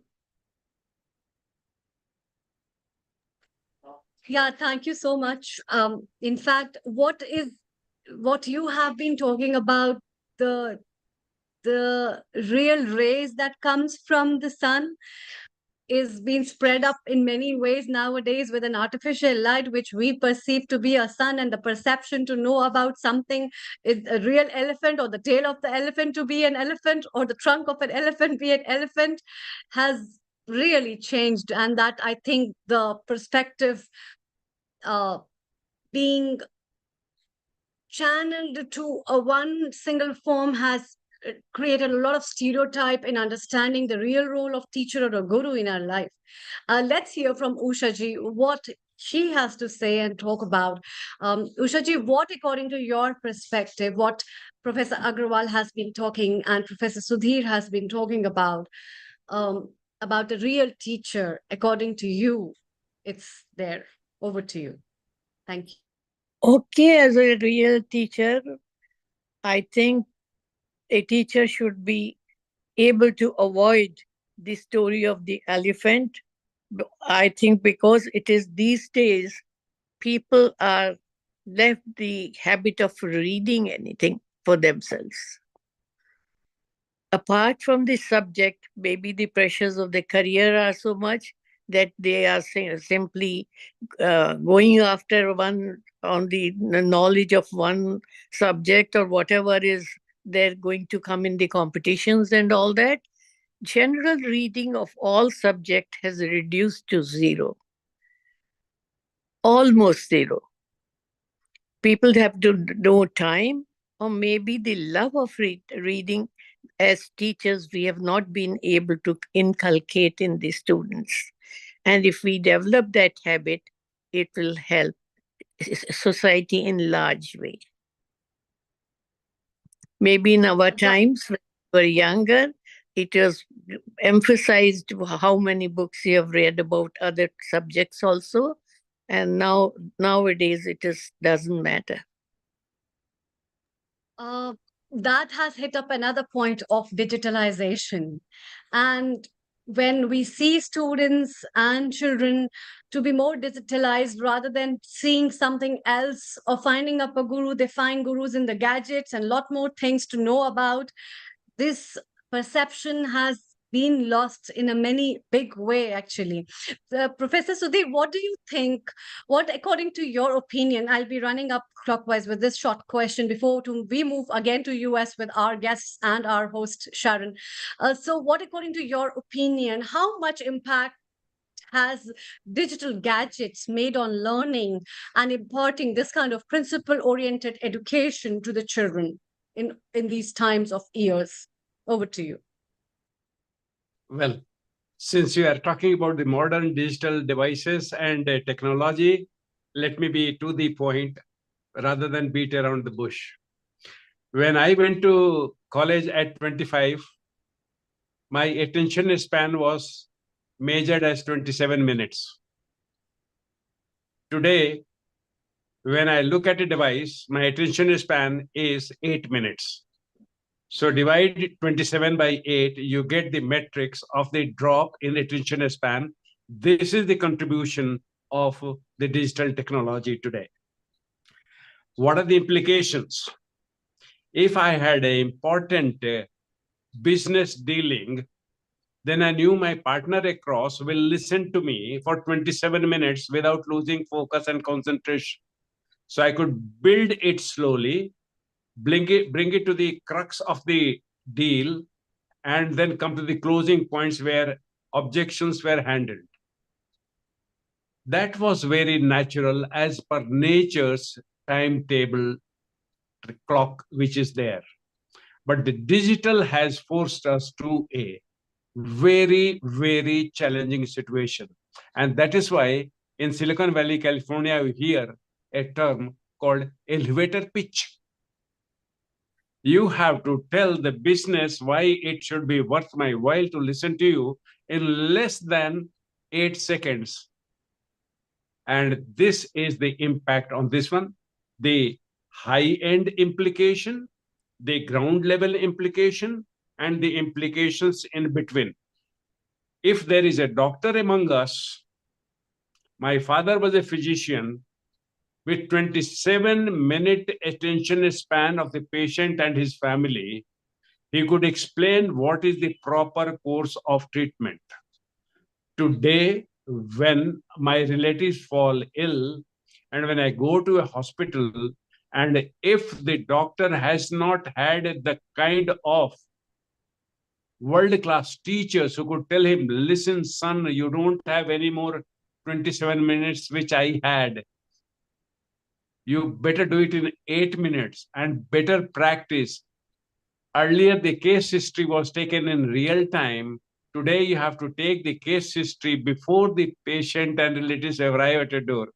These are the implications. So I could go on, excuse me for my long-winded answer, but hope you get the point. I hope I answered the point. Right. Yes, I got your point. So the prescription is ready before the history has been taken, and that's what is going on. Okay, thank you. Professor Anand, what is your take on that? Over to you. No, Dr. Sudhir said very correctly. I have a medical college also attached in my university. And I never had an opportunity to deal with doctors before I came to this university. And what he said, I think he said little more, 8 minutes is little more, because I find that the doctors are having token system, 50 in the morning, 50 in the evening, and their availability in the clinic is 4 hours. So 240 minutes divided by 50 will come around 4 minutes.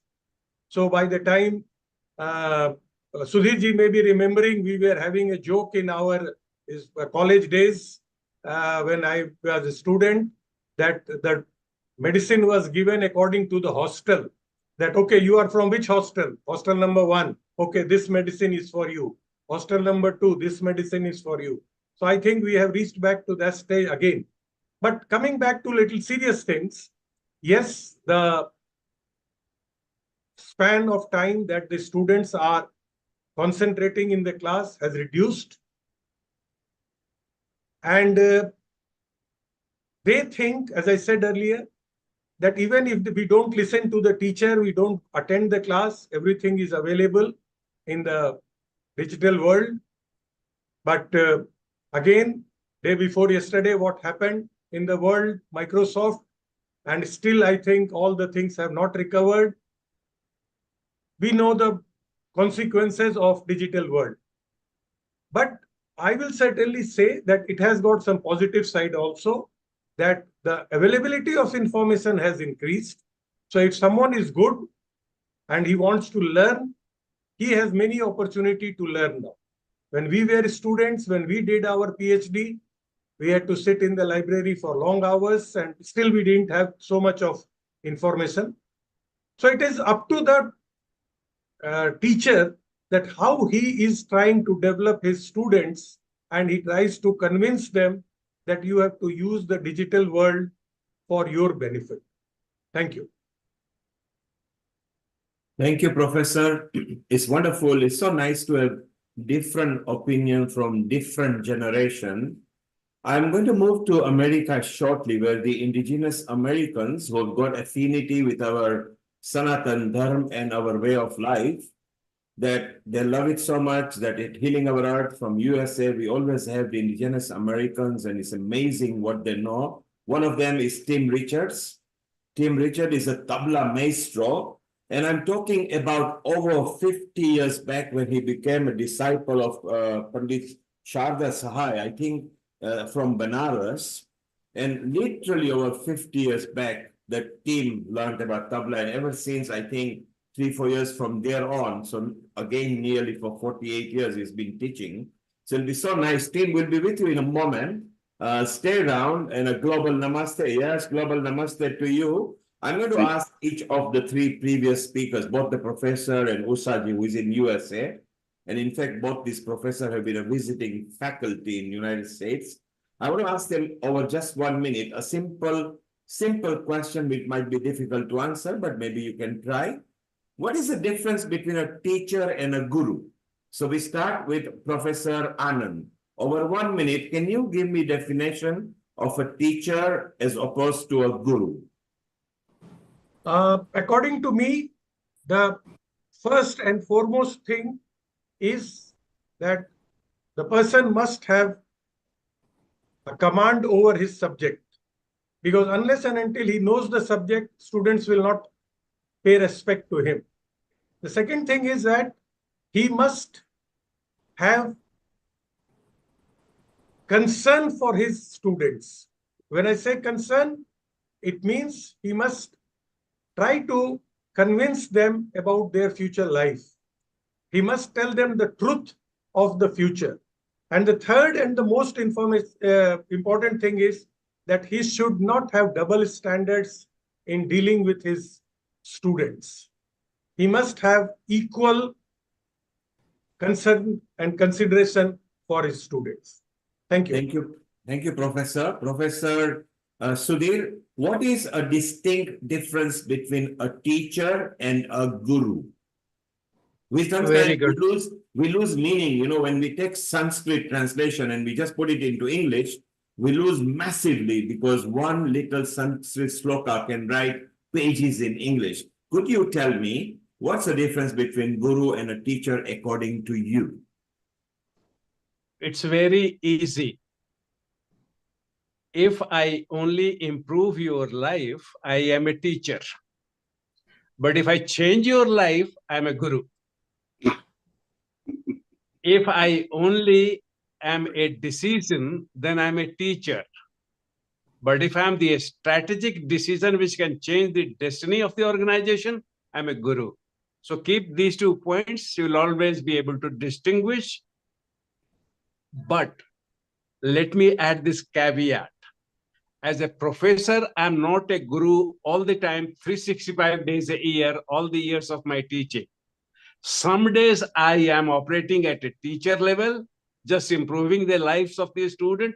And there are days when God blesses, Mother Nature blesses me, then I rise to the level of a guru And that day, the students are going to be transformed. So God bless us. Hope my answer makes sense to you. Thank you, Professor. Yes, both the professor have got two different distinct understanding. I will give mine a bit later. Ushaji, your comment on a distinct difference, if you feel there is, between teacher and a guru. Over to you, Ushaji.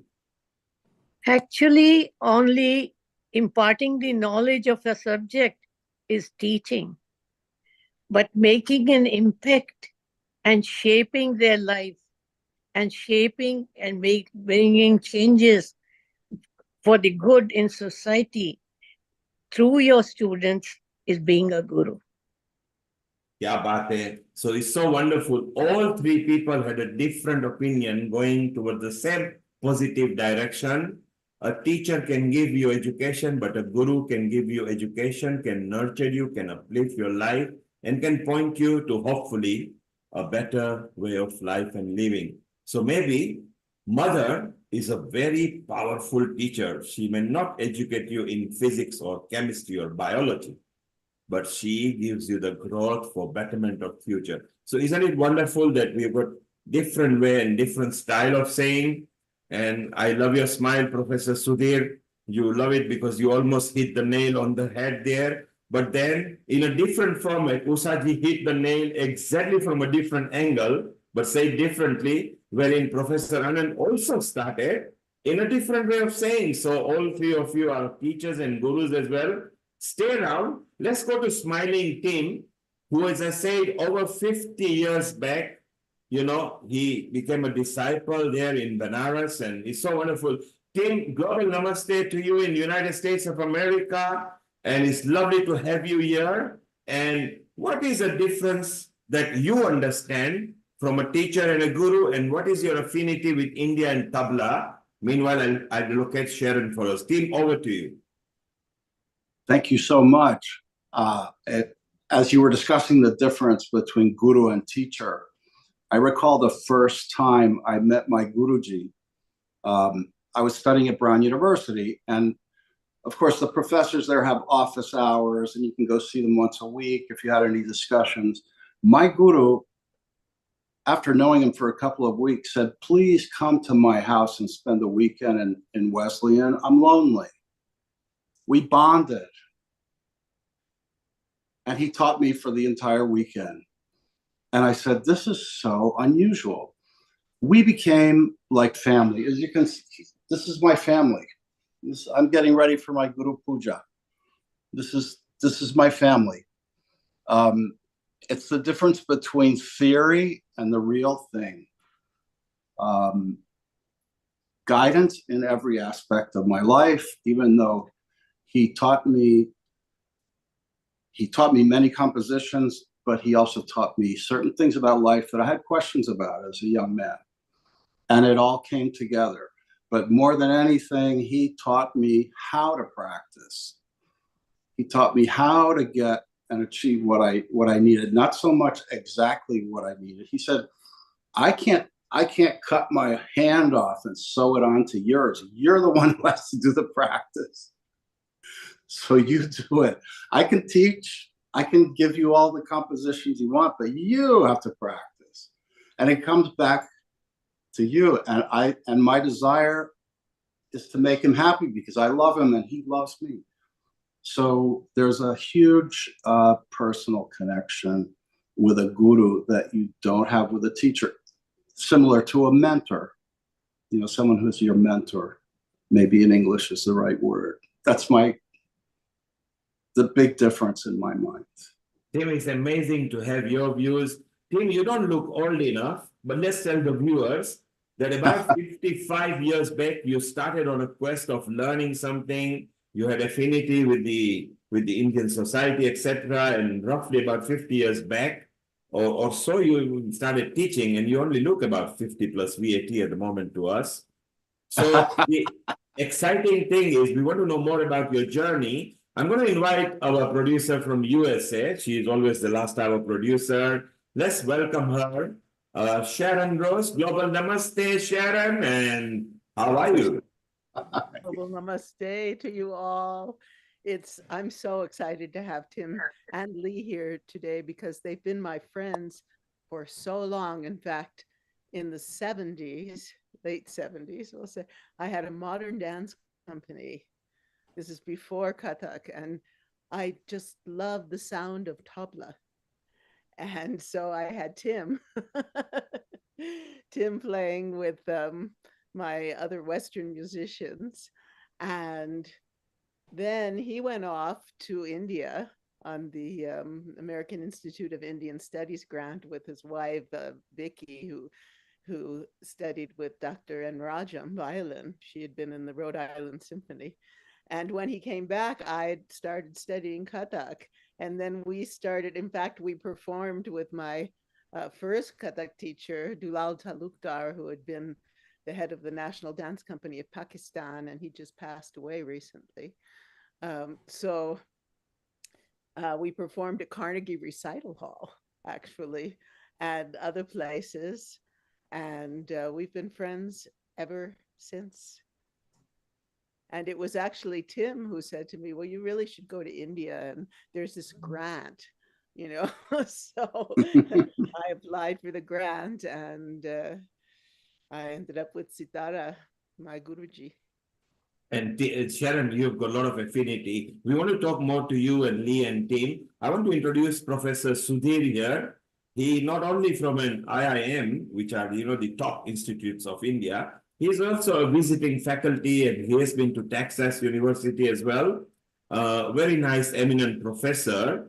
And Professor Sudhir, say hello to Tim Richards and Lee Torcha over here. And maybe at some point we can, Amrita will facilitate so you can meet them in America.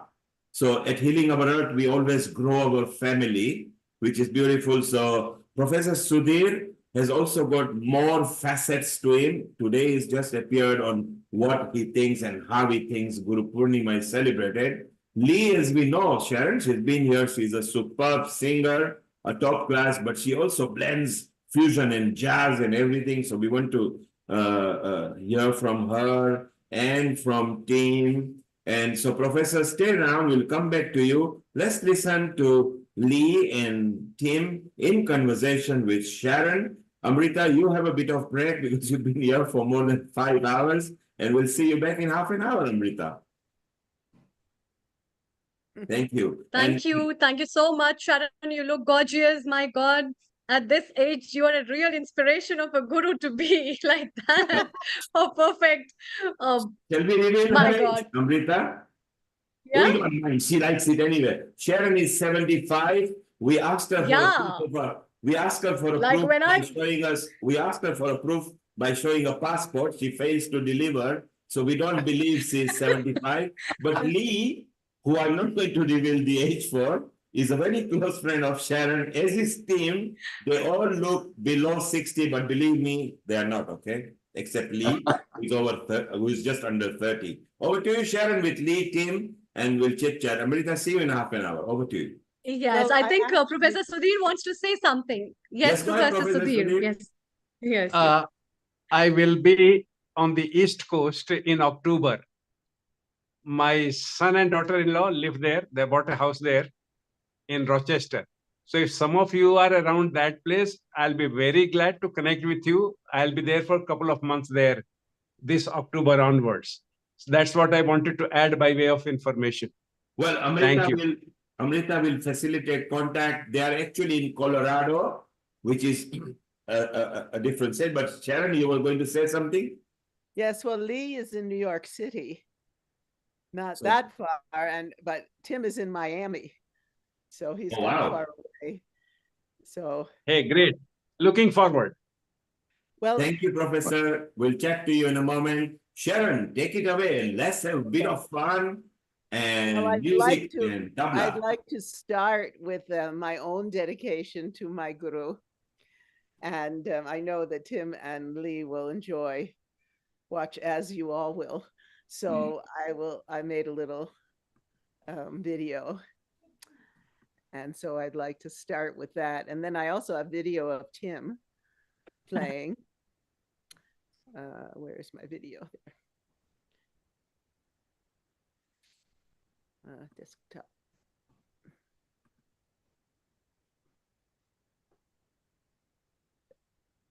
This is from an interview I did with Honey. So she's back here today. Sharon Rose is one of those most beautiful souls that you can get a chance to meet, because she's somebody who lives in the USA.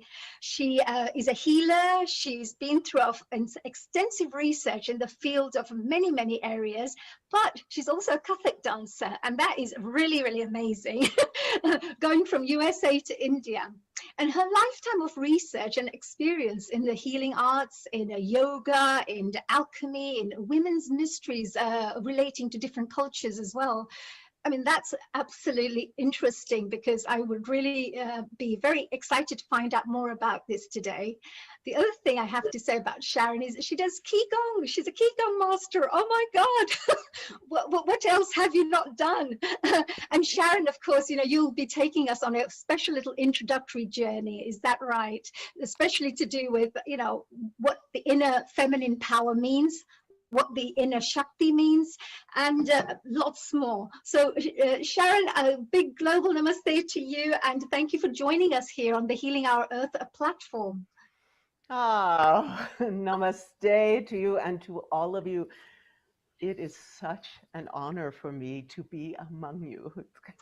I feel like crying, actually. This brings me back to the source of the teachings, the source of the foundation of so much of the work I've done for so many years. And it began when I went to live with my Guruji, Sitara Devi, Queen of Kathak dance, early Bollywood. He's actually an amazing, one of the top Kathak teachers that you'll ever be able to, you know, I mean, she's a legend, but you had a chance to actually go and study, go to India. You got a special grant as well to go there. Can you tell us a little bit about this, really, this beautiful journey, and how did you end up going to Sitara Devi, the great Sitara Devi? How does that feel? How did that change you as a person? So let's start like this. Da din din da da din din da na tin tin da da da da da da da din din da da din din da na tin din da din din da. When I went to live with Guruji, one of the first things she did was say, I'm giving away all of your Western clothing, because you look like a man, you dance like a man, and the first dance actually she gave me was Shiva. Right. Oh my God! Because I could jump, proper, I could fly, yeah. Oh my gosh! Like the proper heavy dancing. Kind of the Gopi Krishna style. Okay. All right.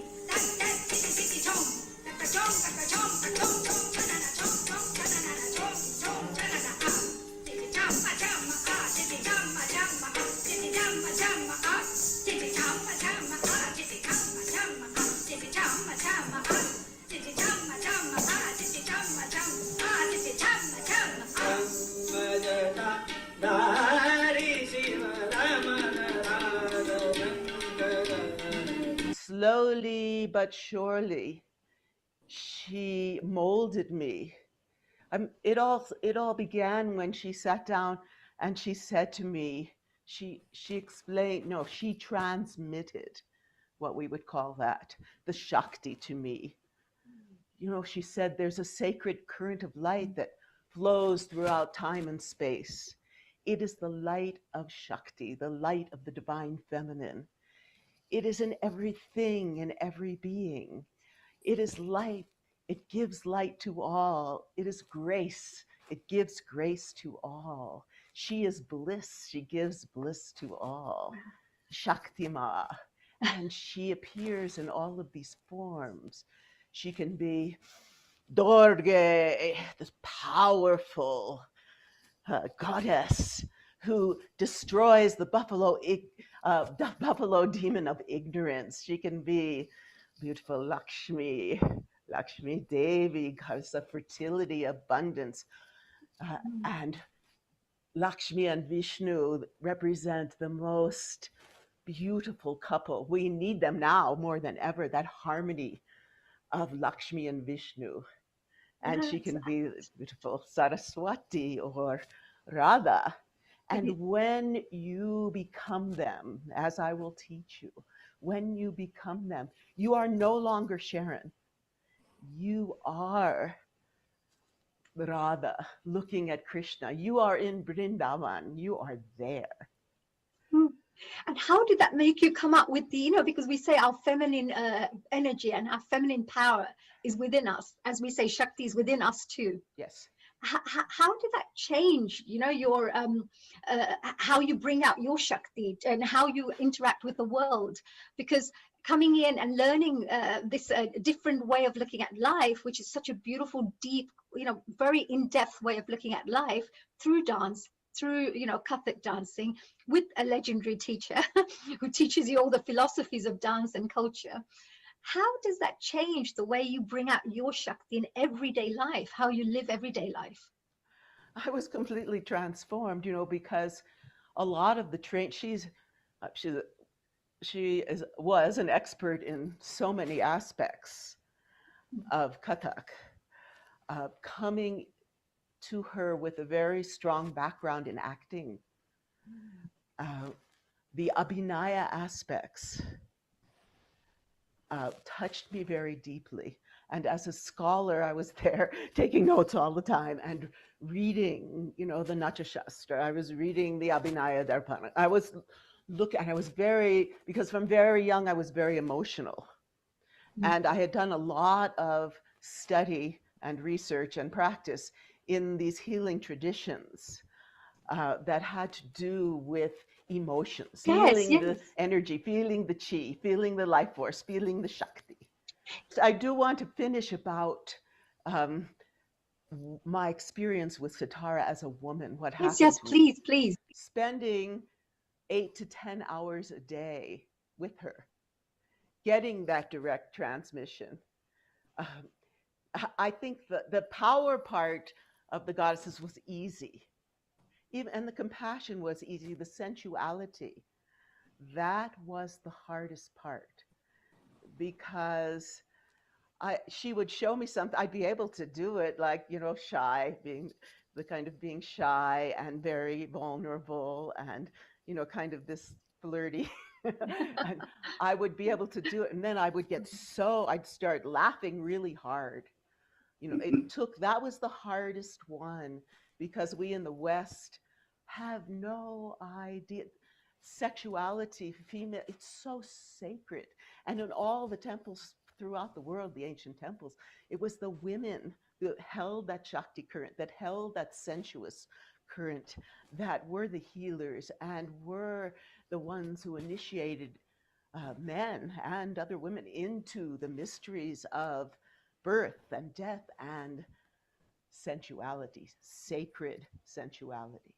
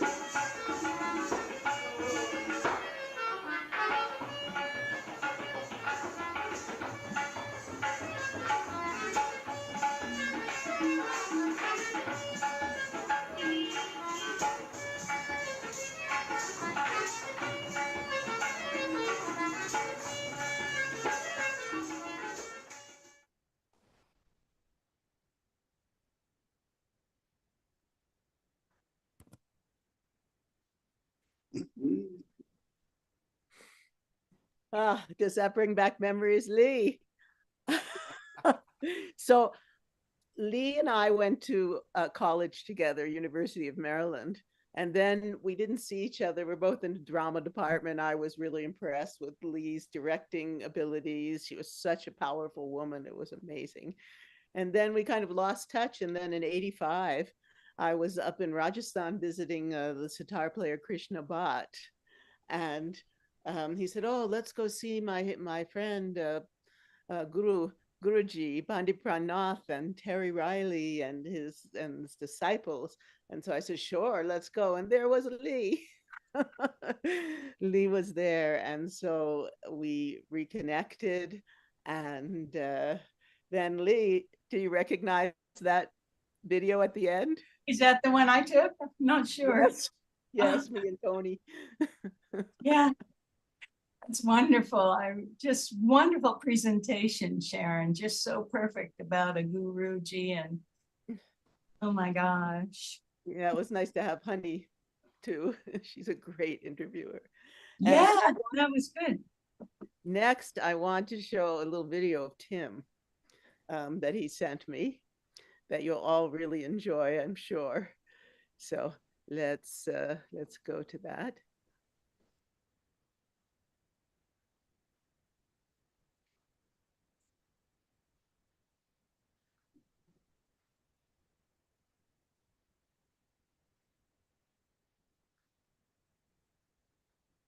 What? That's really strange. Okay. Let me see. It's okay, Sharon, take your time till it kicks in. So Tim, you remember Sharon and you remember Lee Torchia as well? I don't know if Lee and I had met. I think we haven't met in person, but it was, oh, here it comes, I think.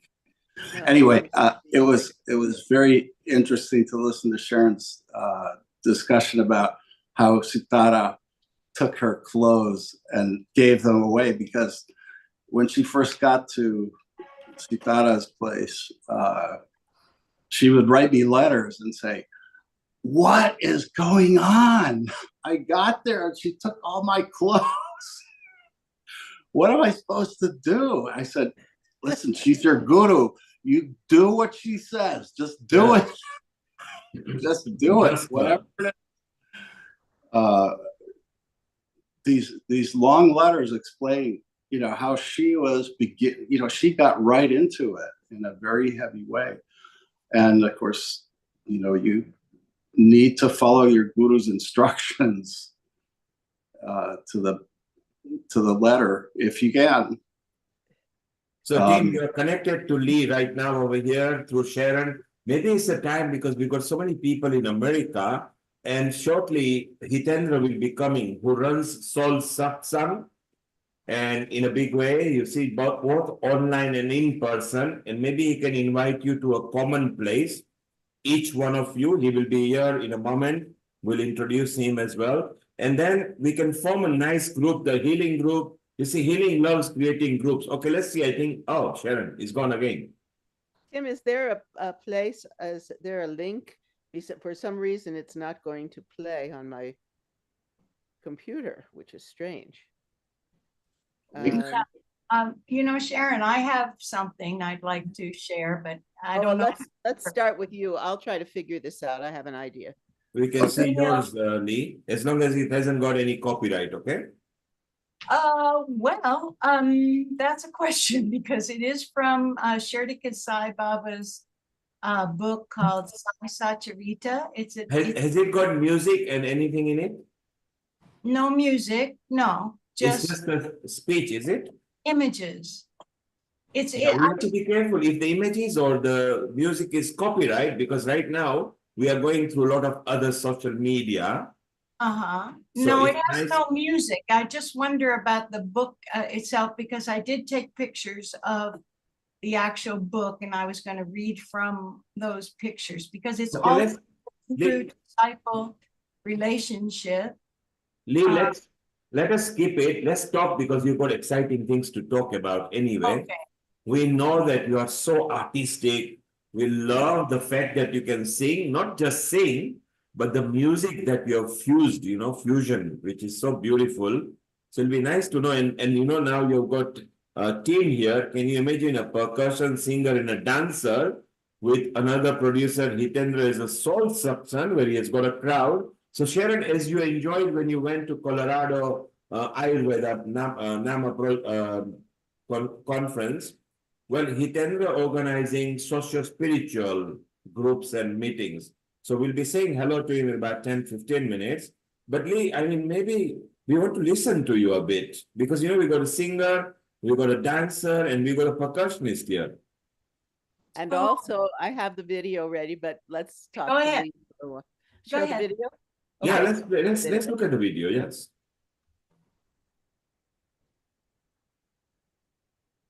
So Tim, did you find it unusual when you went to India first? Well, the video is here, Tim. Here we go. Yeah. The Tim in his kurta.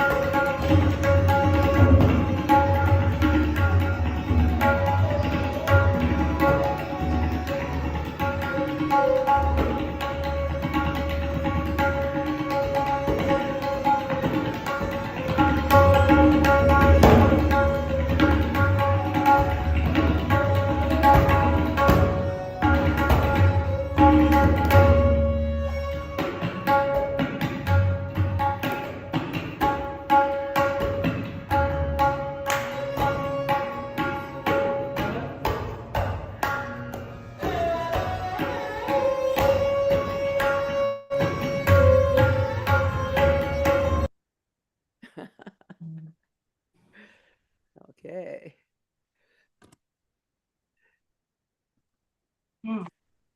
Now I like the kurta Tim was wearing.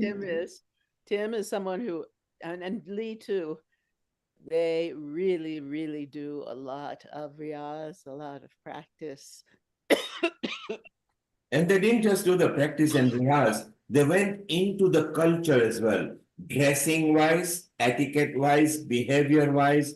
And that's an exciting big, because coming from completely different background, different country, going into a very spiritual country, which has got different, more than at least 10,000 years of recorded history. I mean, how did you feel, Lee? How was it for you first time when you went there?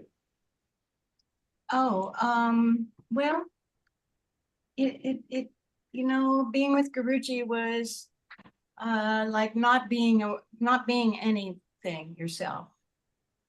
Your ego, your everything is gone, and you're just with him. I just have to say this one thing about the guru thing, because this Sai Satcharitam, I'm just going to read just the tiniest bit here, because it's from the Bhagavad Gita, and Shirdi Sai Baba is explaining, and you asked about how do you know if it's a guru earlier, Neil. So here, just a little bit, it says here that these are the things that we have to get rid of in this life. And it's really weird in our brains to think that I am a jiva. This is not to be thought, the creature. Body is the soul, thinking that you are the body. Thinking that God, world, and jiva are different. Thinking that I am not God. Not knowing that body is not the soul. Not knowing that God, world, and jiva are one. So the idea that we are the world, you and I, everything is one. It's really, that's where we have to get. And did you feel mesmerized by the culture, or did you feel, let me surrender and see what I can pick from here? Well, I was a singer, and when I met my guru, there were a lot of false gurus around, and I thought to myself, well, if I'm going to pay him money for lessons, at least I'll learn something. I'll learn music, right? But the first time I sat at his feet and took a lesson, it was in heaven. I was in heaven, and that was just it. From then on, I learned a lot. I mean, my God, the things he taught me. And at the same time, I was an American who had a lot of what we call samskaras. I think you call them that, right? A lot of past life. And he was able to go beyond that part of my personality and see that I was truly going to end up committing myself to this music. And he knew that, some former life, I guess. And what was the question, Neil? I forgot the question. No, you answered it. You answered it. You know, you answered it very correctly. We start with saying, were you mesmerized or did you surrender? Then you said there were a lot of false gurus, but this one guru actually made you feel good. So the next question, Lee, before we ask Tim and his experience, Sharron has been many times. We know, we've seen some of her dance sequence, her costumes, and we always question, Sharron, is that you? And you say, yeah, that was me 55 years back. So Lee, going next, you come from Do, Re, Mi, Fa, Sol, La, Ti, Do background, and you went into Sa, Re, Ga, Ma, Pa, Da, Ni, Sa. How was it? Yeah, actually, I never did like Do, Re, Mi, Fa, Sol, La, Ti, Do. They're the syllables like you do Sa, Re, Ga, Ma, Pa, Da, Ni, Sa. Yes. I never really got into solfege, American solfege. Yes. I was going to sing opera when I went to college. So when I met my guru, I already had vocal training. So Wow. that was a big plus because, of course, I had to relearn everything in terms of raga is so soft. It's produced in a much different way. Our Gharana, by the way, the Kirana Gharana, is focused on the alap, the very opening of introduction of the pitches, which is very rare. It's a fusion of North Indian, is the Muslim and the Hindu singers and performers still today perform together. And by the way, Shirdi Sai Baba, as you probably know, is the man in Shirdi, the saint who got the Hindus and the Muslims to cohabitate together in Shirdi, and they do festivals even today without any fighting. And so this is like sort of my path where, you know, like I said, you know, the world, Jiva, and God are all one. So everything is one. We can't be separate. We just can't. So Lee, we want to actually hear what you sound like in a moment. Keep it in your mind ready. No, but I promise you, Neil, I'm working on my setup because is there any mantra you like or anything that you don't need music for? Any favorite line that you loved, whether it was mantra or a sargam? We sing you know, my guru taught one student one note for 4 years. So sometimes, for instance, if you are listening to your air conditioner or your refrigerator, yes, it has a note, and you can just sing that with that note. But I promise you, that I'm working very hard on getting a proper sound set up for you. This microphone, you've complained about it before, so I didn't. Yes, in a Zoom, there is a special technique in case if you need a help, we can send you the notes. But yes, in a Zoom, you need to go via mixer. If you go there, then it's so nice. You can also use effects and switch the effects off when you're talking. Okay, Lee, we'll be back with you in a while. Thank you. We want to bring Hitendra as well. But before we do that, let's go to Tim. Tim, you are a tabla maestro, okay? But did you ever fuse tabla with bongos and congos and the percussion, other type of, with drum kits and everything? Did you ever fuse anything? Of course, because we're in the West and that's what there is, you know. But I wanted to say a couple of things. When I became a disciple, it's because I read this thesis by Frances Shepard. And she was writing, it's called Tabla and the Banaras Gharana by Frances Shepard. It's a PhD thesis that she wrote about my Guruji and his lineage. And there I learned about the Guru Shishya Parampara. And when I became a disciple, and here I have a little history, I have the original nada that he tied on me. And when this tied on my hand, we stopped having financial transactions with music. There was no payment. I'm surprised you even mentioned that. I'm going to bring Hitendra just for a moment because he comes from those kind of things that he likes. And a global namaste to you, Hitendra, there in USA. Isn't it wonderful that team actually knows how to pronounce Nara, and he showed it, that which is very, very important. Some of us in Gujaratis that take Janoi or the string ceremony. And team has actually been through you. What are you thinking, Hitendra, listening to Lee, Sharron, and Tim?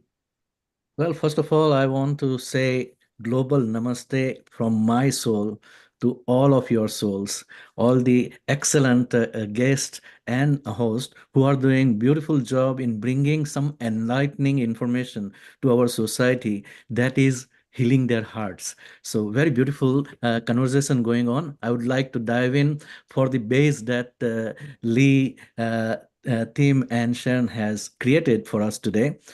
First of all, when we have that nada or the thread janoi that is given to a disciple by a guru, that means guru and that disciple or shishya is having soul-to-soul connection from today onwards.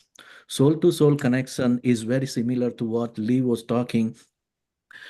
In order for you to forget your sanskara or forget your bad values that has been imposed on you from the society, from the world, that is not helping you to go in your spiritual journey to enhance your soul on the next level or next vibrational frequency, that is slowly, but without even realizing, without creating any pain in the disciple's mind and body, is wiped out, and Guru invoke the beautiful creative energy from that disciple. Guru invoke the good part of the disciple, that yes, if you keep following this and if you obey exactly what I say, like Sharon has done, take away all the clothes, she is ready to give away everything. Surrendering and obeying is the key for a disciple to receive every value that Guru wants to give. Is that right? Yes. Isn't it wonderful that, look, by combination of talking, we are expanding our family. So Hitendra, there are three things we're going to do. First of all, we're going to come back to you in 5 minutes. Secondly, I believe you are in North Carolina. Is that right? Yes. I'm in Raleigh, North Carolina, East Coast, and I welcome all our Healing Our Earth family to come and join me anytime you are in East Coast, or I will share my phone number later with you guys too. Yes, Amrita will facilitate all the contact, and the professor who visits there as a visiting faculty, Professor Sudhir, will be coming to East Coast in October. And what will be nice is Sharon is shortly going to make a news about what she is going to release. And Hitendra, you will be the perfect, because you are soul satsang. You actually create a lot of satsang, and you want to listen to what Sharon has to share, and maybe together with Lee, Tim, Sharon, and many others that we've got a contact with, we can maybe do a mini road show. We can start with maybe local tourism and bring a road show. So Hitendra, you will play a very good part. And Dhanada is very well advanced, equipped how to do that, because he's in constant touch with me. Maybe Texas could be a very good opening for us for that, because some of the governors like that as well. So we are going to discuss that. We go back to Tim in a moment. Sharon, just so that you know, Hitendra and our honey Kalaria follow the same guru too. And they are also from Samarpan organization and Soul Section, where Hitendra lives. Also for USA, for Samarpan, he is the main guide for that. So it will be very useful for all of us to connect. Tim, let's go back to you before we go to Hitendra in a moment. Yes. So you came, I want to know more about fusion, because you are obviously not just a tabla maestro. Maybe I should change that and say percussion maestro. Is that right? I specialize in tabla, really. Okay. That's what I've dedicated myself to. And one thing that I wanted to take this opportunity very quickly to say that concert tape that you just saw was recorded at the Ganesh Temple on the Ganges River in Banaras last December in 2023. And wow. one of my takeaways from my visit to Banaras then was that we really need to start taking very seriously how to preserve and protect and archive this music. So I've created a nonprofit foundation called banarastabla.org. We're talking about Banaras Gharana. That's all I can handle. That's all I know. And we're creating a website, which is basically going to be a resource.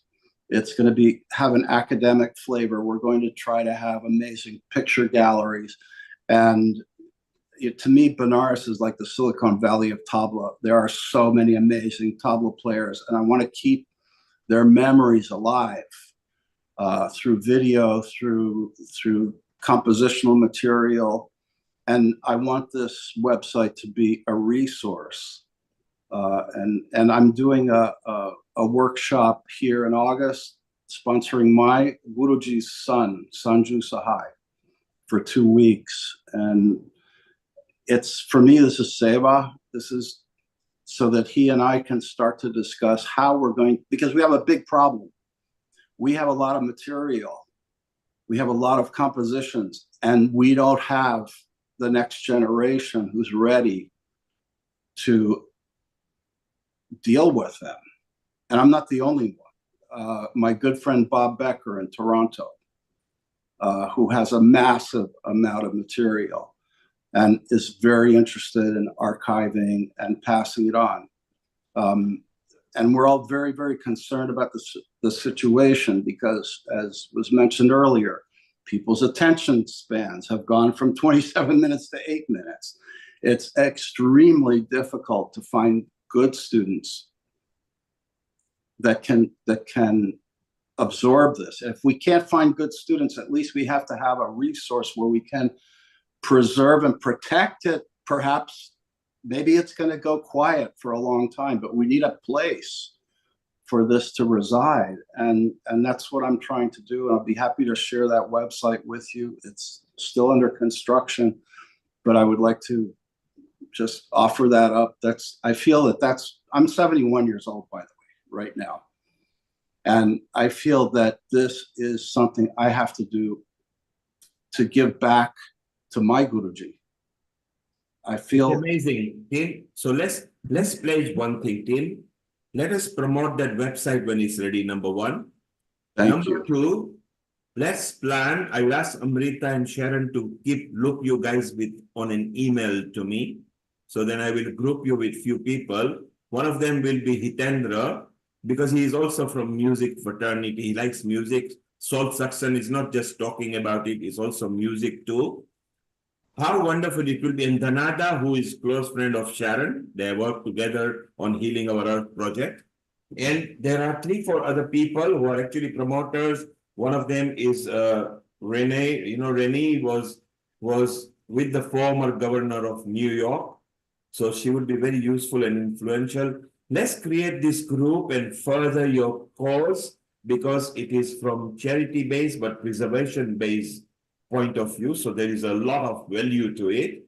And let us help each other to grow our community. So Sharron, if you take an initiative to group everybody via email, I will add other people on and then maybe just guide each one of them so we can move forward.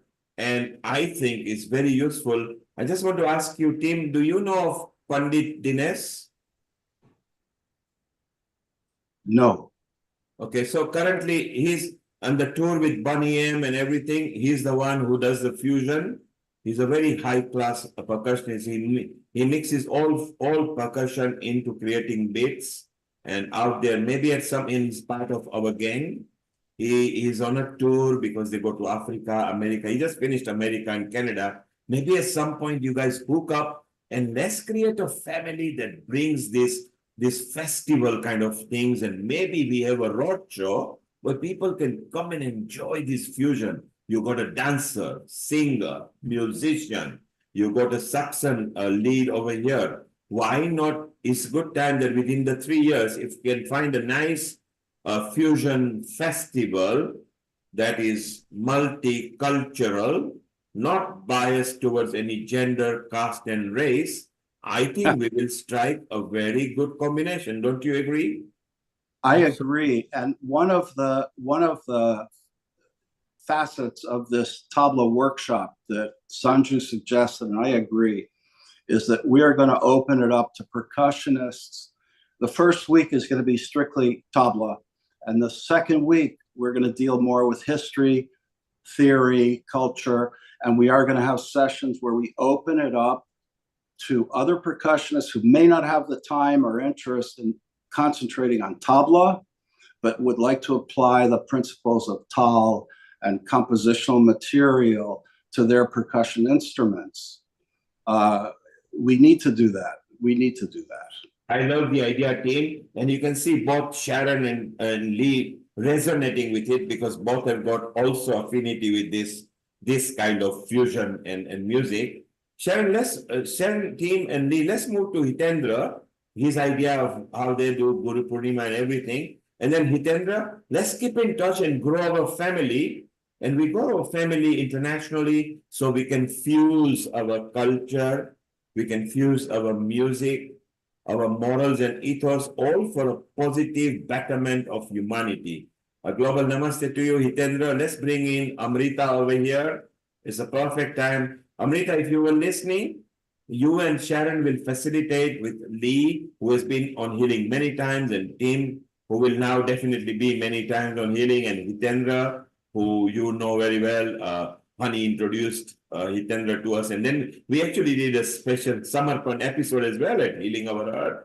And in fact, Hitendra is also planning to expand and retain the culture of Samarpan philosophy. So it will also be good for him to have you as a contact in your state for the indigenous population together with ethnic population. Absolutely, absolutely. And I really love the idea. I really love the idea. Neel Kumar is always a driving force for many creative ideas, and especially for collaborating, because he has that spirit of giving and sharing for the humanity. And that is why we have Healing Our Earth existing here right now. But most important thing I want to highlight from what Tim has said, and what I learned from the discussion between Sharron, Lee, and Tim, and where we are going at this time. What we are thinking is paying back to our Guru on the Guru Purnima day. So there are two words that I want to teach or bring to our information, that we have discussed the difference between teacher and Guru. One who teach in words all the information from the world is called Sabda Gyan. Sabda Gyan is given by Shikshak to Shishya, a teacher to disciple. That is Shiksha. Okay? Shiksha is Shikshan, or teaching or education, information only. But one who gave the knowledge of tabla to Tim and who tied that janoi or raksa on him without even speaking any word, whatever that Guru knew was passed down to him without any speaking of word. Whatever Lee learned as the musical notes, whatever Sharron has learned as the dancing steps, came from Guru without any words. But his mastery or her mastery, her talent, her power is given. What is that? That is the value, that is the knowledge, that is the diksha. So Guru gives without any words, from remote also, without even touching. This is a as Tim was saying, that this is not a commercial transaction. From that day onward, the commercial transaction is gone. No lena, no dena. This is imparting the values. Isn't it true, Tim? Yeah. Yes, yes, yes. Now, what we are thinking today on the Guru Purnima day is Guru Dakshina. Dakshina is, I want to give back to my Guru, as Tim is saying. Sharon wants to say the same thing. Lee wants to share the same thing. Whatever music, dance, percussion, playing tabla, whatever I know, I want to give. And now you have the fourth one by the grace of healing our earth, Hitendra Rana. He wants to think the same way, on the same line. Whatever my master, my guru has got in my life as Himalayan meditation values or sanskar, I want to give it to the world also. And you see, one common thread is we are not looking for monetary or financial gain. We are looking for sharing that love, that value, those knowledge without even monetary gain, but without any expectation also, because we know that the joy that we received from learning from our master, every soul or every person has that potential to become that happy and that joyful.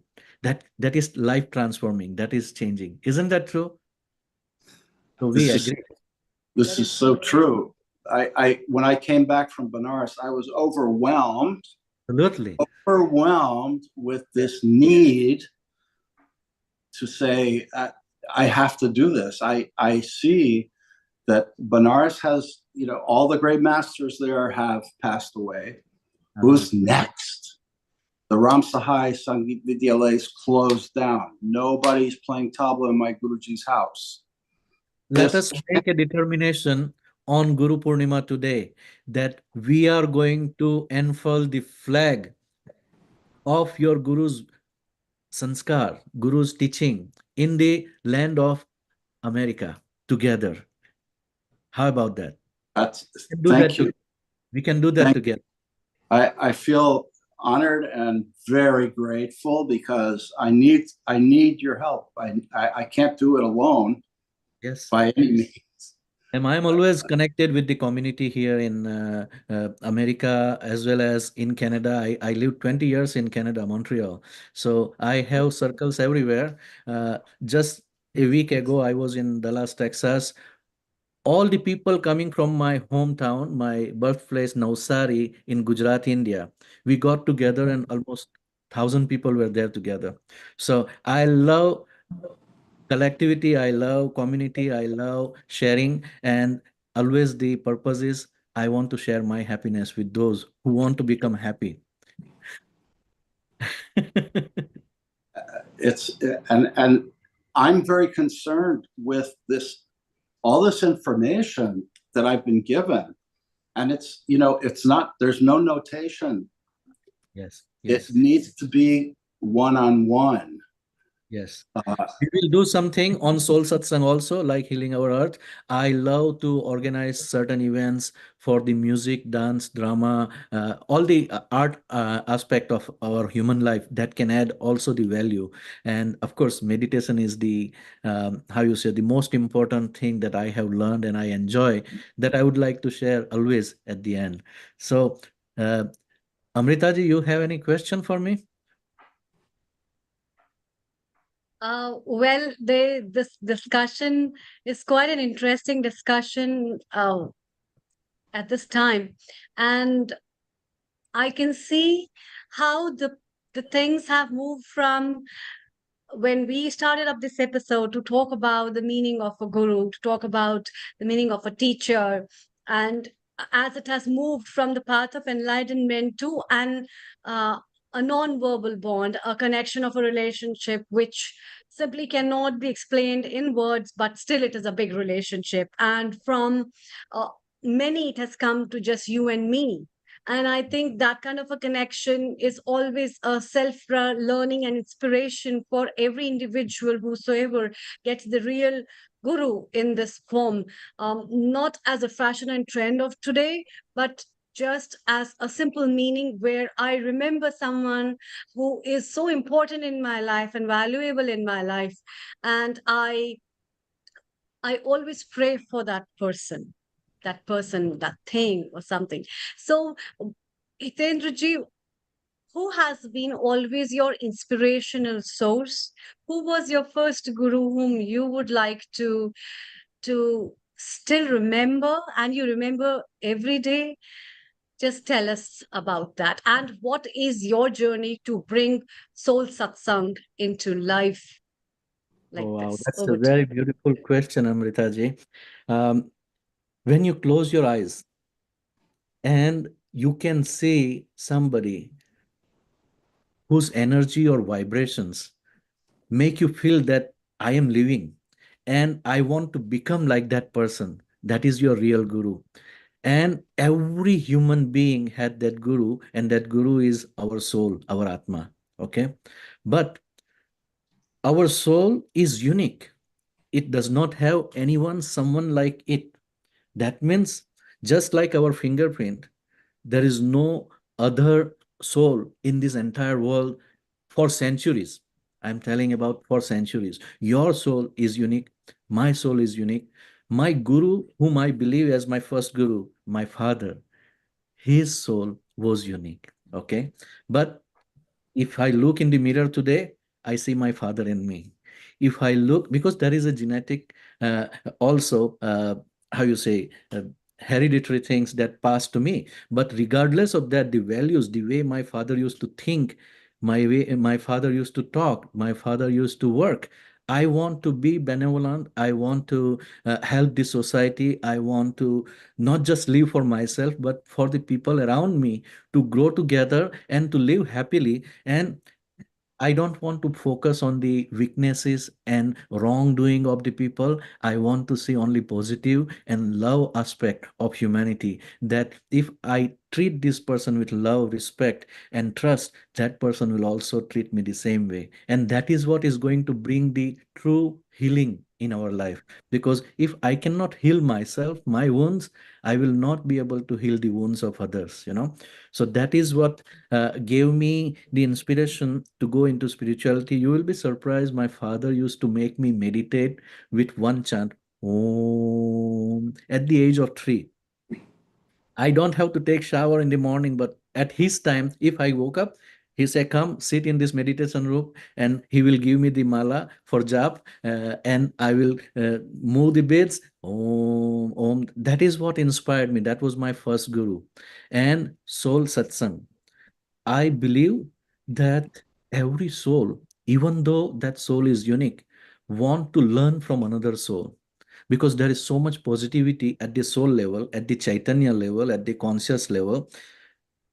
If we connect to that sattvic aspect, Chaitanya aspect, or conscious aspect of each other at the soul level, it will become Atmiyata.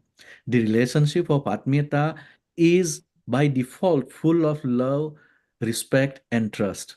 There you don't have accusation, there you don't have complaint, there you don't have criticism against each other, that you are this way wrong, you are that way bad about this. But we are seeing positive things in each other.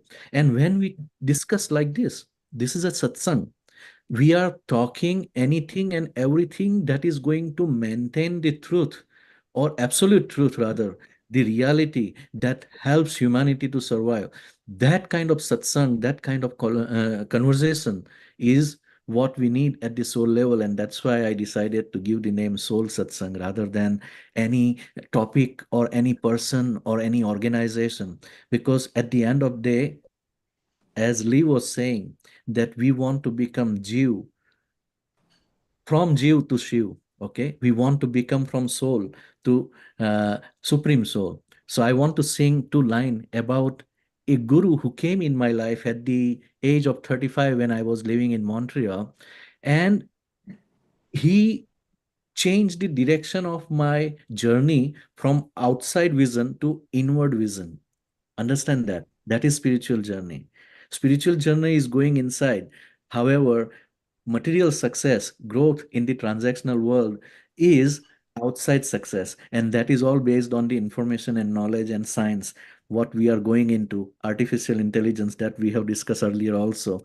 Amazing things that I'm learning, but I'm going to talk about something that how those who are invisible, those whom you cannot see at this discussion right now, are able to see you, those spiritual world giants and gurus, okay, those spiritual world ascended masters who are seeing us. How they recognize us? By the vibrational frequency. And they don't ask me, what is your name? They don't ask me, who is your guru? They check my vibration and the purity of my soul, that how much love, how much light I am carrying. So I want to give you next identity of a guru who started my inward journey, Sri Shiv Krupananda Swamiji, who brought the teachings of Samarpan meditation from Himalayas. That's why we call it Himalayan Samarpan meditation.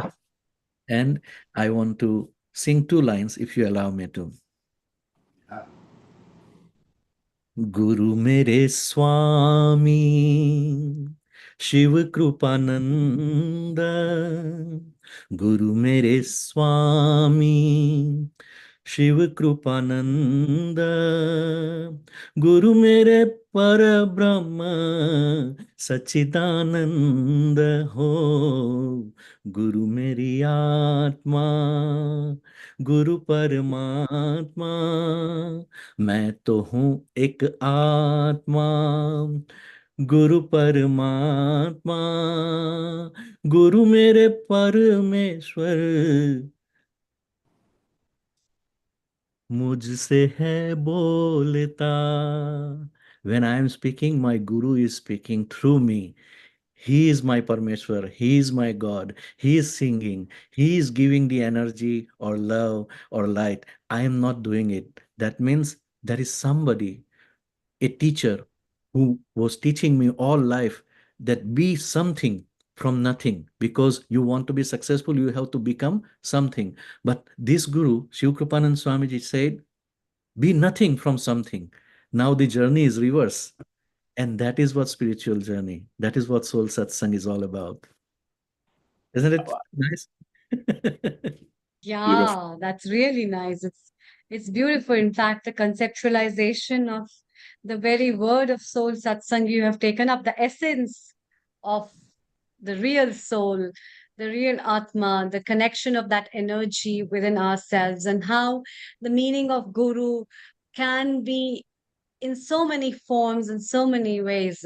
Let's listen to what our founder and director has to say. Yes. Over to you, Neil Kumar. Thank you, Amrita. How nicely Hitendra recited that in his melodious voice. Isn't it wonderful? We've got Lee, Hitendra, Sharron, team, complete entertainment team, but spiritually enhanced team. So it makes difference in there. And so Hitendra, let's further team's effort, what he's going to do in August. Yes. Let's spread the word. Amrita, if you can do together with Sharron, create a group. If you guys want to chat on WhatsApp, that's fine. If you need any guidance, you can have everybody on an email loop to me. This is what we want to do. And if you make a note of Danada, Reni Malhotra,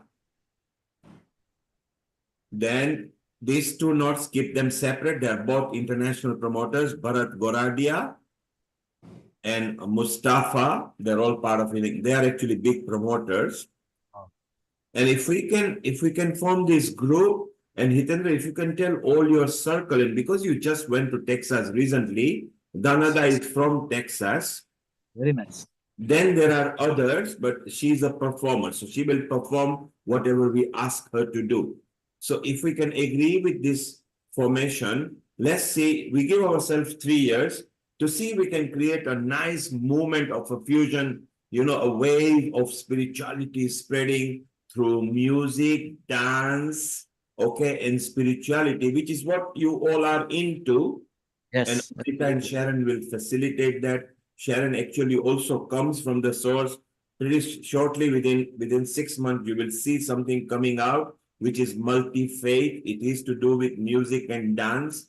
How appropriate would that be for a road show? And I believe that each state of America, which has got Ministry of Tourism, very separate to United States, I think there should be approach with the Ministry of Culture. Yes. They call it slightly different in USA. And I think you guys can really approach them directly and say, we have created a road show. This is the budget without charging. or this is the budget with charging admission fees. And I think it should be furthered because there is a room for it. America does festivals anyway.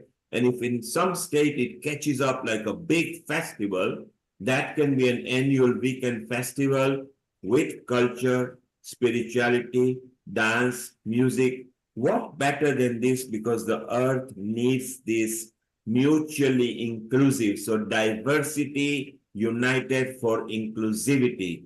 Let's go around the panel over here to have a comment on what I just said. We'll start with you, Hitendra, for our next minute or so. What do you think of what I'm saying we ought to do? I think that is the purpose of our Divine Master, our Guru, inside us who wants to come out and who want to share this. And I can tell you, for last 6 to 9 months, that Guru was guiding our soul. When are you going to do that? How are you going to do that? Today, we are getting that answer from within because that master is coming across some physical bodies, some stool sharir who can contribute together if we join hands together, because one cannot move, but fist of five can really move fast and higher. So together we are powerful, but alone we are nothing. Like so many terrorists, they get together and they make the attack. How come negativity can get together and do the negative work so easily? Why? Positive cannot get together. They need the platform like Healing Our Earth and Soul Satsang, so that we can do something positive, we can do something creative. And there are beautiful souls who want to even donate, who want to sponsor such events. You know, there are many people in this world, in America also, in different part of the world also, who will support us. So it is all about getting together and connecting with those people. We will do it together. So Hitendra is saying positively, yes, and he's saying in unity we can be a bigger force. So let's take that word. He's very positive about it. So he's in. Okay, Tim, your comments as to how you feel about it and how we move forward. Okay, today is the 78th anniversary of my father's consecration as a bishop in the Episcopal Church. He passed away 5 years ago. He was a spiritual master also. And one of the things that he said is that, of course, we need to love ourselves and we need to recognize the God in ourselves.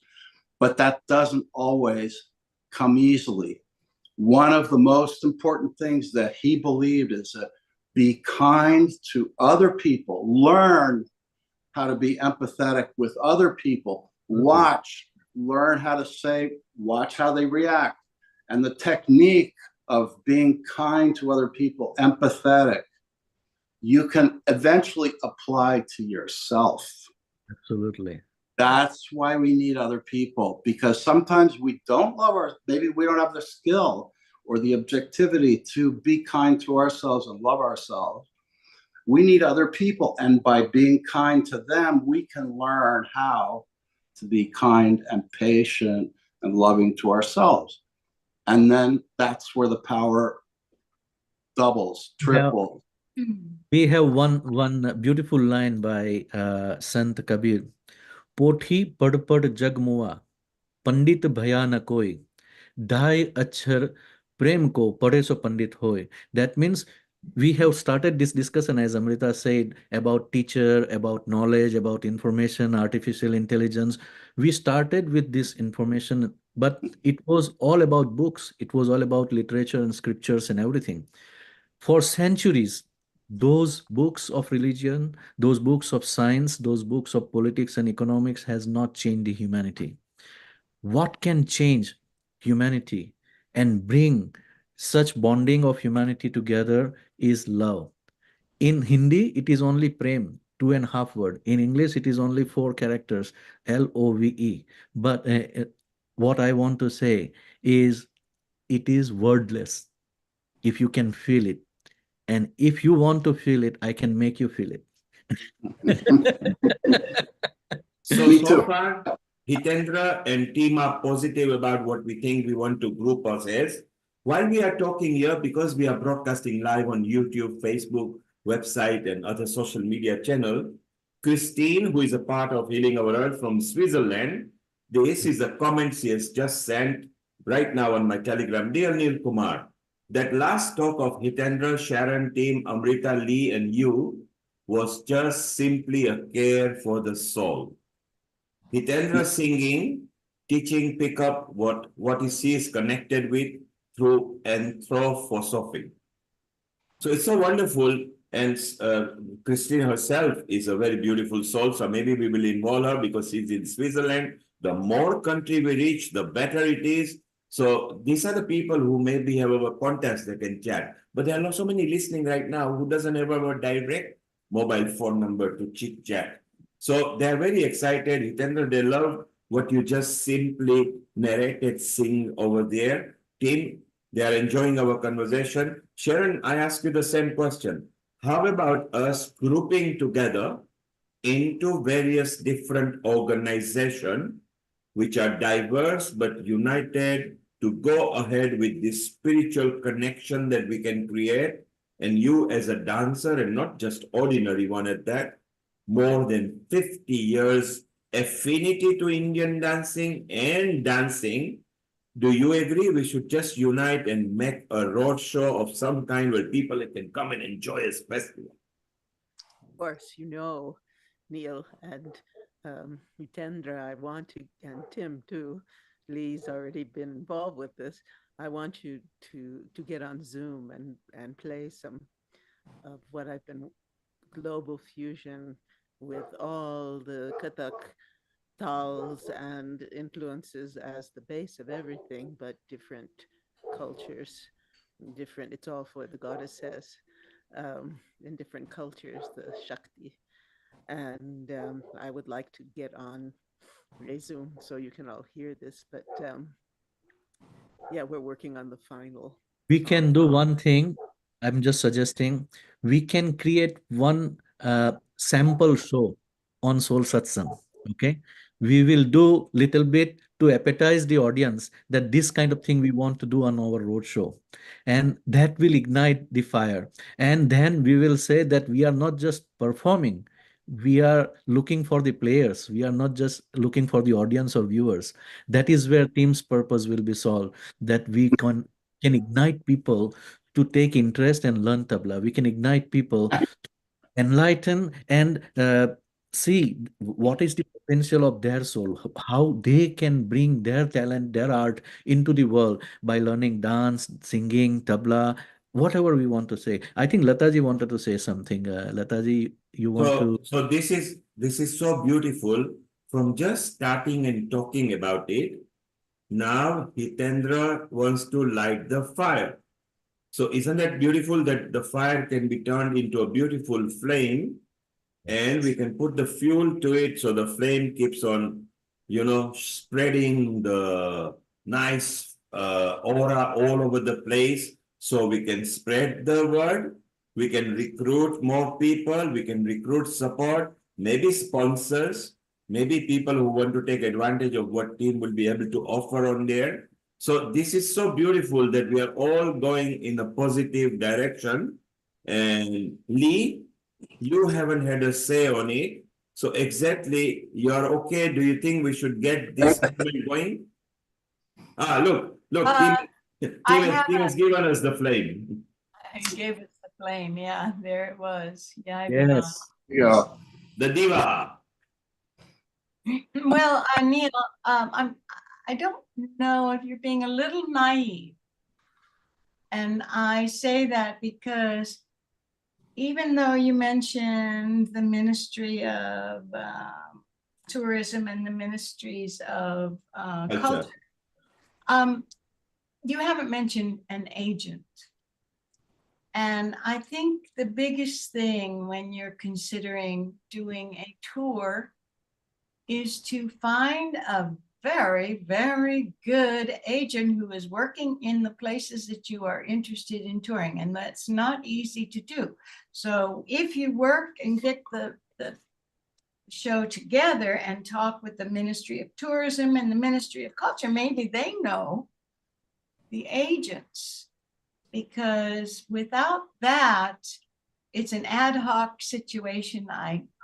I've been through a lot of this, and I have to say that it's very, very important to get that high-powered agent.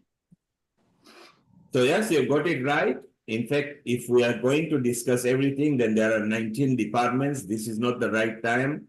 What I talk is what I practice in a big way anyway. So you are very right. There is agent, there is publicity, there is sponsors department, there is production department, there is planning department, program schedule. Yes, get together, find them. It is not difficult. Go to Chamber of Commerce, go to sponsors, go to production houses. Tell them if you are in a theater land, tell them you produce this thing, which is not going to be just music. It is going to be dance, music, acting, and we'll bring it into a diverse organization united to bring simple, soul-searching, advancing human natures that is good, what is required in the world now. So group up together and don't worry about any wall that you hit. Just learn to jump and dive and high and walk and bring flame like team has done, and we will move forward. Yes, you do need agents, you do need producers, you do need directors, you do need artists, you do need transport, accommodation, travel. That's what the road show is about. Just start and go. And that's why I say it would take 3 months to put something very tangible. But after 3 months, over the 7 years, you will have covered most of the states of United States of America, which are very beautiful. Each state of America is like a bigger country than United Kingdom. So, you know, you are living in a very correct place, but this is a start. At some point, just meet up, group up. Like Hitendra has already said, that let's put up a online episode and see how many people stuff. In any case, it doesn't matter. Those who don't want to join, we already have me, Sharron, team, Hitendra, Amrita, Lata, Lakshmi. We are already here. So 7 will multiply into 70, multiply into 700.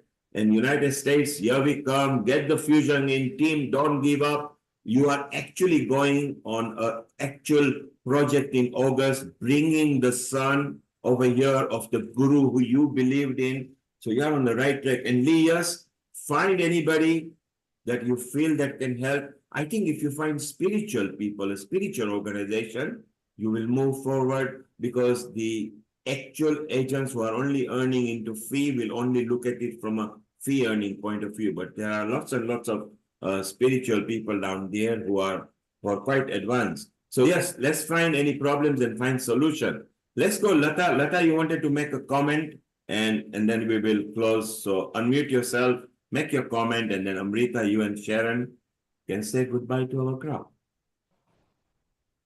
Lata, go ahead. Everyone. Hello. It's another very thought-provoking and interesting session, as always. But I just wanted to comment mainly on Hitendra's words, because they really touched my heart and made it cry with tears of joy. And the way you voice it, and your tempo and everything, your voice, it's really soothing. So I would say, I would like to join your And my Guru is working for us. Make it easy for us to connect by giving us the right Zoom link, because the last time I just couldn't connect. So because of the time zones and, all that bearing in mind. So it would be nice to connect, wouldn't it, Neil? Because we're all in London, you see, and you're in USA, and it's lovely to be, like you said, the universe and the divine, they know no barriers. Absolutely. Everything is just no boundaries, no passports needed, no travel problems. It's just, uniting in spirituality. It's not the differences, it's the things that bring us unity and in peace. And that's what the world really needs right Today. now, is calmness, serenity. And I think they're all searching for it. It's how we approach them. They've all got a different level of understanding, and they're at a different level of on their journey. So we've got to just take one level at a time, and the Right. rest God will bless. I have good news for you. First of all, Hani is part of our organization. She can connect you with the local center where you can practice the meditation in London itself. But we have more than 50 countries where we provide the free meditation all over the world. So that is not a barrier. I will give you more information. But at this point, I would say that Guru Tattva is the Indian website that we have, and Soul Satsang. If you watch any of my live program, in the beginning of the program, first 10 minutes, we talk about what is Samarpan meditation, and all the links from different part of the world. You can get those connections.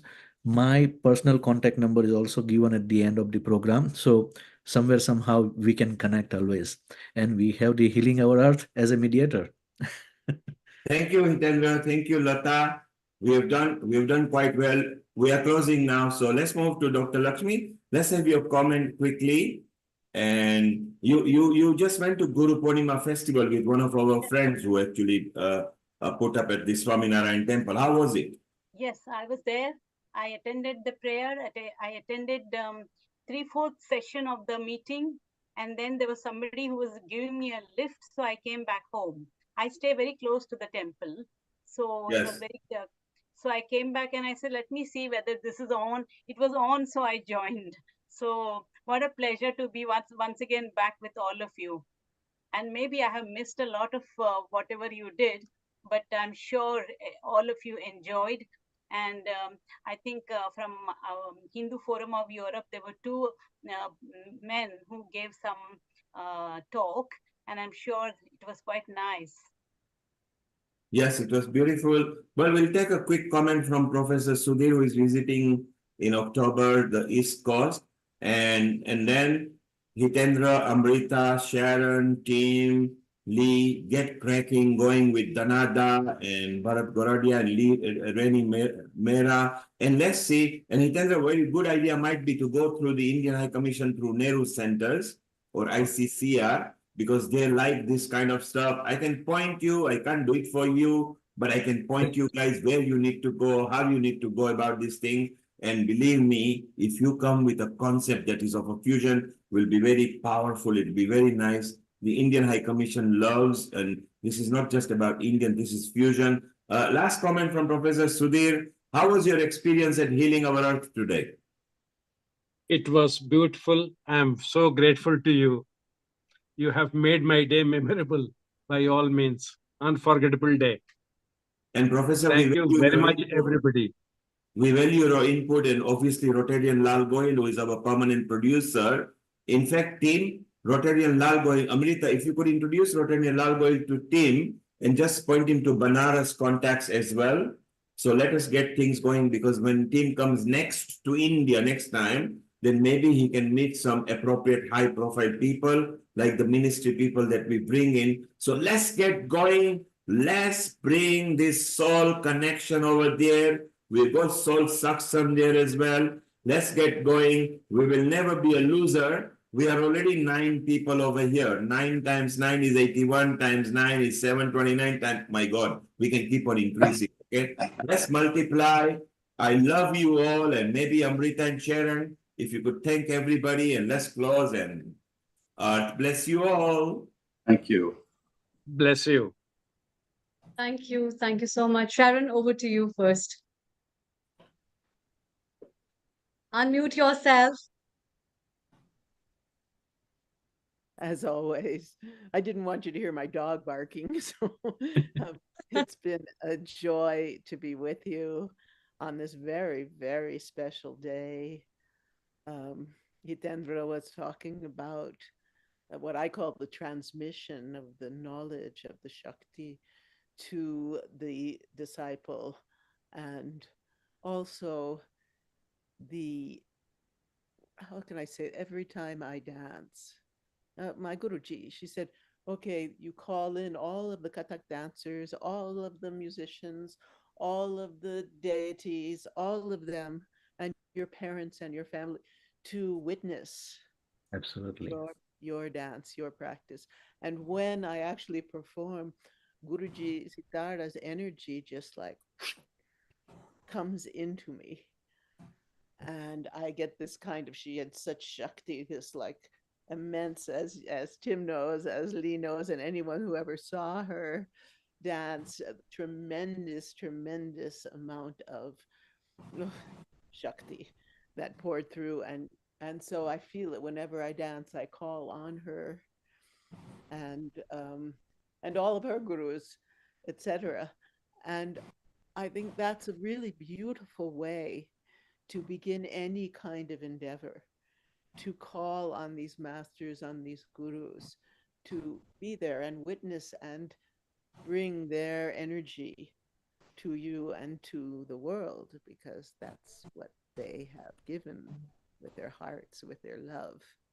And that's also what we do here on Healing Our Earth. The same feeling of loving everyone and seeing everyone and lifting everyone up. So it's a joy to be with you, and we'll see you on so many upcoming programs. I know Tim and I were discussing, he's very interested in the sound and the effect on the brain of different tals and the Indian tradition and more. So I'd love to bring him back with maybe Jonathan Goldman and Dr. Rajiv and others to really talk about the effects of sound and music on the consciousness. So that'll be something maybe on an integrated health show. We have that will be really nice, Sharron. Yes, definitely. In fact, And Tim, Amrita, before you conclude, Hitendra mentioned Guru Tattva. So this is the episode that Healing, as you know, Healing Our Earth goes to every organization and gets them uplifted globally. So this was one of the episodes that we created when Hani and Hitendra actually helped produce this. This was the Guru Tattva. And we traveled and we met so many people from different parts. Our Hani here, and Riddhi was a panelist there, and Nalini from Japan. We actually traveled so many different countries, right through all. These are all from different countries, which Hitendra actually united over here. And Jitendra Patwari is actually very good. He's into chakra healing as well. I mean, Hitendra, you remember that's Hitendra there. He's from Guru Sakti over here. So you see, Healing Our Earth always loves promoting organization. So team, Lee, Sharron, Amrita, Hitendra, don't give up. Make that festival within 3 years somewhere. Danada can help you maybe with Texas. It'll be very good. Lata, you wanted to make any comment before we close? Put your hand up if you want to. Yes, go ahead quickly, and then Amrita, you can close. Lata, you can unmute yourself, make your comment over. Yeah, so I just wanted to add how Healing Our Earth has helped me in my journey in the last few years. Like many others, I think we're all very thankful to Healing Our Earth being our guru, and that it has been so educational and so informative in a number of valuable subjects that it always covers from week to week, especially in improving our well-being and our physical health. I have improved in my understanding in the following subjects: Ayush, mental health, eye care, diabetes, cancer, true friendships, yoga, qigong, kids education, spirituality, to be united in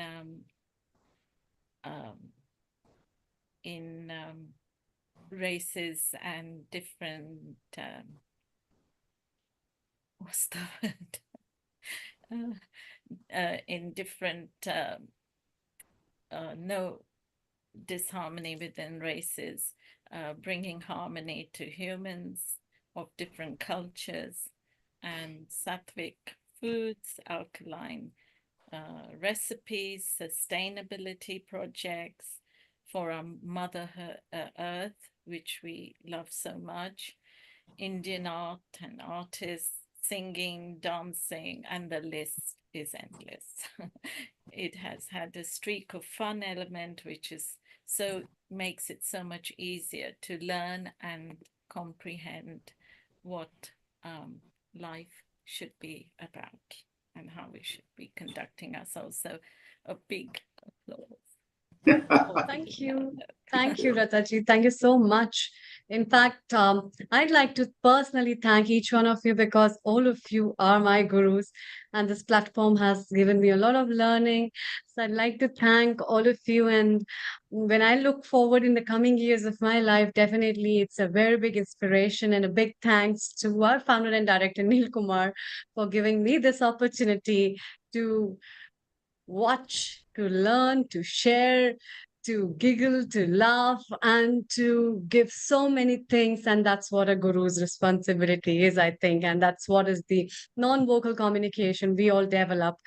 Despite meeting each other, still we are so connected to each and every one of us. So if you want to find a real guru for yourself, don't hunt on the websites, don't look outside, look inside. It might be near you, very close to you, living next to you from the very moment of your birth. As you dive into yourself, and there where the peace resides, there where the light resides, and there where is the all happiness of the earth and big contentment. So thank you so much for making, yes. And Amrita, in return, I would like to thank you and everybody and Sharon, who are not only producers, but anchors and a host. And every week you are there, including our Dr. Lakshmi and Lata. They're always there as a backup. They try to bring any contacts which are appropriate. At this point, Amrita, one more point. Dr. Lakshmi Vyas, who is over here. So I introduce you to Hitendra, Dr. Lakshmi Vyas, who is here, and Tim and Lee, Dr. Lakshmi Vyas, who is here. So if we do get a concept going, then she is connected to all the Hindu forums of various European countries, which she is the lead for as a presiding officer. So she can also spread to them, and maybe we can get their input. In Spain, one of the Swami has actually got a venue. Maybe it can be used for that kind of facility. They're all our friends. They're part of Healing Our Earth as well, and Hindu Forum of Europe. So look, we can start expanding from here. 3 years is good enough time and short enough, but long enough. Let's start planning and we create this fusion momentum. Would it not be nice, Tim, if next time we are doing anything in Banaras and Rotarian Lal Goyal introduces to the local chief ministers or somebody, and then, you are also recognized, or maybe we can expand. Hitendra, you coming from the Indians in India yourself, because you got affinity both over here. Let's not just think of America. You can go back to India with the indigenous population like Lee and Sharon and Tim, who would love to visit India with their talent now. They started, all three of them, they started 50 years back. Yes. And I would say one more thing. Yes. That certain times the ideas like this does not arise because of our mind or our intellect.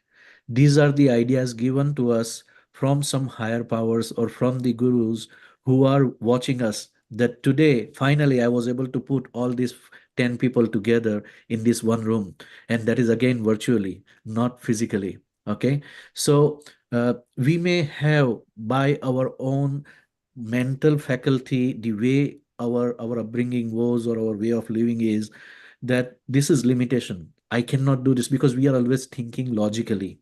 We are trying to be more practical. We want to make sure that I don't go bankrupt doing this kind of service.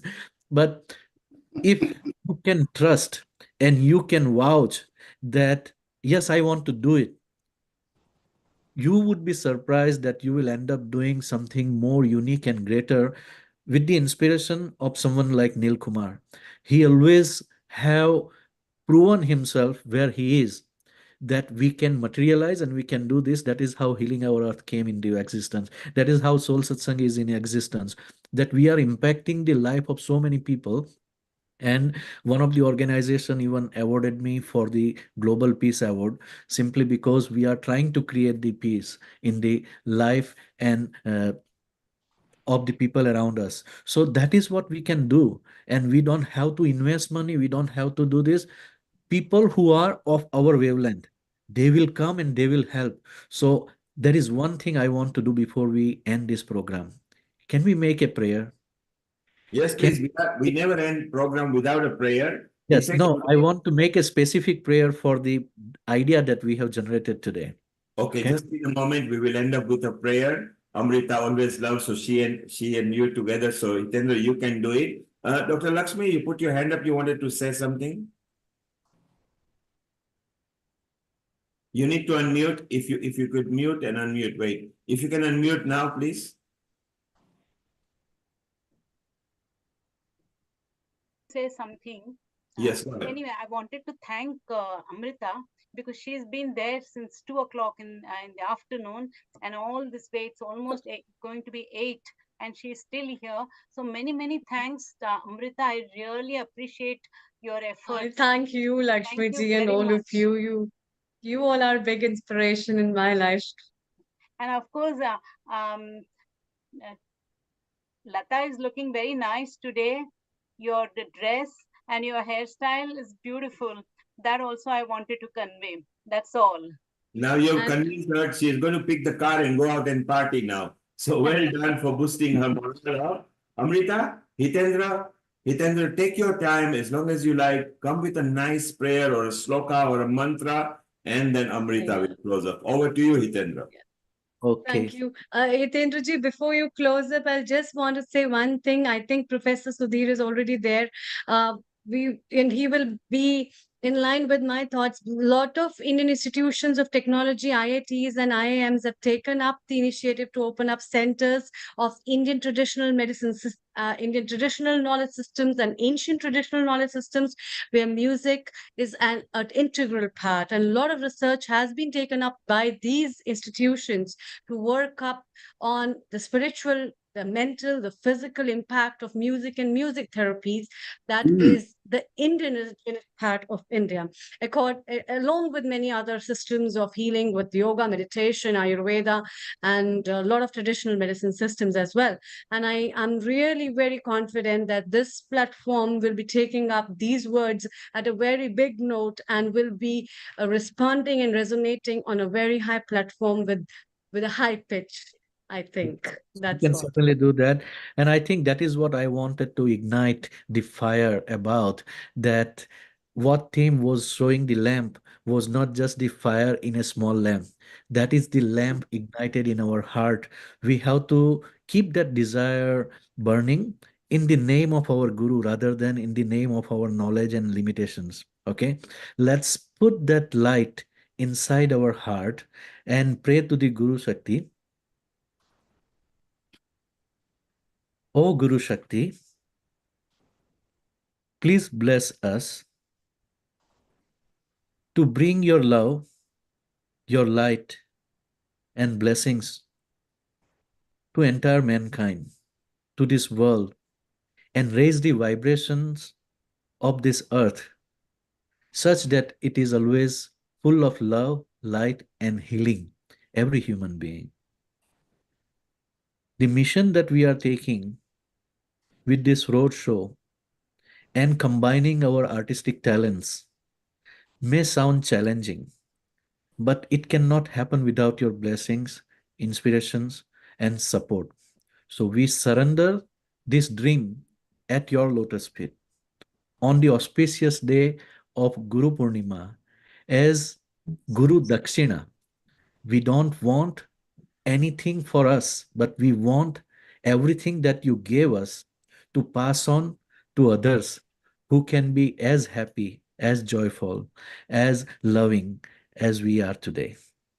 Thank you. Dhyanamoolam Gururmurti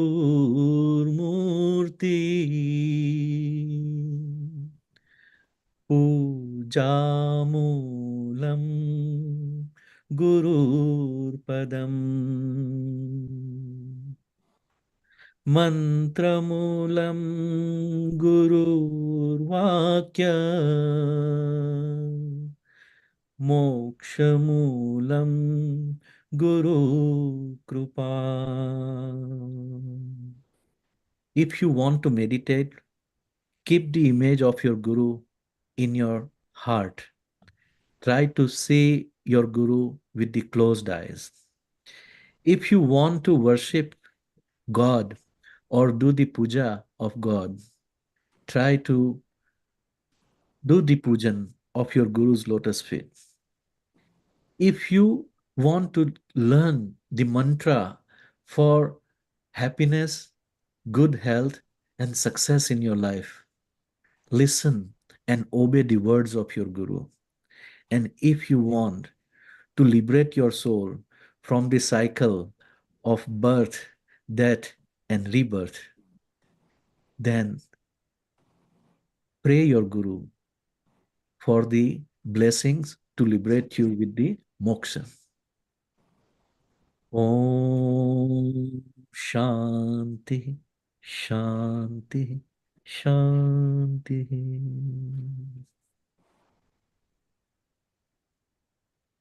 So it is not our success or failure. It will be our Guru's wish. Wherever they want to bring us, they will bring us. But we don't have to worry. We just want to surrender and we want to make ourselves available that we can do it. Then forget it. Success, failure is their problem, not mine or yours. Thank you. Thank you so much. And with this, we close today's episode. I'd like to thank all the contributors and the guests who have made this episode again a great success. And special thanks to Himanshu Mehta, Dhruv Chatralia, Veena Panikonaji, Saiksha from Mauritius and her team, Swami Shailendra ji. A special thanks, despite his busy schedule, he gave us the recording of his note and it was a beautiful message from him. A special thanks to Lakshmi ji for our special guests, Shri Gopi ji, as well as Dr. Ram, Shri Hemang Bhai, as well as again a big thanks to Rotarian Lal Goel ji for wonderful guests. And thank you so much, Professor Sudhir Sharon, for staying for such a long time with us. Really appreciate Professor Agrawal as well as Usha ji and Sharon and Tim Lee as well as Hitendra ji. Thank you so much for joining this episode along with Lata, Meeta and our technical director Nishit Kotak and my host last but not the least Riddhi with love and my son Shashwat. Thank you so much. We see each other again tomorrow, next Sunday, with a special episode on Friendship Day. And let's celebrate friendship and relationship as a